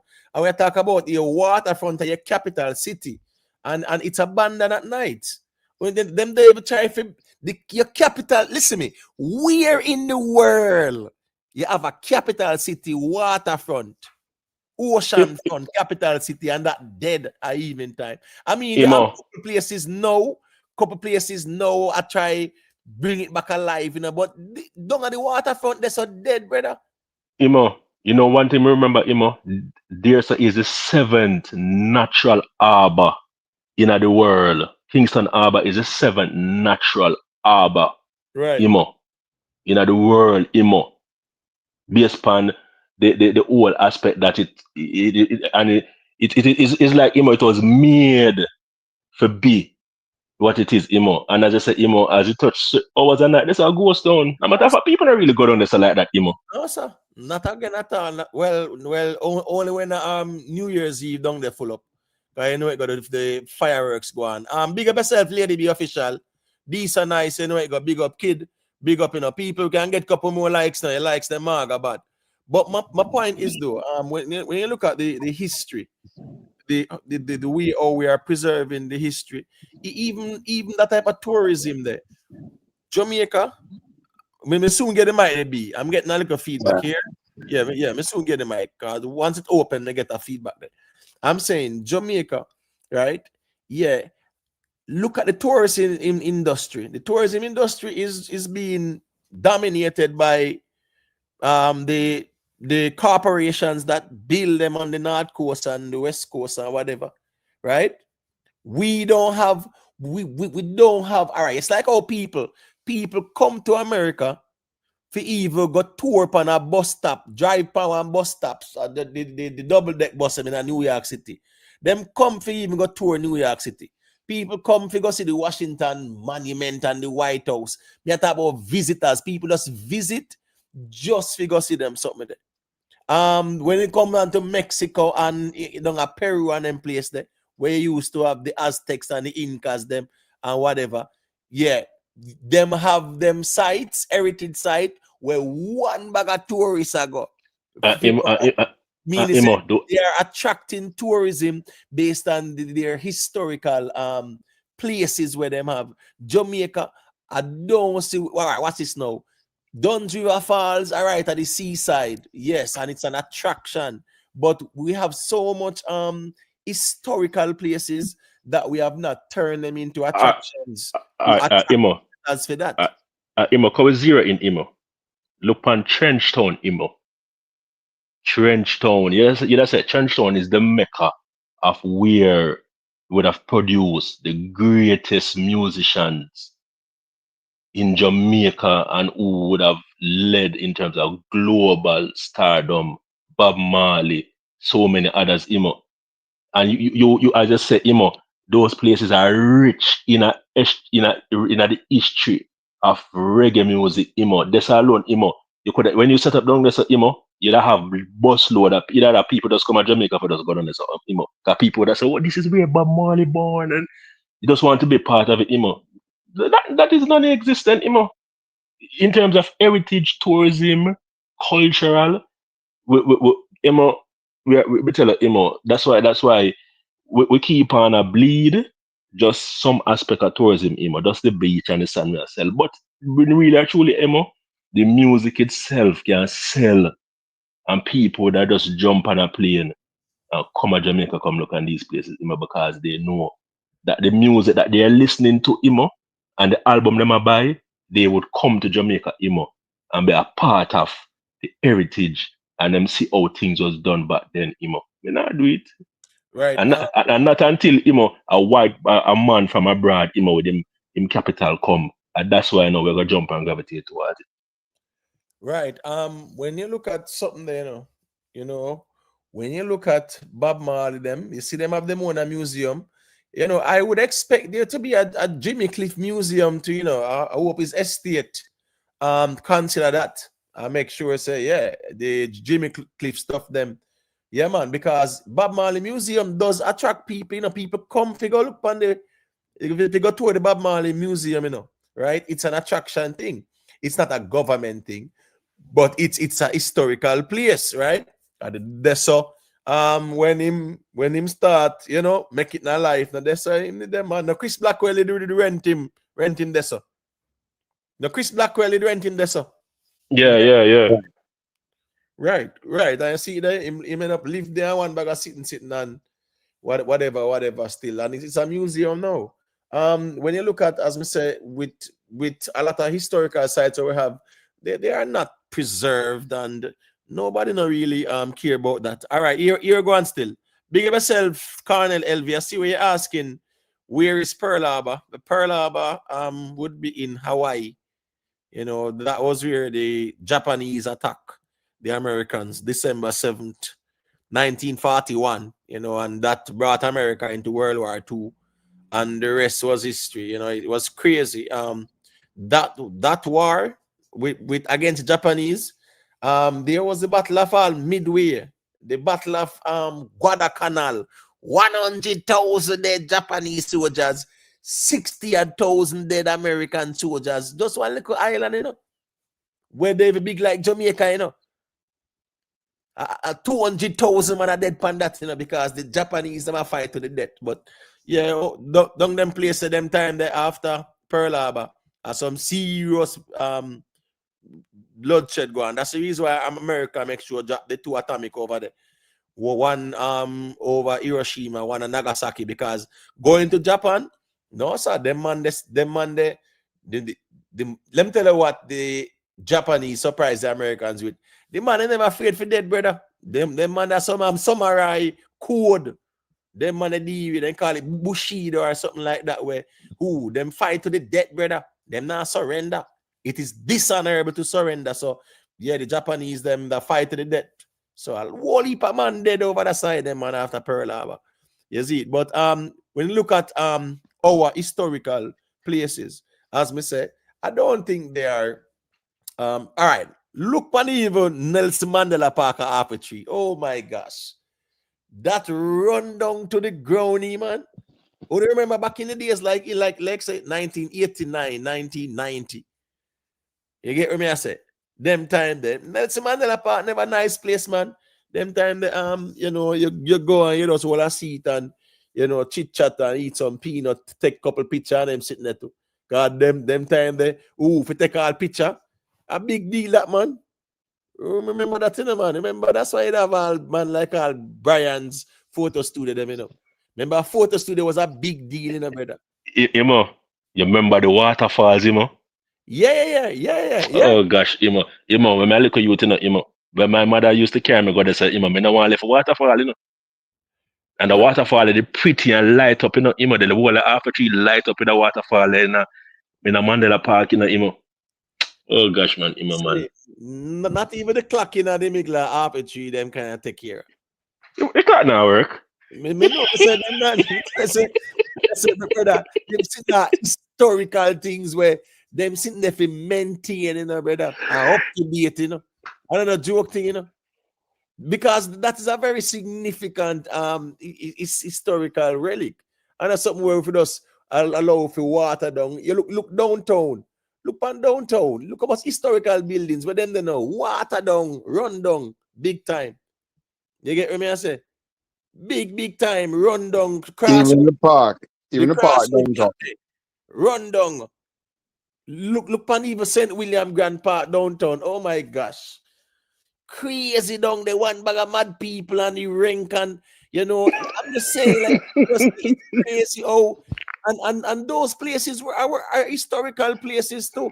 Remember down there so Bustamante them pop out in shirt and say, shoot me and let my people go in and pull up a Moses move. And Bustamante pull up the Moses move there. Our a third term loading. Well, no, when it's a fourth term loading, they saw them there now. JLP. Bustamante pull off the Moses move. And a joke thing. He know say him a white man, no little black man, militia man now go shoot no Bustamante. Then time they him a powerful man in our country. And he said, shoot me and let my people go. Bustamante they look like none of them people. We don't No, and look at Heroes Park. Look at Heroes Park. Right? I mean, and Heroes Park should be much better than what it is, right? But as I say, it is just something with our people, our culture, we don't preserve, right? And it is just is bad. But thank God, well, you know, Emancipation Park. Thank God, so far it hasn't been bad, and of course because of the management that they put in place. And I want people to know this tonight. Wait there. Emancipation Park is right beside the Pegasus and the Yes. and Yeah. the Windham. That was the name before. Yes. Pegasus and Windham. You see that so? I pay uptown people and business class people No. dragging at the park there and then Oh, sitting. yeah, And I but have to see part that brother. So me understand them preserve it because guess what? The type of demographic where you use it like that, yeah, it's no, really but different. but even no, but what I'm saying though, they really made an effort, right? Because all right, I remember when the park. First of all, I must let you know, right? You all right. One of the main reasons why that park why that park is there now, right, is because of any society, right, and any city per se, a business district. It's always good to have some type of park where where people can go and actually take a breather, right? It's important just for your mental space. It's always good. And before Emancipation Park, I don't know if you remember, it was just an open field. And we used to have New Kingston six-a-side football that go on over there. And I was a part of it. And I can tell you that one of the reasons why we even had the six-a-side competition was to try and keep the park open for people to have that space. You know, a green space, a space where you can go and sit down, relax, right? And of course, eventually it became a park, right? But when it just set up, when they just opened it up and they put the chairs inside there, they close it down as it opened. The first week it opened, they had to close it down. People started to steal out stuff out of the park. And you would be surprised to know even the type of persons that were wanted to steal out things. So they had to close it down and put a good security system in place. You hear me? No man, I hear man. Yeah, man. Yeah, man, That I'm hearing him. I'm hearing him. Yeah, man. So just to show you, the first week it was open. I don't know if you remember this, but anybody listening, suppose can verify this. They had to close it down. They had to close it down for about 2 weeks and put a serious security system in place. Although it's right there, so Imhotep. So don't fool yourself, right? It's just a thing with we Jamaica. I am not afraid to say it. It's we Jamaicans, right? We're disgusting when it come on to that. Listen, let me tell you something. I saw the Jamaica match, right? Ah, And that is one where you oh, don't hear anybody talking about it. oh, that was a disgrace, That man. was And we disgraceful. want to go to World Cup. That was disgraceful to see the Of people that course, tear down. Well, I know our national stadium. Have the prime disgraceful. minister them in there. One bag of leaders and kind of people in And there. the scaling over the fence. And they don't know who are coming there, what them are coming there with. Right? That was disgraceful. Of When we course. started the match, and I don't know how it even make the news. It's crazy. Like No, because it's a norm. It's a norm, Imhotep. It's a norm, right? And those are the things, right? Trust me, right? I'm not afraid to say it to my brethren. I'm not that. I'm not afraid to say it because I want to see my people do better, right? And that is one reason. That's one thing I don't like it anymore, and I don't know if it's because yes, I may get old, right? But just see the people that crawl over the stadium like lizard, yeah, I don't even know what them have. If them and have, you have security. yeah, that don't look good, man. That's Come disgraceful. on, man. All right, guess I go on now. I'm gonna make Ramadan say a quick thing, but before Ramadan say a thing, J Views, you remember? Anyway, enough respect, yeah. Yeah, man, big up yourself, All right, Beenie. yeah, man. Big up B, big up for your reason, big up. Yeah, Yeah, man. man. You remember why them ban the buckle them from stadium? Yeah, because the people them know they use that missile, man. No, I'm not saying like when. If you remember when and what incident caused it. Not try for me know say after. Does anyone in the chat remember? No, after all 4, man, all 4 them time. No, After, man, long before that, my general. Let me tell you why Ramadan. When Mandela come to Jamaica, brother. Mandela come to Jamaica about what? About 91 or something like that. All right, original youth. You are so correct. Mandela. When Nelson Mandela come to Jamaica. Brother, some breeder buckle fling, then shoot police and shoot all people in the crowd. All them sitting there, a chaos go on. You see the moment Nelson Mandela came out on the tarmac, I don't know what happened, but me say a chaos. I remember saying, you know, at the whole country out there, so that's like a grand gala kind of moment, you know. The whole leadership out there, everybody out there to see Mandela in the brother. And me I tell you, say chaos go on. Be a buckle of fling then time and then buckle D&G soda there. You get what me I say? Yes, man. And the police and shoot all people in the night crowd and then sitting there. Eh? So from this still, but my point was that was a chaotic moment too. A stampede go on there, so. And I'm saying, like, you know, based on what me see, that never look good for say people are burst through the gate, around come in, and then they get screened and nothing like that. That never look good. Man, I jump over the wall, and you know, so him no go through no screening. So you don't even know where they come over with and them sitting there. That never look good at all. And I was wondering, where the police them there? Like, where them there? Where were the police? If you're Jamaica, you know, them they stand up right the same because I say every day with police them stand up right the same. Look at them on the scale. The man them just look. No, watch this now. Watch this now. Me understand that part there, you know, say, man, the stadium. But what me I say, the perimeter at the stadium, right? Of course, remember the stadium fence you on, brother. So therefore, the whole of the gates, them and them sitting, and supposed to man them properly with police. You can't just left. If they left security alone around there, so them dog and them superman. Man not go bully them, chew on them something there. Me I say a match like that, the stadium should have really secure still because it wasn't. You get what me I say? We don't even know if all the Curacao ambassador was there or the dignitaries was there, but it never looked good because the place never safe at all. Man, I jump wall, I come over. It means we don't secure the thing properly.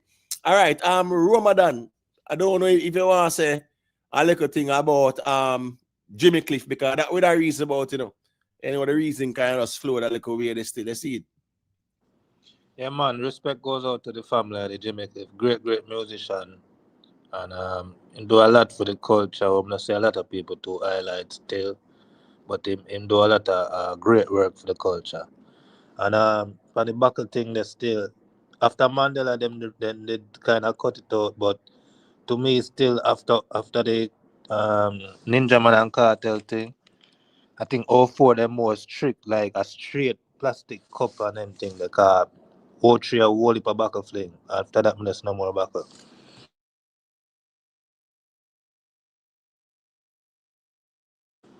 Yeah, man, got you. Imo and Ramadan. Yeah. Remember Border Clash? The famous Ninja Man Border Clash? Your boot what Ninja Man say? A shande back lick you make you drop on your back. No, Remember Shande Buckle? Them days there.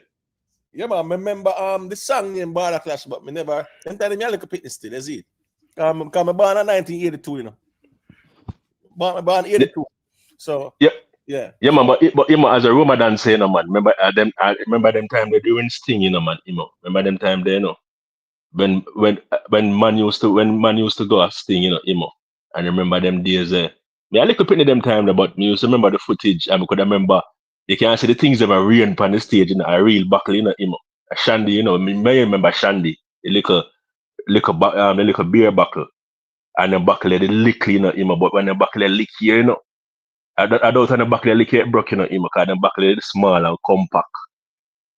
And when the back of the fling, you know, him, you just hear the sound, you know, like it a whistle, you know. So I like the back incident that go on in the Jamaica, man. A man get liquor left, right, and center, man have to run off a stage, you know. Hey, I remember the viral thing there with Super Cat. The buckle them a fling for Super Cat, man. And they say, yo, me have my gun for me. You remember Sting the man? That was a controversial Sting to man. Because Super Cat like him out the same way. The man I say, yo, me have my gun for me. Ray. Ninja Man end up defending him on the 2 and a clash, them that clash. Hey, me see Ninja Man do something. I really wonder what go on there so. When Ninja Man hand over the tool to I wouldn't hand it over to again. Juanito Adams. Adams. Brother, how somebody explain to me what go on there so.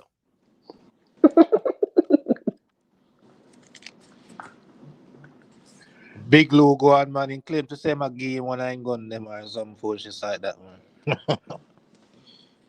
So that's what I say. So Ninja Man just give Renito Adams one of theme thing them. And it not legal. It not legal. Them claim them a try encourage the inner city youth them for the scare them gun go station because Ninja Man do it. Imo and Dan, you know, call it say Imo it would be what I say one gun amnesty. You know, start the night there on stage. No, but you can't announce so. No man, it's the amnesty if you announce officially from the government. Just like when was it? Was it last year or earlier this year? Them did have one amnesty, and that was before them implement the 15-year mandatory law. Them did have a amnesty where, and I think them said them get must say what couple. No man, nah, so hold on. Me nah lie still. Our government really thought that people were gonna carry nothing. Poor attempt. That amnesty thing there, what's this, you know? All right, you see, if them say, boy, them actually buy them, that makes sense because you will encourage more people to bring them in or whatever. But just the amnesty where a man carry teen and that is that, and you document him. The man not carry nothing if you document him. So at least if you do an amnesty thing, nothing wrong to buy them either. I mean, taxpayers' money, and at least if everyone where you buy, all of our lives you save. You couldn't do it that way there, but I don't think just the amnesty was encouraging to demand them. No, sir. A man have a little tool, a man say, me can't go rob and sitting there with this. I mean, I'm not really worry about you know, if me get catch, because I have nothing to live for. That's enough for them youths there pre things. That's the reason why them brazen saying, man. Well on there. J views the last week, couple of them, but 3 of them said them go up and hit, and the police corner them. Yeah, them said that. Yeah, police. Them the down Linstead side. Yeah, Linstead. A matter of fact, them they carry all the it, you know. Yes, And I come back. Yeah. And Yeah, them thought the use man them on the ferry highway, so. no. no man in a Linstead. Them said them are some robbers, but the Some one rubber man, but them they carry all the it, you know. Yes. And was on them way now from the half of the it. And I think based off of the report, them they use a Jamaica eye. I think they use a Jamaica eye and shot them on the camera and them thing there. Mm-hmm.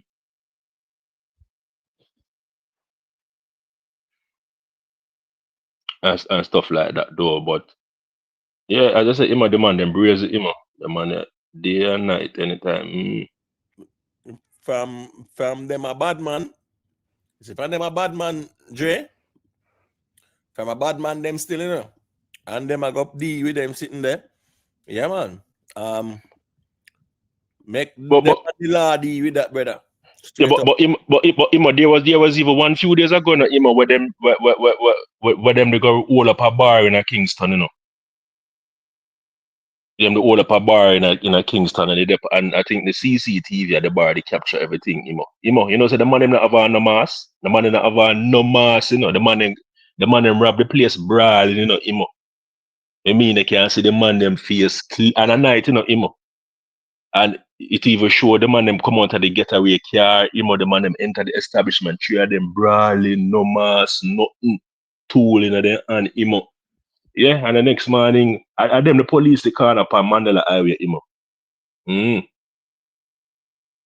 and thing, and I think at the same Jamaica High them A young use. youth them too, none of them the past 25, Yeah, and them able to use Jamaica High still. So that's why them camera thing, them camera thing appear dividends too, because them I use the surveillance camera. Them, Yeah, but yeah, you have to remember say that's anyways, make that stay with that day. Because it's good to know that law enforcement is more equipped with the technology. Yeah, if you see much better. And we are seeing the results as well, man. So at the end of the day, still, I don't hear no pastor come out of ball say, I want to go church picnic, right? And the information is there. For sure, say yo, them got dirt one man and I come back. But not at the robbery one, the one them are instead. Yeah. Them dirt man and I come back, brother. So say some hitman job them I deal with. So speaking of cameras, the ATR, whatever, I'm not sure the numbers, but maybe Jamaica have some body camera. What the government are waiting for install them or put them into place? they're waiting on you're going to. Yes, you see that body worn camera thing too. It became very political. Jamaicans for Justice made a blunder when they turned into a political fiasco, saying they're going to protest against the excessive force by the police, right? If they went out and said they're gonna protest about the need for body worn cameras for transparency and accountability, is a different argument. That right now the JLP say, oh, we're wearing blue, we're supporting the police, right? So it became political, and that never looked good. Now we have heard the commissioner saying all the right things as it relates to that, but it is a problem. A lot of the police officers, they are not comfortable wearing it. They don't want to wear it, and as such, they are not promoting the wearing of it. And people asking for what? Where are the body? Listen, me, at 275 man dead for a year, in terms of police and them, and not one with body worn camera footage, brother. But no, it's not original youth. It's not legislation, because the legislation has been implemented from last year. That was done for the body worn cameras. It was last year at the JCF Expo. They were showcasing police in body worn cameras. It's just that it's a very uncomfortable topic for them, because the police them feel like, say, boy, their every move now is being recorded. But listen me, really and truly, watch this now. Then catch a policeman with a thief, goat or whatever basement where them say then lock him up for. I'm just saying, this a man half duty or whatever, and we are talking about pray their last in the and as a matter of fact, the JCF have a pray their last in the unit. That's how bad it was when man I got thief people cow and goat and food out of farm and them something there. And this policeman, he got thief goat. That's a brother with 17-year-old and they sitting there at 3 o'clock in the morning. At a time, when so much people have lost livestock, millions of dollars are worth of livestock, we understand, and you forgot to do that now, must a slap in the face, because I know people are looking for you to protect them property, because some man, not have nothing, because hurricane would have wipe out some man livestock, If you read the report and see, some people, I think one man must lose over nearly 300 chicken, in a film like a thing, I'm attack local, and these people, would have borrow money, to jumpstart them farm, them goat pen and them chicken farm, So this would be a slap in the face, for the people to serve and protect. And you are in league, And the thing is, I mean, I see the sense, why a man that really jeopardize him career, because what could I do to him in terms of money, in terms of him underline or in bottom line, Well, hey, it's kind of funny what they're still in J views. Yeah, it's just kind of funny out there still. Because you have some people where it's a every mickle, kind of make a muckle situation still, but as me I say, still accountability. You look at even remember say the Ranko gang, them for them child date, that must sit there on the corner and sitting there, they hear much about it, right? But remember say, and listen me, you see, let me tell you something, say, majority of the police, them are going at the force, they actually go in there, to say, be a law-abiding citizen and enforce the law, You understand me? I say protect and serve and them something there, But here go on now. The JCF have a culture of corruption, brother. You understand me? I say, yes, we see where the commissioner work to get rid of it. A couple of months ago, them did wall one in a St. Andrew, rural St. Andrew side. No sell him a sell them sitting there. No sell him a sell tools.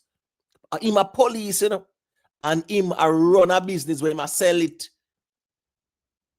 As run, him a sell the sitting them as a police. Right? So there's no secret that there's a lot to be done in terms of the corruption in the JCF. And you also have enough police who do them honest bread, but the environment itself, brother, trust me, the environment itself creates a lot of corruption, and the body-worn cameras are needed. It's not a want, it's needed. It's needed because one, too much public interaction where you see people accuse the police of a cold-blooded murder. You understand me I say? Or police brutality. And the police can defend themselves and say, all right, we have the video footage. There's no such thing. No, I just one statement them will give, and them are the police. So we have to believe. You have to believe the police statement. I saw that going on. The policeman statement are king. So if brutality go on, the policeman statement are king. You understand me I say? Look like that go under the Mandela thing too, cause people come out, one and two, I don't know if for the youth family member, but say a man come out a bar, say boy, him saw the man alive, and then when they reach a station, a bullet in the man head, so look like something go on there, so.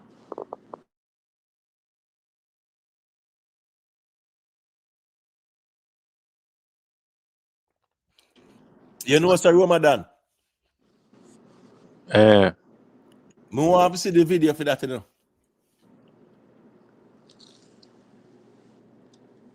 I send it, I'm saying from that person. No, I saw it, I saw it because Rick Storm dropped it in vlog. So I saw it. But here go on. When I bridging there, I say it's just like when Buju did come out, I said the airport thief in goods them.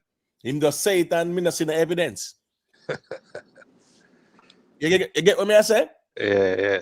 Yeah, so you can come out and say, boy, I carry with the man and go kill them and then sitting there. And all right, if you have evidence, make we see it now. Show the people them. That wouldn't be a viral thing. Because when see on a video. Me him say them that video too, not true. Right. So where the video there? Show the video because remember, when was it? Last year? That was last year down at Windward Road there. The policemen were caught right under that dirt them on them. And that's why they lock up and charge them. Because video did the stuff with that. That's why I say in the comma or ask that the man them wear the body-worn cameras, because video evidence is good for transparency and accountability.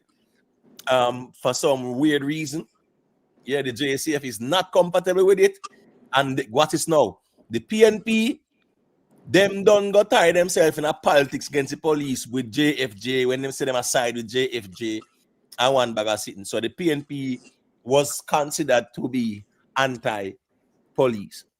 And the JLP, Prime Minister said everybody must wear blue and one bag of sitting and him get political and that too.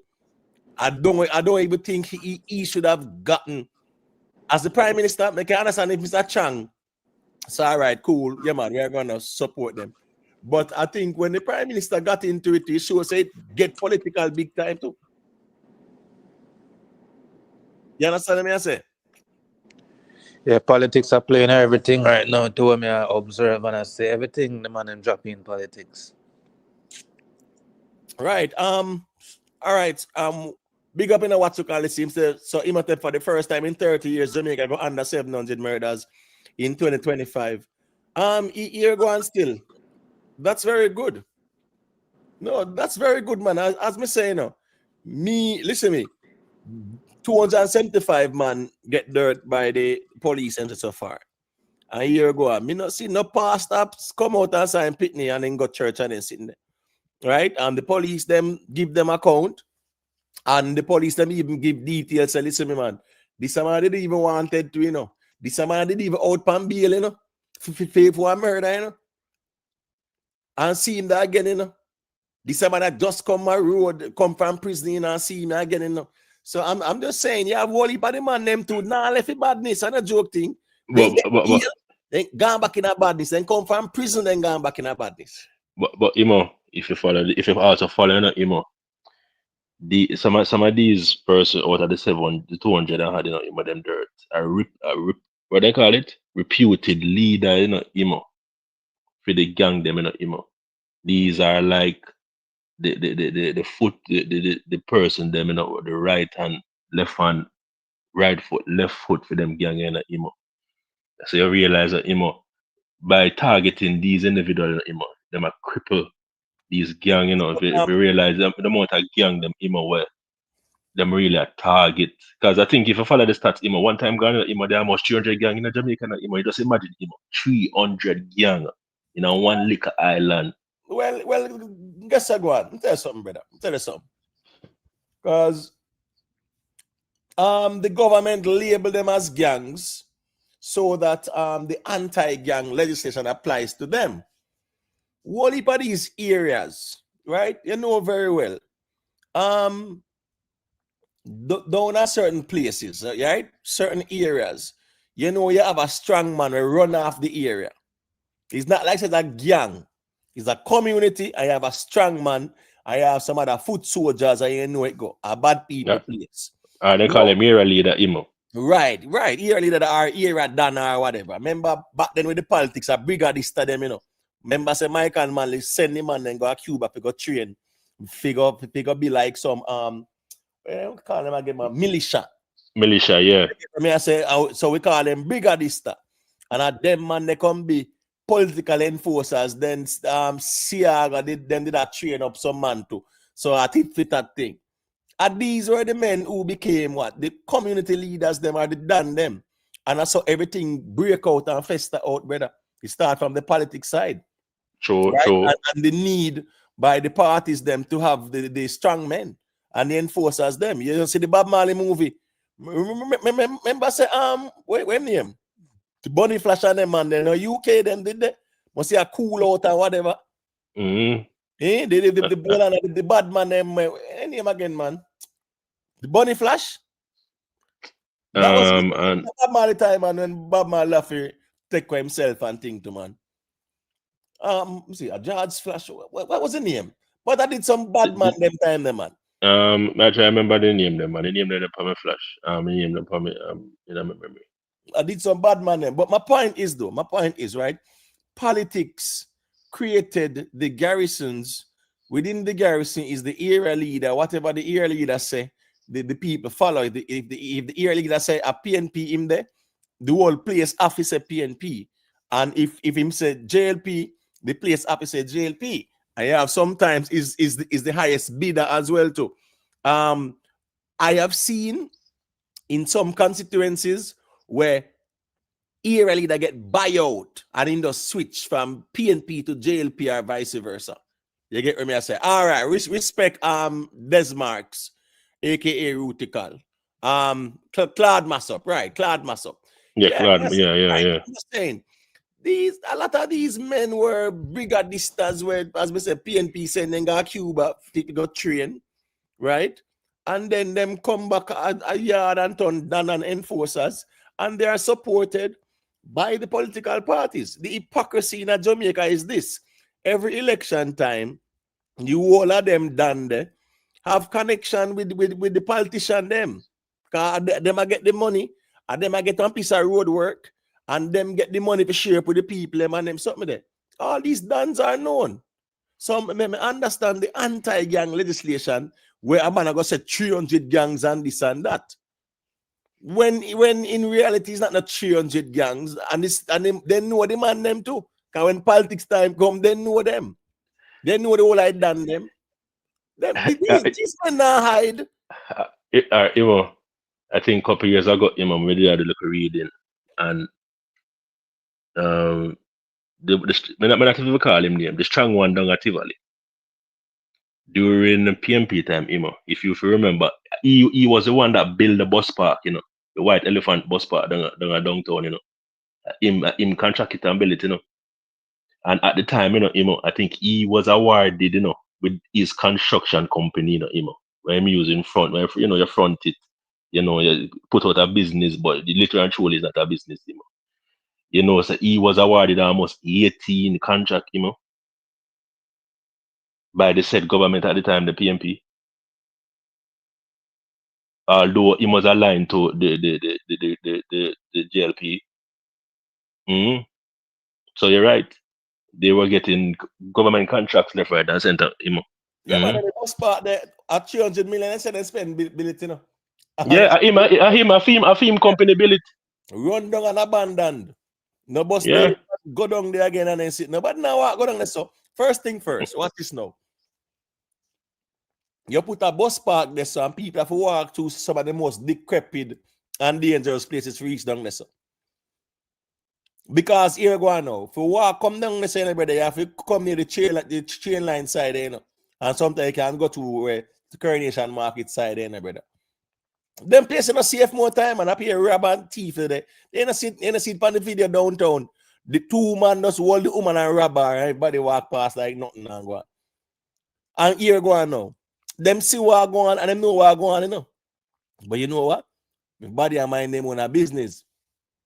If for some places, everybody can get involved. You understand what I say? Any certain countries, everybody can get involved and whatever, but again, now people are worried about them life too. Because you don't know what man have. True. Yeah, I mean, me see it go on to already too, and listen, me see a man, me see two man walk up to a girl and hug up the girl. You get what I say? And the man never rob the girl, And then them go and ask them and the girl are friend and they sit there and still say, yo, don't make a nice and say nothing, You get me? I say? Yeah, man, and take off our bracelet and take our phone and something. And you as a man now, you don't have nothing where I confront them with. You get me? But me I show you say, the Chinese woman original youth. The man never rob the woman. In a broad day, the same thing where you talk about, it look like I just man and woman thing and then walk up to her and dig her down neatly. Right, so right now in Jamaica, everybody mind their own business to you, man. Look on Crime Stop. Crime Stop not say solving crime pays. You understand what I say? And listen, the whole them crime they were going, somebody know. All of these areas where people are dead in a war are going, and them know who are doing it, Them know, and they not call Crime Stop and cash out. No, sir. They not do it because they must say what? The informal culture. All right, I'm gonna play this little video here, right? This is Miss Zuleika, Jess. I think she has the potential to be a very good MP, and I'm always for more women in politics as well, too, because one bag of old man them in a politics more time too. Just a couple of months before the election, even up or something there. Couple of months before the election, up away where's that again, man? Up at St. Andrew side there, Carl Samuda. I must have 40 odd years him there for. And them I put in Siv Wright and Tam Tavares, Finn's son. Two of them did a squabble over it. Then Samuda have to say him a go continue. And then apparently Andrew let's make a decision and then put Siv Wright there. You understand me? I say, and then put Tom Tavares Finch in the Senate, right? That thing get.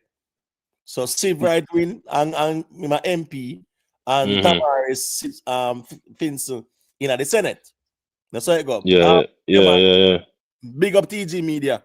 You know, it got manners and respect. Right. So my point is this now. 40 odd years, brother. Man, they all Mr. Shark can't hardly walk, brother. And I recently in the step aside, all man them all. But still, regardless how we want to look on it, see the view we look on it, that the people them in them area, the people that put them in, No, and the true. people that.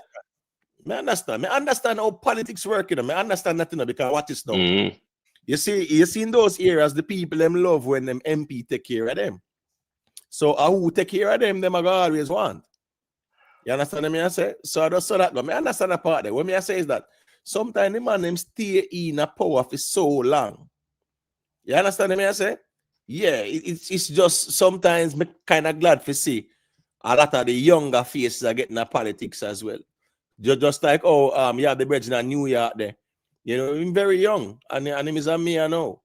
You get me? I say, Mam down here, whatever, you shake up the whole political landscape and things like that. But my point is that we need more younger folks in the process. So this is Miss Zuleika Jess, right? Zuleika Jess. She is where I think it's northeastern St. Elizabeth, and she is saying that. Let me play it so the people them hear she has said, because she has said that Mr. Chuck them coming to the constituency and issue a care package, and she was not made aware or contacted or nothing like that.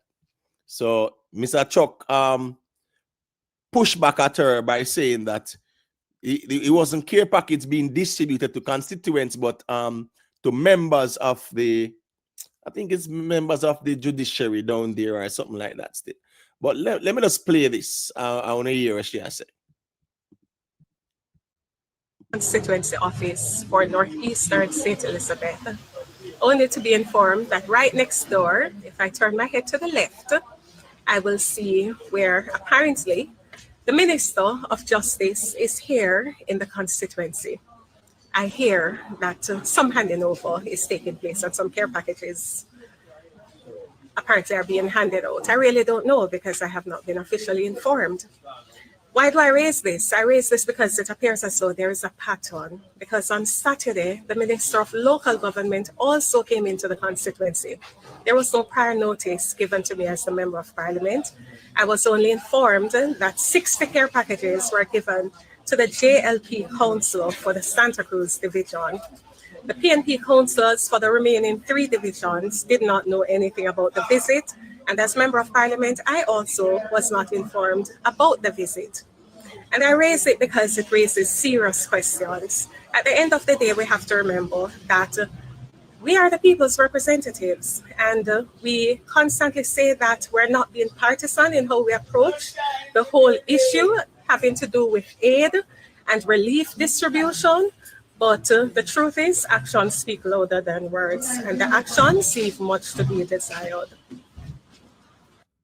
All right, I kind of like when the younger politicians utilize them social media platforms. You understand me? It's a good thing. Lisa Anna set that template.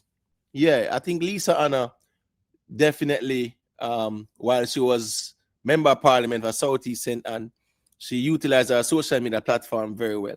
I realize what if the all MP them and them sitting there, or Carl Samura and them man there, you don't really see them, they make somebody a handle no social media, nothing for them back then. They never really so active on the social media. Even Mr. Warmington, them, you don't see them active like that. Yeah, Mr. Vaz, yeah, he will post up stuff on Marg and them ones there, but certain man like Mr. Warmington, them, I think them man they're fully active on the social media, but you see where the younger generation of MPs, you see Miss Zuleika Jess, you see what's the next one there that is in St. James, man. What's her name again? Burchell. Yeah, Nikisha Burchell. Nikisha Burchell, right. So you see, so they utilize them social media space, but based on what Miss Jess is saying, Miss Jess is saying she don't have a clue as to what's going on, right?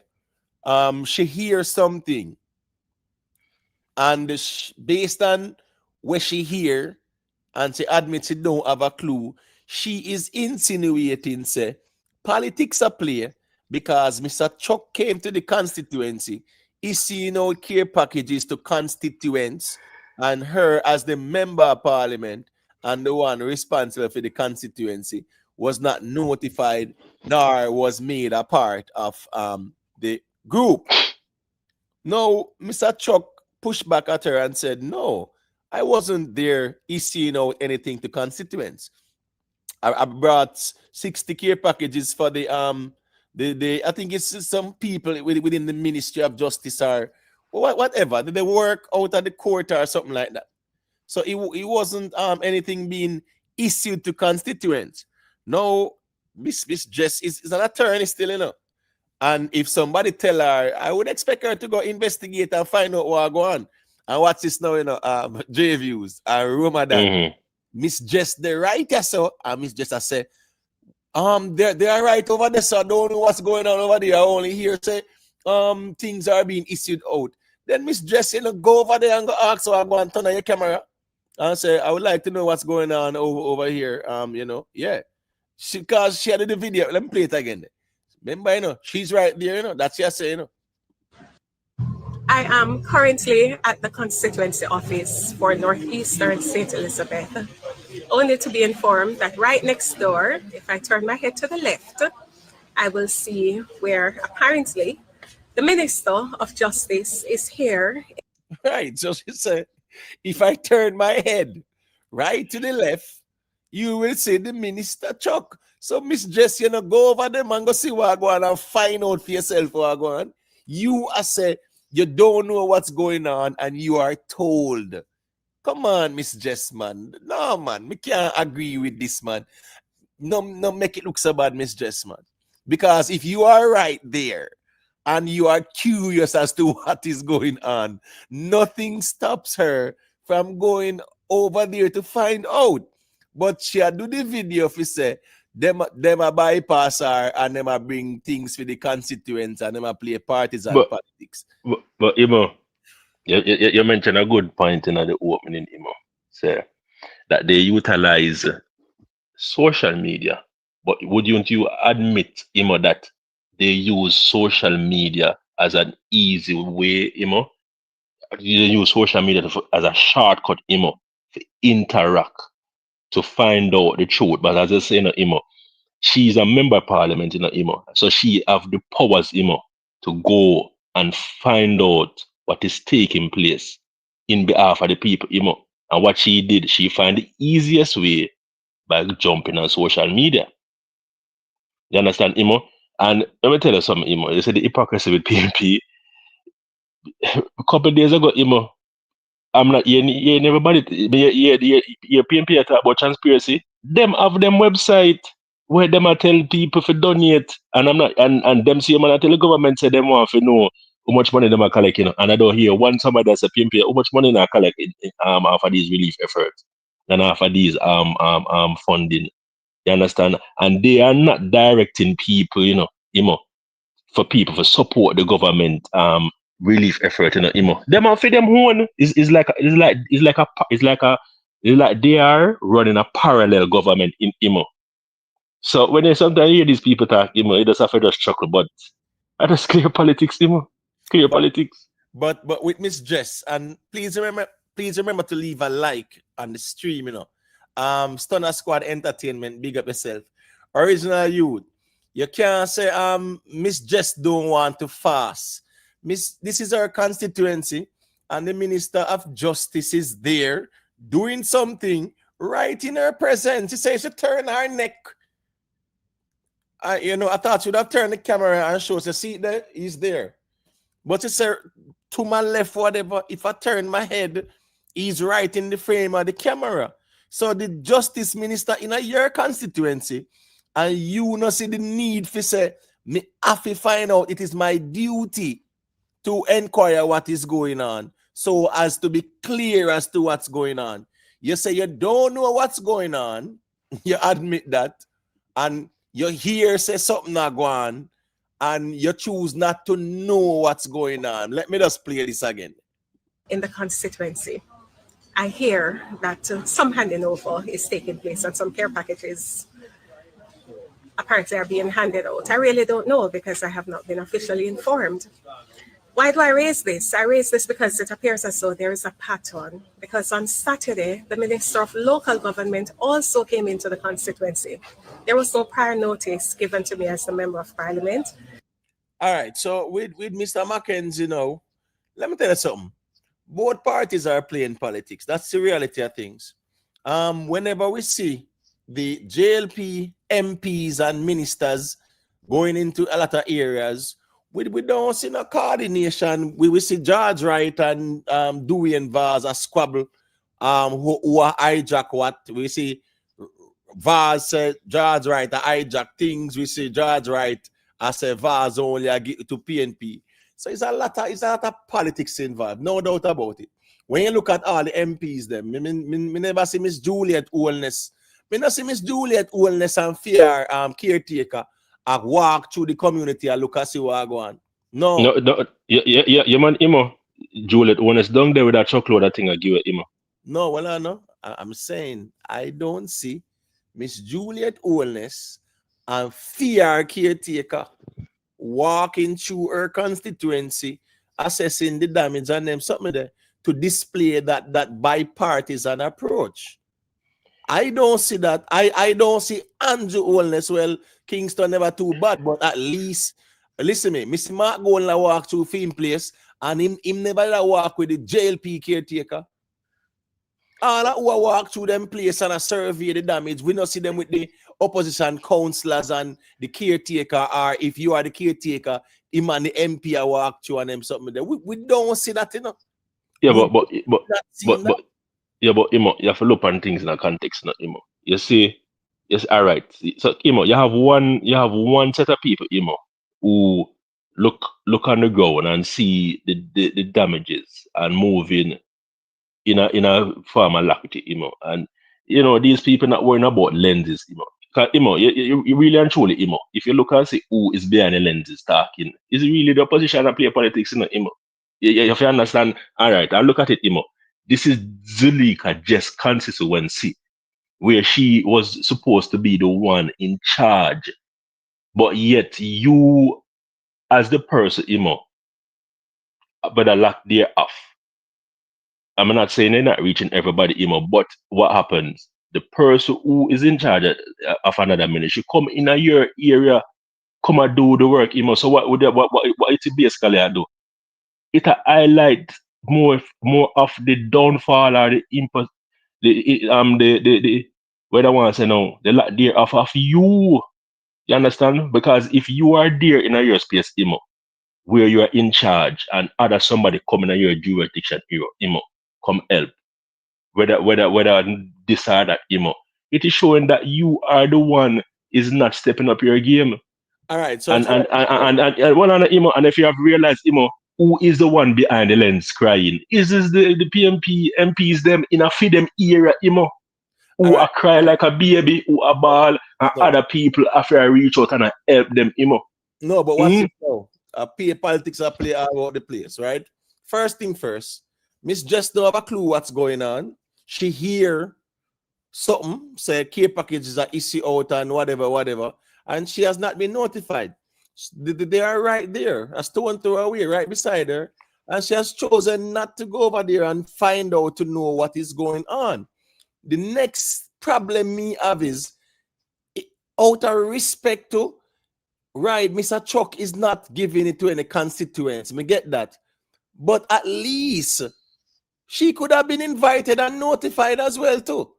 Yeah, what is now? Mr. Chuck is giving out the 60 packages to the staff members and whatever, right? Of the people in the Ministry of Justice, the right, people would have probably affected.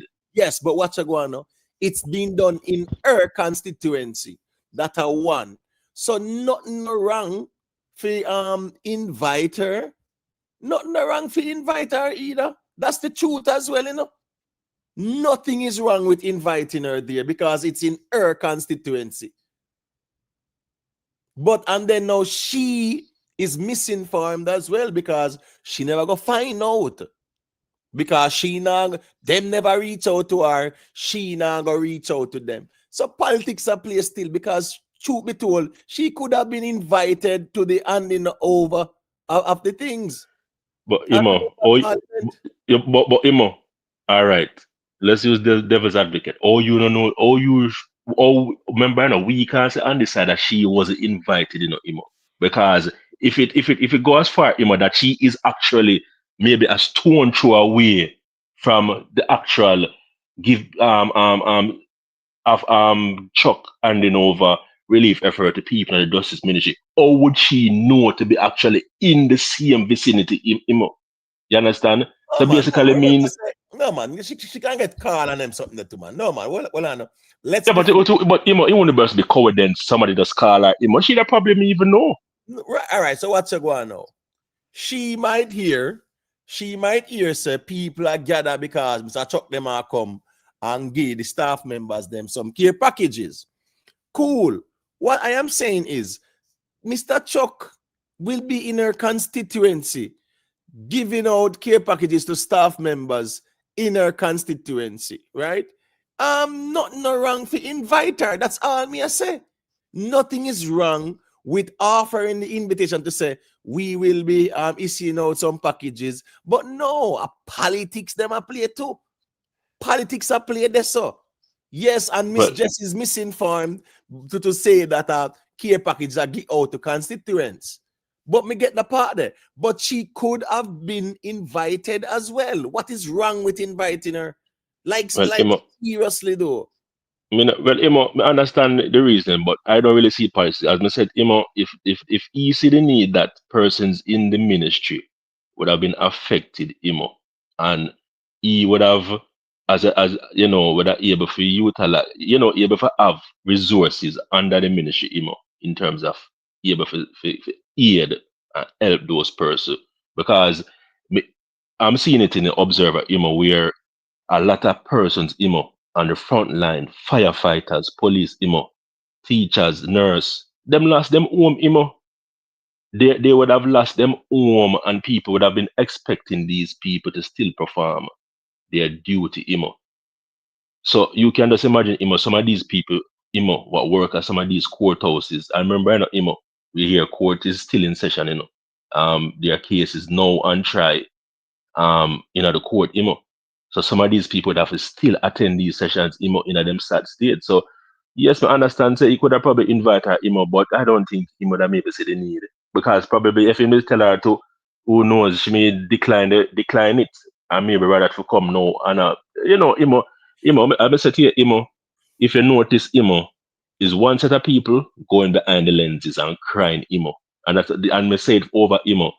leadership of these people have been highlighted by by how they are acting, Instead of coming in front of camera lenses, go out and help the people. You understand? And these people are the one crying behind lenses, and it's in their area, Understand? But what they do, they find the shortest way of doing things by just going behind a camera lens, Put on the camera lens, and go work for people. All right, so you're going still. I mean, in fairness, still, I think I've seen her doing some things. I remember Movada did actually give some goods to, because she was crying out. Remember, she was crying out, at the early stage as well. That is behind camera. If you know, everything will be behind camera lens. No, man. At that time when she cried out. When she cried out at the time, still, it was definitely a valid. It wasn't like a boy cried wolf kind of thing. It was a valid cry. You get what I say? At the time, appealing for help. But I see where someone I say, Sean Powell, I say, we all know about Miss Jess. Here go on. I know anyway in the Sean, where you can prove. And here go on now still. If you're gonna say Miss Jess use money and catch people, all politicians do that. Who not do it? That's the hypocrisy in the politics too. If the whole of them spend the money, right? If you catch the people them. Because the masses will come out and go vote like that, and money have to spend. That's why when our election time a year said that's 1 billion has been allocated and money is allocated to each MP if he spruce up on them sitting there. Because you know, say the bread and butter that. Right? People and get piece of little work. The dads get the road work, right? And him employ the people them and then get one piece of food for the day. And next set come work tomorrow and get a piece of food. And everybody get a food. So you know, say yeah, you know, they might go vote PNP, they might go vote JLP. That's so politics run in Jamaica. And that's one of the most hypocritical thing about Jamaica. Everybody know how the system run, and everybody have turn a blind eye to it. I know joke thing. But again, no, I know where you know where you can prove. So I don't have Miss Jess on trial up here, Sean Powell. Yeah, me nah use no moral compass measure her like that. I'm just speaking about the fact that she's right there, and to say Mr. Chuck is right there, issuing out some care packages to some staff members, and she was not invited. But as me say, she could have gone over there to decent nice. She could have gone over there to find out what is going on in her constituency. Nothing wrong with that still, because at least whenever she's speaking, she would have been speaking from an informed perspective and not out of ignorance of the situation. You get what me I say decent nice. So while you might say you would go either because them rude, Mr. Chuck, them could have invite her too. They could have invited her because I in a fair constituency. And she's right there. Right? Them could have invited her and she couldn't go find out what go on to still, because you have the responsibility to find out what go on. If you are the MP, yeah, go find out what's going on. And when you hear say he was handing over of care packages to some staff members, then I can say, well, I mean, hey, I don't have a problem being present, you know. I mean, I could have been, you know, invited. Nothing is wrong with inviting me. If I can make it, I'll make it. If I can't, I can't. But at least an invitation, yeah, man, that should have been done still. That should have been done still. Trust me, watch this now. You see when Trump goes to certain places, say one storm going somewhere or one disaster going somewhere. When Trump going down there, who am I going to link with? The governor, right? Am I going to link with the governor? And the senators, them and them something like this, so to speak. Even if the governor is a Democrat, the governor will be there. Trump now just go down there and sidestep the governor. Because that no look right. What me I say is that if anything I go under the constituency, you hear Miss Jess say over the weekend, local government minister, Mr. Desmond McKenzie, you know, him face the bad too, you know. Him not like a bone of them neither. One of them play politics, right? But this particular one, right, did it on its merit. She is right there. She has the opportunity to find out what is going on behind her back or right beside her, and she choose not to. She turn on our camera, and she's pretty much misrepresenting the facts still. I was only informed that 60 care packages were given to the JLP Council for the Santa Cruz division. The PNP councillors for the remaining 3 divisions did not know anything about the visit, and as Member of Parliament, I also was not informed about the visit. And I raise it because it raises serious questions. At the end of the day, we have to remember that we are the people's representatives, and we constantly say that we're not being... Yeah, as I say, with each constituency, yeah, we don't see the unity at all. It does not look good. And nothing is wrong with inviting the member of parliament. You know, yeah, it's a ceremony handover thing. And Mr. Chuck, yeah, we not labor right and whatever, yes, but all the PNP councillors, them, we not invite them, man.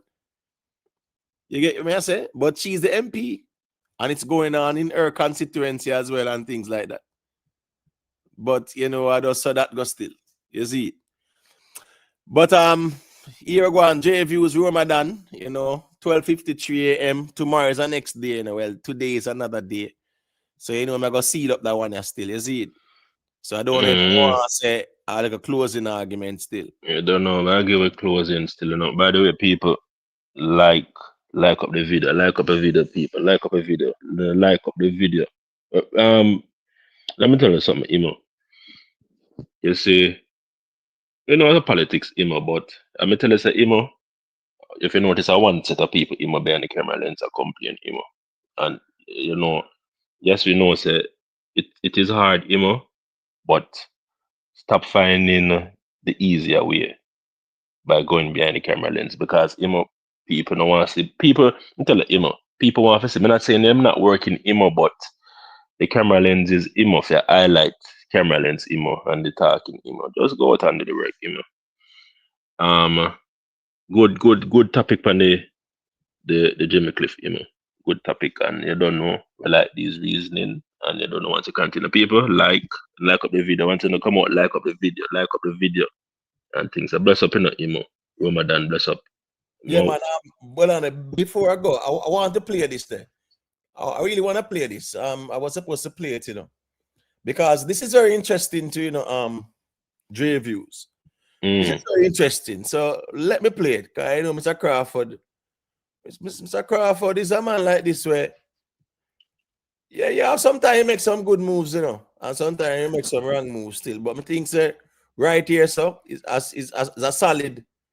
He have a solid point in my view. Can you remind me of the number of packages that the government has distributed to this point? I think it was 116,000. 15,000. It was indicated too that partners would have been distributing. Do you have information about that number from the partners? Not in my notes here, but I can indicate, for example, that the World Food Kitchen was one of our stronger partners. To date, they're doing just 1.3 million hot meals into various communities. Right, but that's not packages. That would have been that's hot meals. Right, so they will give a daily distribution of hot meals. So if we work with the 116, you also indicated that you estimate that each package would serve about 4 people. Yes, for 4 days. For 4 days. Yeah. So with about 20 days gone, then we should have had about 5 rotations. That is ideal. That is ideal. So with this number, we should have indicated that if it was serving a family of 4, then at best, each family would have received 1/5 of the time, or 1/5 of the families would have received enough times. Which one is the more likely circumstance? Repeat this for my clarity. All right. So one for the 5 periods that would have existed since the hurricane, you have distributed enough food for 1 per family. So if it is 1 per family, then they would have received 1/5 of the times that you desired. Or was it that 1/5 of the family received enough rotations?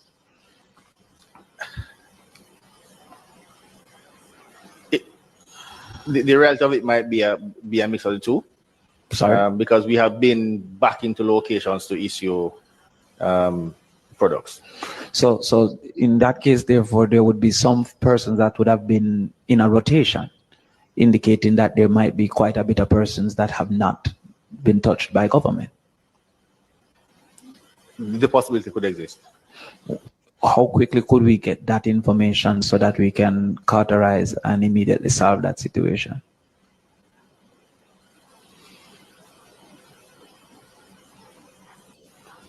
All right, so this is what you call a baptism of fire. You know what's right beside him. You know who they right beside him to the left of the screen, J Views. Yeah, what you say, but I couldn't say. No man, he's hidden from the camera. No, that's Mr. Rocky Mead. Me I tell you say that the man there. Well, I mean I know something about him. Where as me I say, he's very, very powerful, He's very powerful, very powerful with Andrew Wallace. And rightfully so, because if he's qualified. So he's right there. Apparently, he's there to assist him as well, because it got more time, he can just, he can ask him or he can respond and tell him what he say or whatever. But right now, still to be honest with you, with the questions Mr. Crawford asks, this is the new Director General of ADPEM, right? And this man not have no data if present to the public administration appropriation committee, brother. Right? He say him have to check him notes. And when Mr. Crawford asked him about the rotation in terms of him say one package for a family, I must say 5 or 4 or whatever.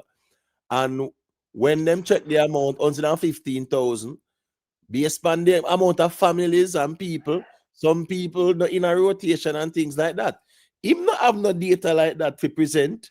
And I think if you're coming to a forum like this, in the parliament like that, right? You're supposed to have well armed to the teeth, man. Yeah, me not lie still. He should have been well armed to the teeth here to answer Mr. Crawford's question. Him should never tell us I'm looking at him notes. What kind of notes, me general? He's supposed to present to the people. Yeah, but you know say Crawford trying to be mathematical, in terms. Crawford tried to be clinical. Yeah, in terms of he baptized him in a fire. because you know what last week, whenever you use the fraction, the 1/3 of the kind. Right, no, but Crawford is saying that it's either 1/5 of the people are getting the rotation, right? Or they are not. And then now he's asking for data, and this man have the data. When I say this was a baptism of fire, and Mr. Rocky Mead, Major General Rocky Mead, or Lieutenant General or whatever, Chief of Staff, the amount of position this man had. But my point is, Rocky Mead couldn't save him there, so Mr. Crawford really drag him out into the sea and baptize him with fire still in this one. And truth be told is that still, if he's coming into parliament still, at least him have him data still ready, man.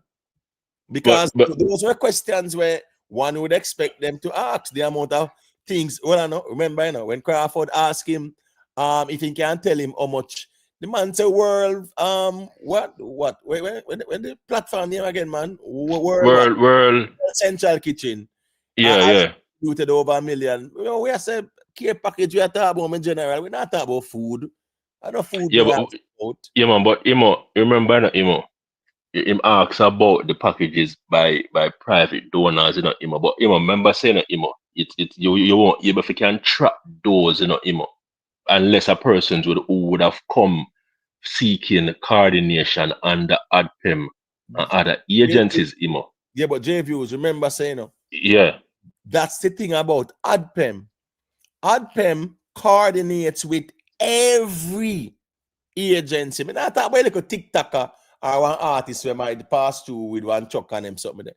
I'm talking about all the relevant agencies, all non-governmental agencies, all charities who are coming and I do this and do that. They coordinate with them, right? So therefore, they should have data from these groups. So but you want to think that their relief aid and effort would also be added to the rotation and the coordination of the ADPEM in behalf of the JCF.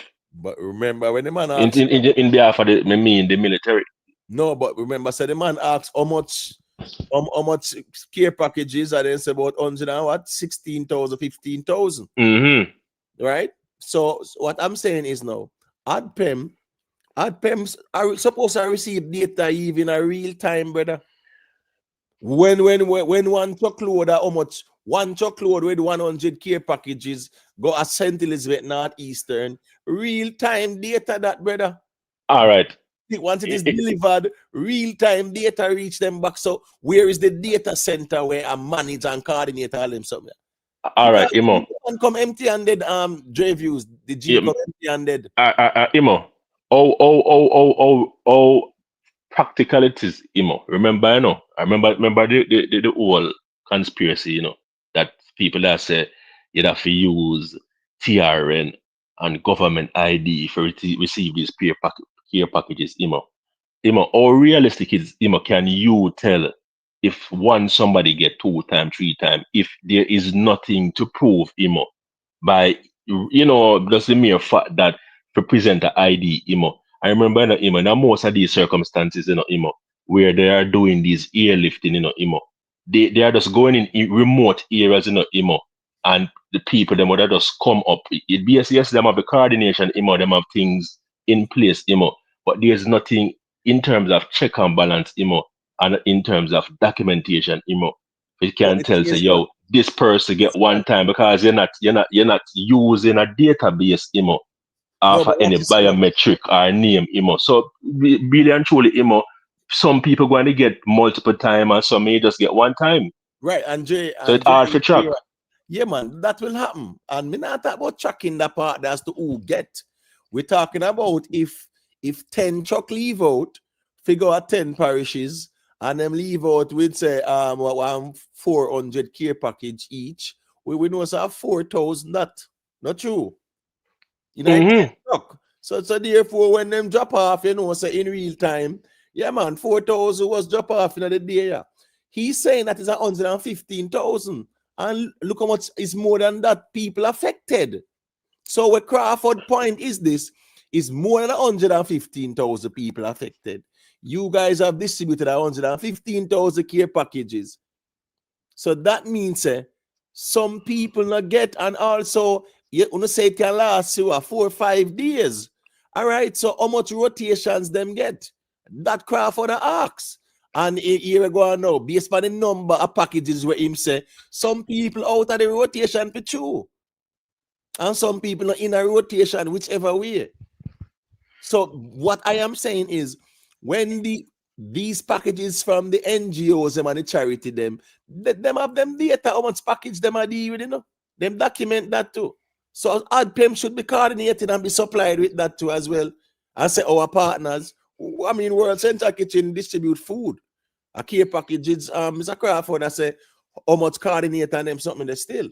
But as me say again, Mr. Crawford really baptized him in a fire still. Because Yeah, he me understand. Yeah, me see it, yes. And yeah, him could have come and figure. But we watching the seeing what's going on, and yeah, that's that ask. So what's the timestamp on a video? When was this? In terms of the meeting in at the PSAC with the hammer, because this was I, it was Friday or something like that. I think it was all Friday. right. All right, so the last update me get is the Rural Central Kitchen, they gone over 2 million Yeah, man, we're not distribution of talking about food. food. We're not talking about No, food. man, no, yeah, me know, but I'm just saying, so based off of that, the numbers in terms of relief also would have also increase, Yeah, maybe man. Hold based on, let on me when that video would have happened. So review. basically, a lot more people would have gotten relief packages, or Yeah, maybe would have Jay. gotten multiple.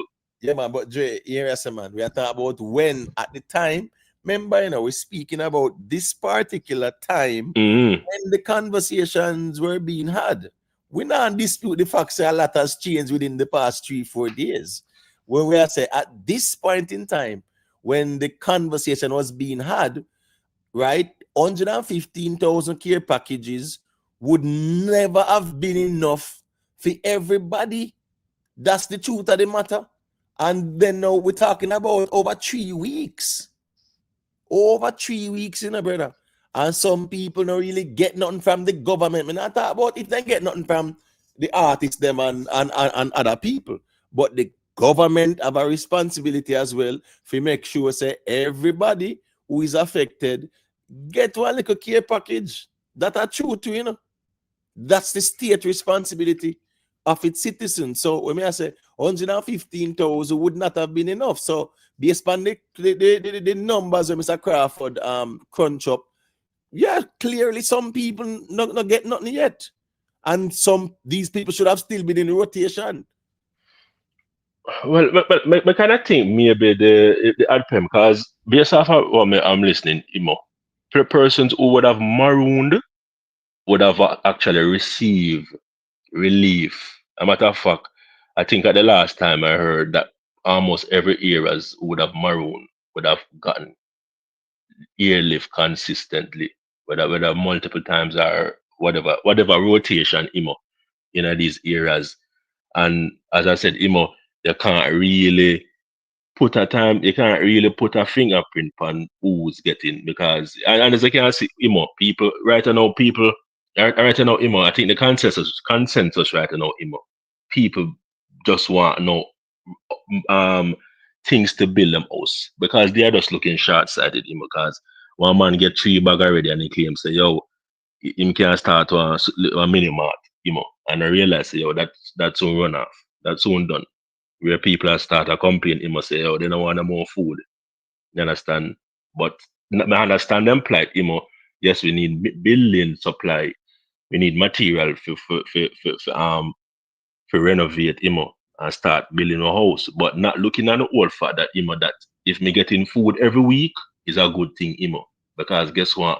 This is gonna be a long run, So you get 3 bag of food, I think say it gonna last till Christmas. That's a mistake, No, because you're no, gonna man, have me another understand. few Me more understand months what left. you're saying. Dre, Mm. the problem is not the recipients of the goods, The problem is the proper documentation of what is being issued out, how much, and even the other entities that are tasked with doing that, how much them distribute to. He should be able to inform the committee in a parliament, we say, and have him data, right? We say from the various NGOs, 200,000, from the government 100,000, food for the poor, they actually gave out 50,000, and him can't say that. I mean, World Central Kitchen, a food them deal, lunch and cook and serve in a box. A care packages, him really talk about. So I'm just saying, in a situation like that, of course, it would have been important for him to have at least that type of data. It kind of shows, say, yes, there's coordination and there is documentation as well, because we are in 2025 and everything is coordinated through ADPEM. So all the data should be running through ADPEM. So him should have well armed to the teeth. So Mr. Crawford ambush him like that and baptize him in a fire. But anyway, still, I'm gonna see that the reason, as me say, I just wanted to play that because I found that very interesting. You get what me I say? Yeah, man, and it shows that sometimes come prepared, me general. Me know say you new to the thing, And Mr. Rocky Mead is there, but here we go, and a good question Crawford asked still. And as me say, Good question. coming Yes, to a good these question. places, Yes. one would expect him to have some details though, to tell the committee, make it look professional and them something they still. Another joke thing. I'm the Director General for ADPEM, who is coordinating all the relief efforts and everything I run through ADPEM, brother. Everything I run through ADPEM. So in can't come out and say that I'll have to look in my notes. No, not your notes, my general. You're supposed to have data. All right. So, me up on AdPem website, and right now, if you go on AdPem website, so them even schedule right now. There's a schedule, Monday to the 24th. Yeah. So from Monday the 24th, so drops Monday the 24th, Monday 24th of November 2025. Them post the drops. Them post all the areas in St. Elizabeth, St. James, Hanover. Them show where the jobs are. No, me understand that in my general. I understand that part there. What me I say is that Mr. Crawford craft him that's still. You get what me I say? Yeah, man. That's man. Me know. And them even show all right, so yes, I'm sure up on their website, 154 packaging terms. And I'm sure the amount of drops so far in terms of helicopter and them things. So them have it on their website still, Yes, but as I said, probably him come unprepared still. These are the public administration and appropriation committee where in a parliament this way I deal with spending and this and that and whatever was issued out. You as a director general, of course, you have to come prepared, brother. Because you know you're gonna ask questions. Yeah, Mr. Rocky Mead is there, but you are the director general. Mr. Rocky Mead is there to advise you. You get what I say? Yeah, that's fine. Because I am convinced that Mr. Rocky Mead bringing this man, and nothing wrong if he's competent enough, bring him in. If you're going to replace a man where you say incompetent, and you see a man competent, nothing wrong to tell and just say, boy, you can't use a man there. I'm thinking he have the expertise and whatever. But at the same time, still, yeah, I mean, him him young to the thing in terms of him just forward the night and whole heap go on for him manage. Really and truly still a baptism of fire Andrew once and put him in that too. As director general, just throw him in the mix right in the eye of the storm in terms of the massive damage with the whole aftermath and things. So there's a lot on his plate too. But at the same time, he must know say in a parliament, the man then crafty. So you have to come prepared. A matter of fact, if you follow them PSA meeting, a matter of fact, me watch it some of the time, sometimes I feel sorry for some of them big people for some of them ministry, because some of them people in the ministry, they're not really too up to date or go on their ministry, and they come in front of them. I remember, them member of parliament, them see if you devour them, That's still. But anyway, I take myself anyway, go big up yourself. Yeah, man. So bless up yourself, J views. I don't know people like man. up the thing, So next time, with the panic live and direct manners. Respect. Yeah, man. People just know say by 7:30 you can peep over here and see if nothing go on and the night time. You see it. Yeah, if me have like a time, me what a like a reason still. But sometimes we're super busy too. But if you can what a like a reason for a 5 hour, one solid 5 hour with a reasoning, yeah, man, the thing go. Well on the Ramadan is still there, me G. Yeah, man. Bless up everybody. Respect yourself. People like, share, subscribe. Up, out. Yeah, man. Big up yourself, Ramadan. Big up yourself, man, boo boo. These are nice, it go. Respect. Original youth.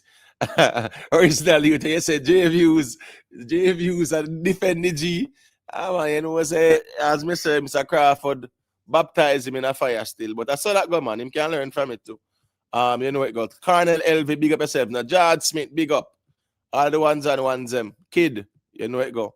Sean Powell, Ratier, One Queen Lakeisha, Stunner Squad, Entertainment. It go. Everybody where they and check in, we leave a like, big up. You see it, HLRJ Steamore, TG Media, Anthony Johnson. Yeah, man, big up, man. Rutical, all the ones and ones them, Just drop a like on your way out, people. It go manners and respect. It was a very good reasoning. I really enjoyed Jimmy Cliff conversation there as well. We have lost a legend, and we just hope say them take this thing as serious, line up a museum, man. Yeah, man. You can make the history of the music just gone all about the place, and we don't have no history of it at all. The only history about reggae music is Bob Marley Museum, right? And that is that Bob Marley history that Jamaica need a music museum. Yeah, to remind the world that we birthed reggae and ska and rocksteady and dancehall and them sitting there. Yeah, man. So, anyways, people, big up on yourself. Remember to leave a like. Big up to Ryan Scott and big up to One Cushman. It go. Respect to the people and we like, we share, we subscribe. Greatly appreciated. It go. People there 5 hours 41 minutes on a Monday. So that says a lot. So big up on yourself. Respect.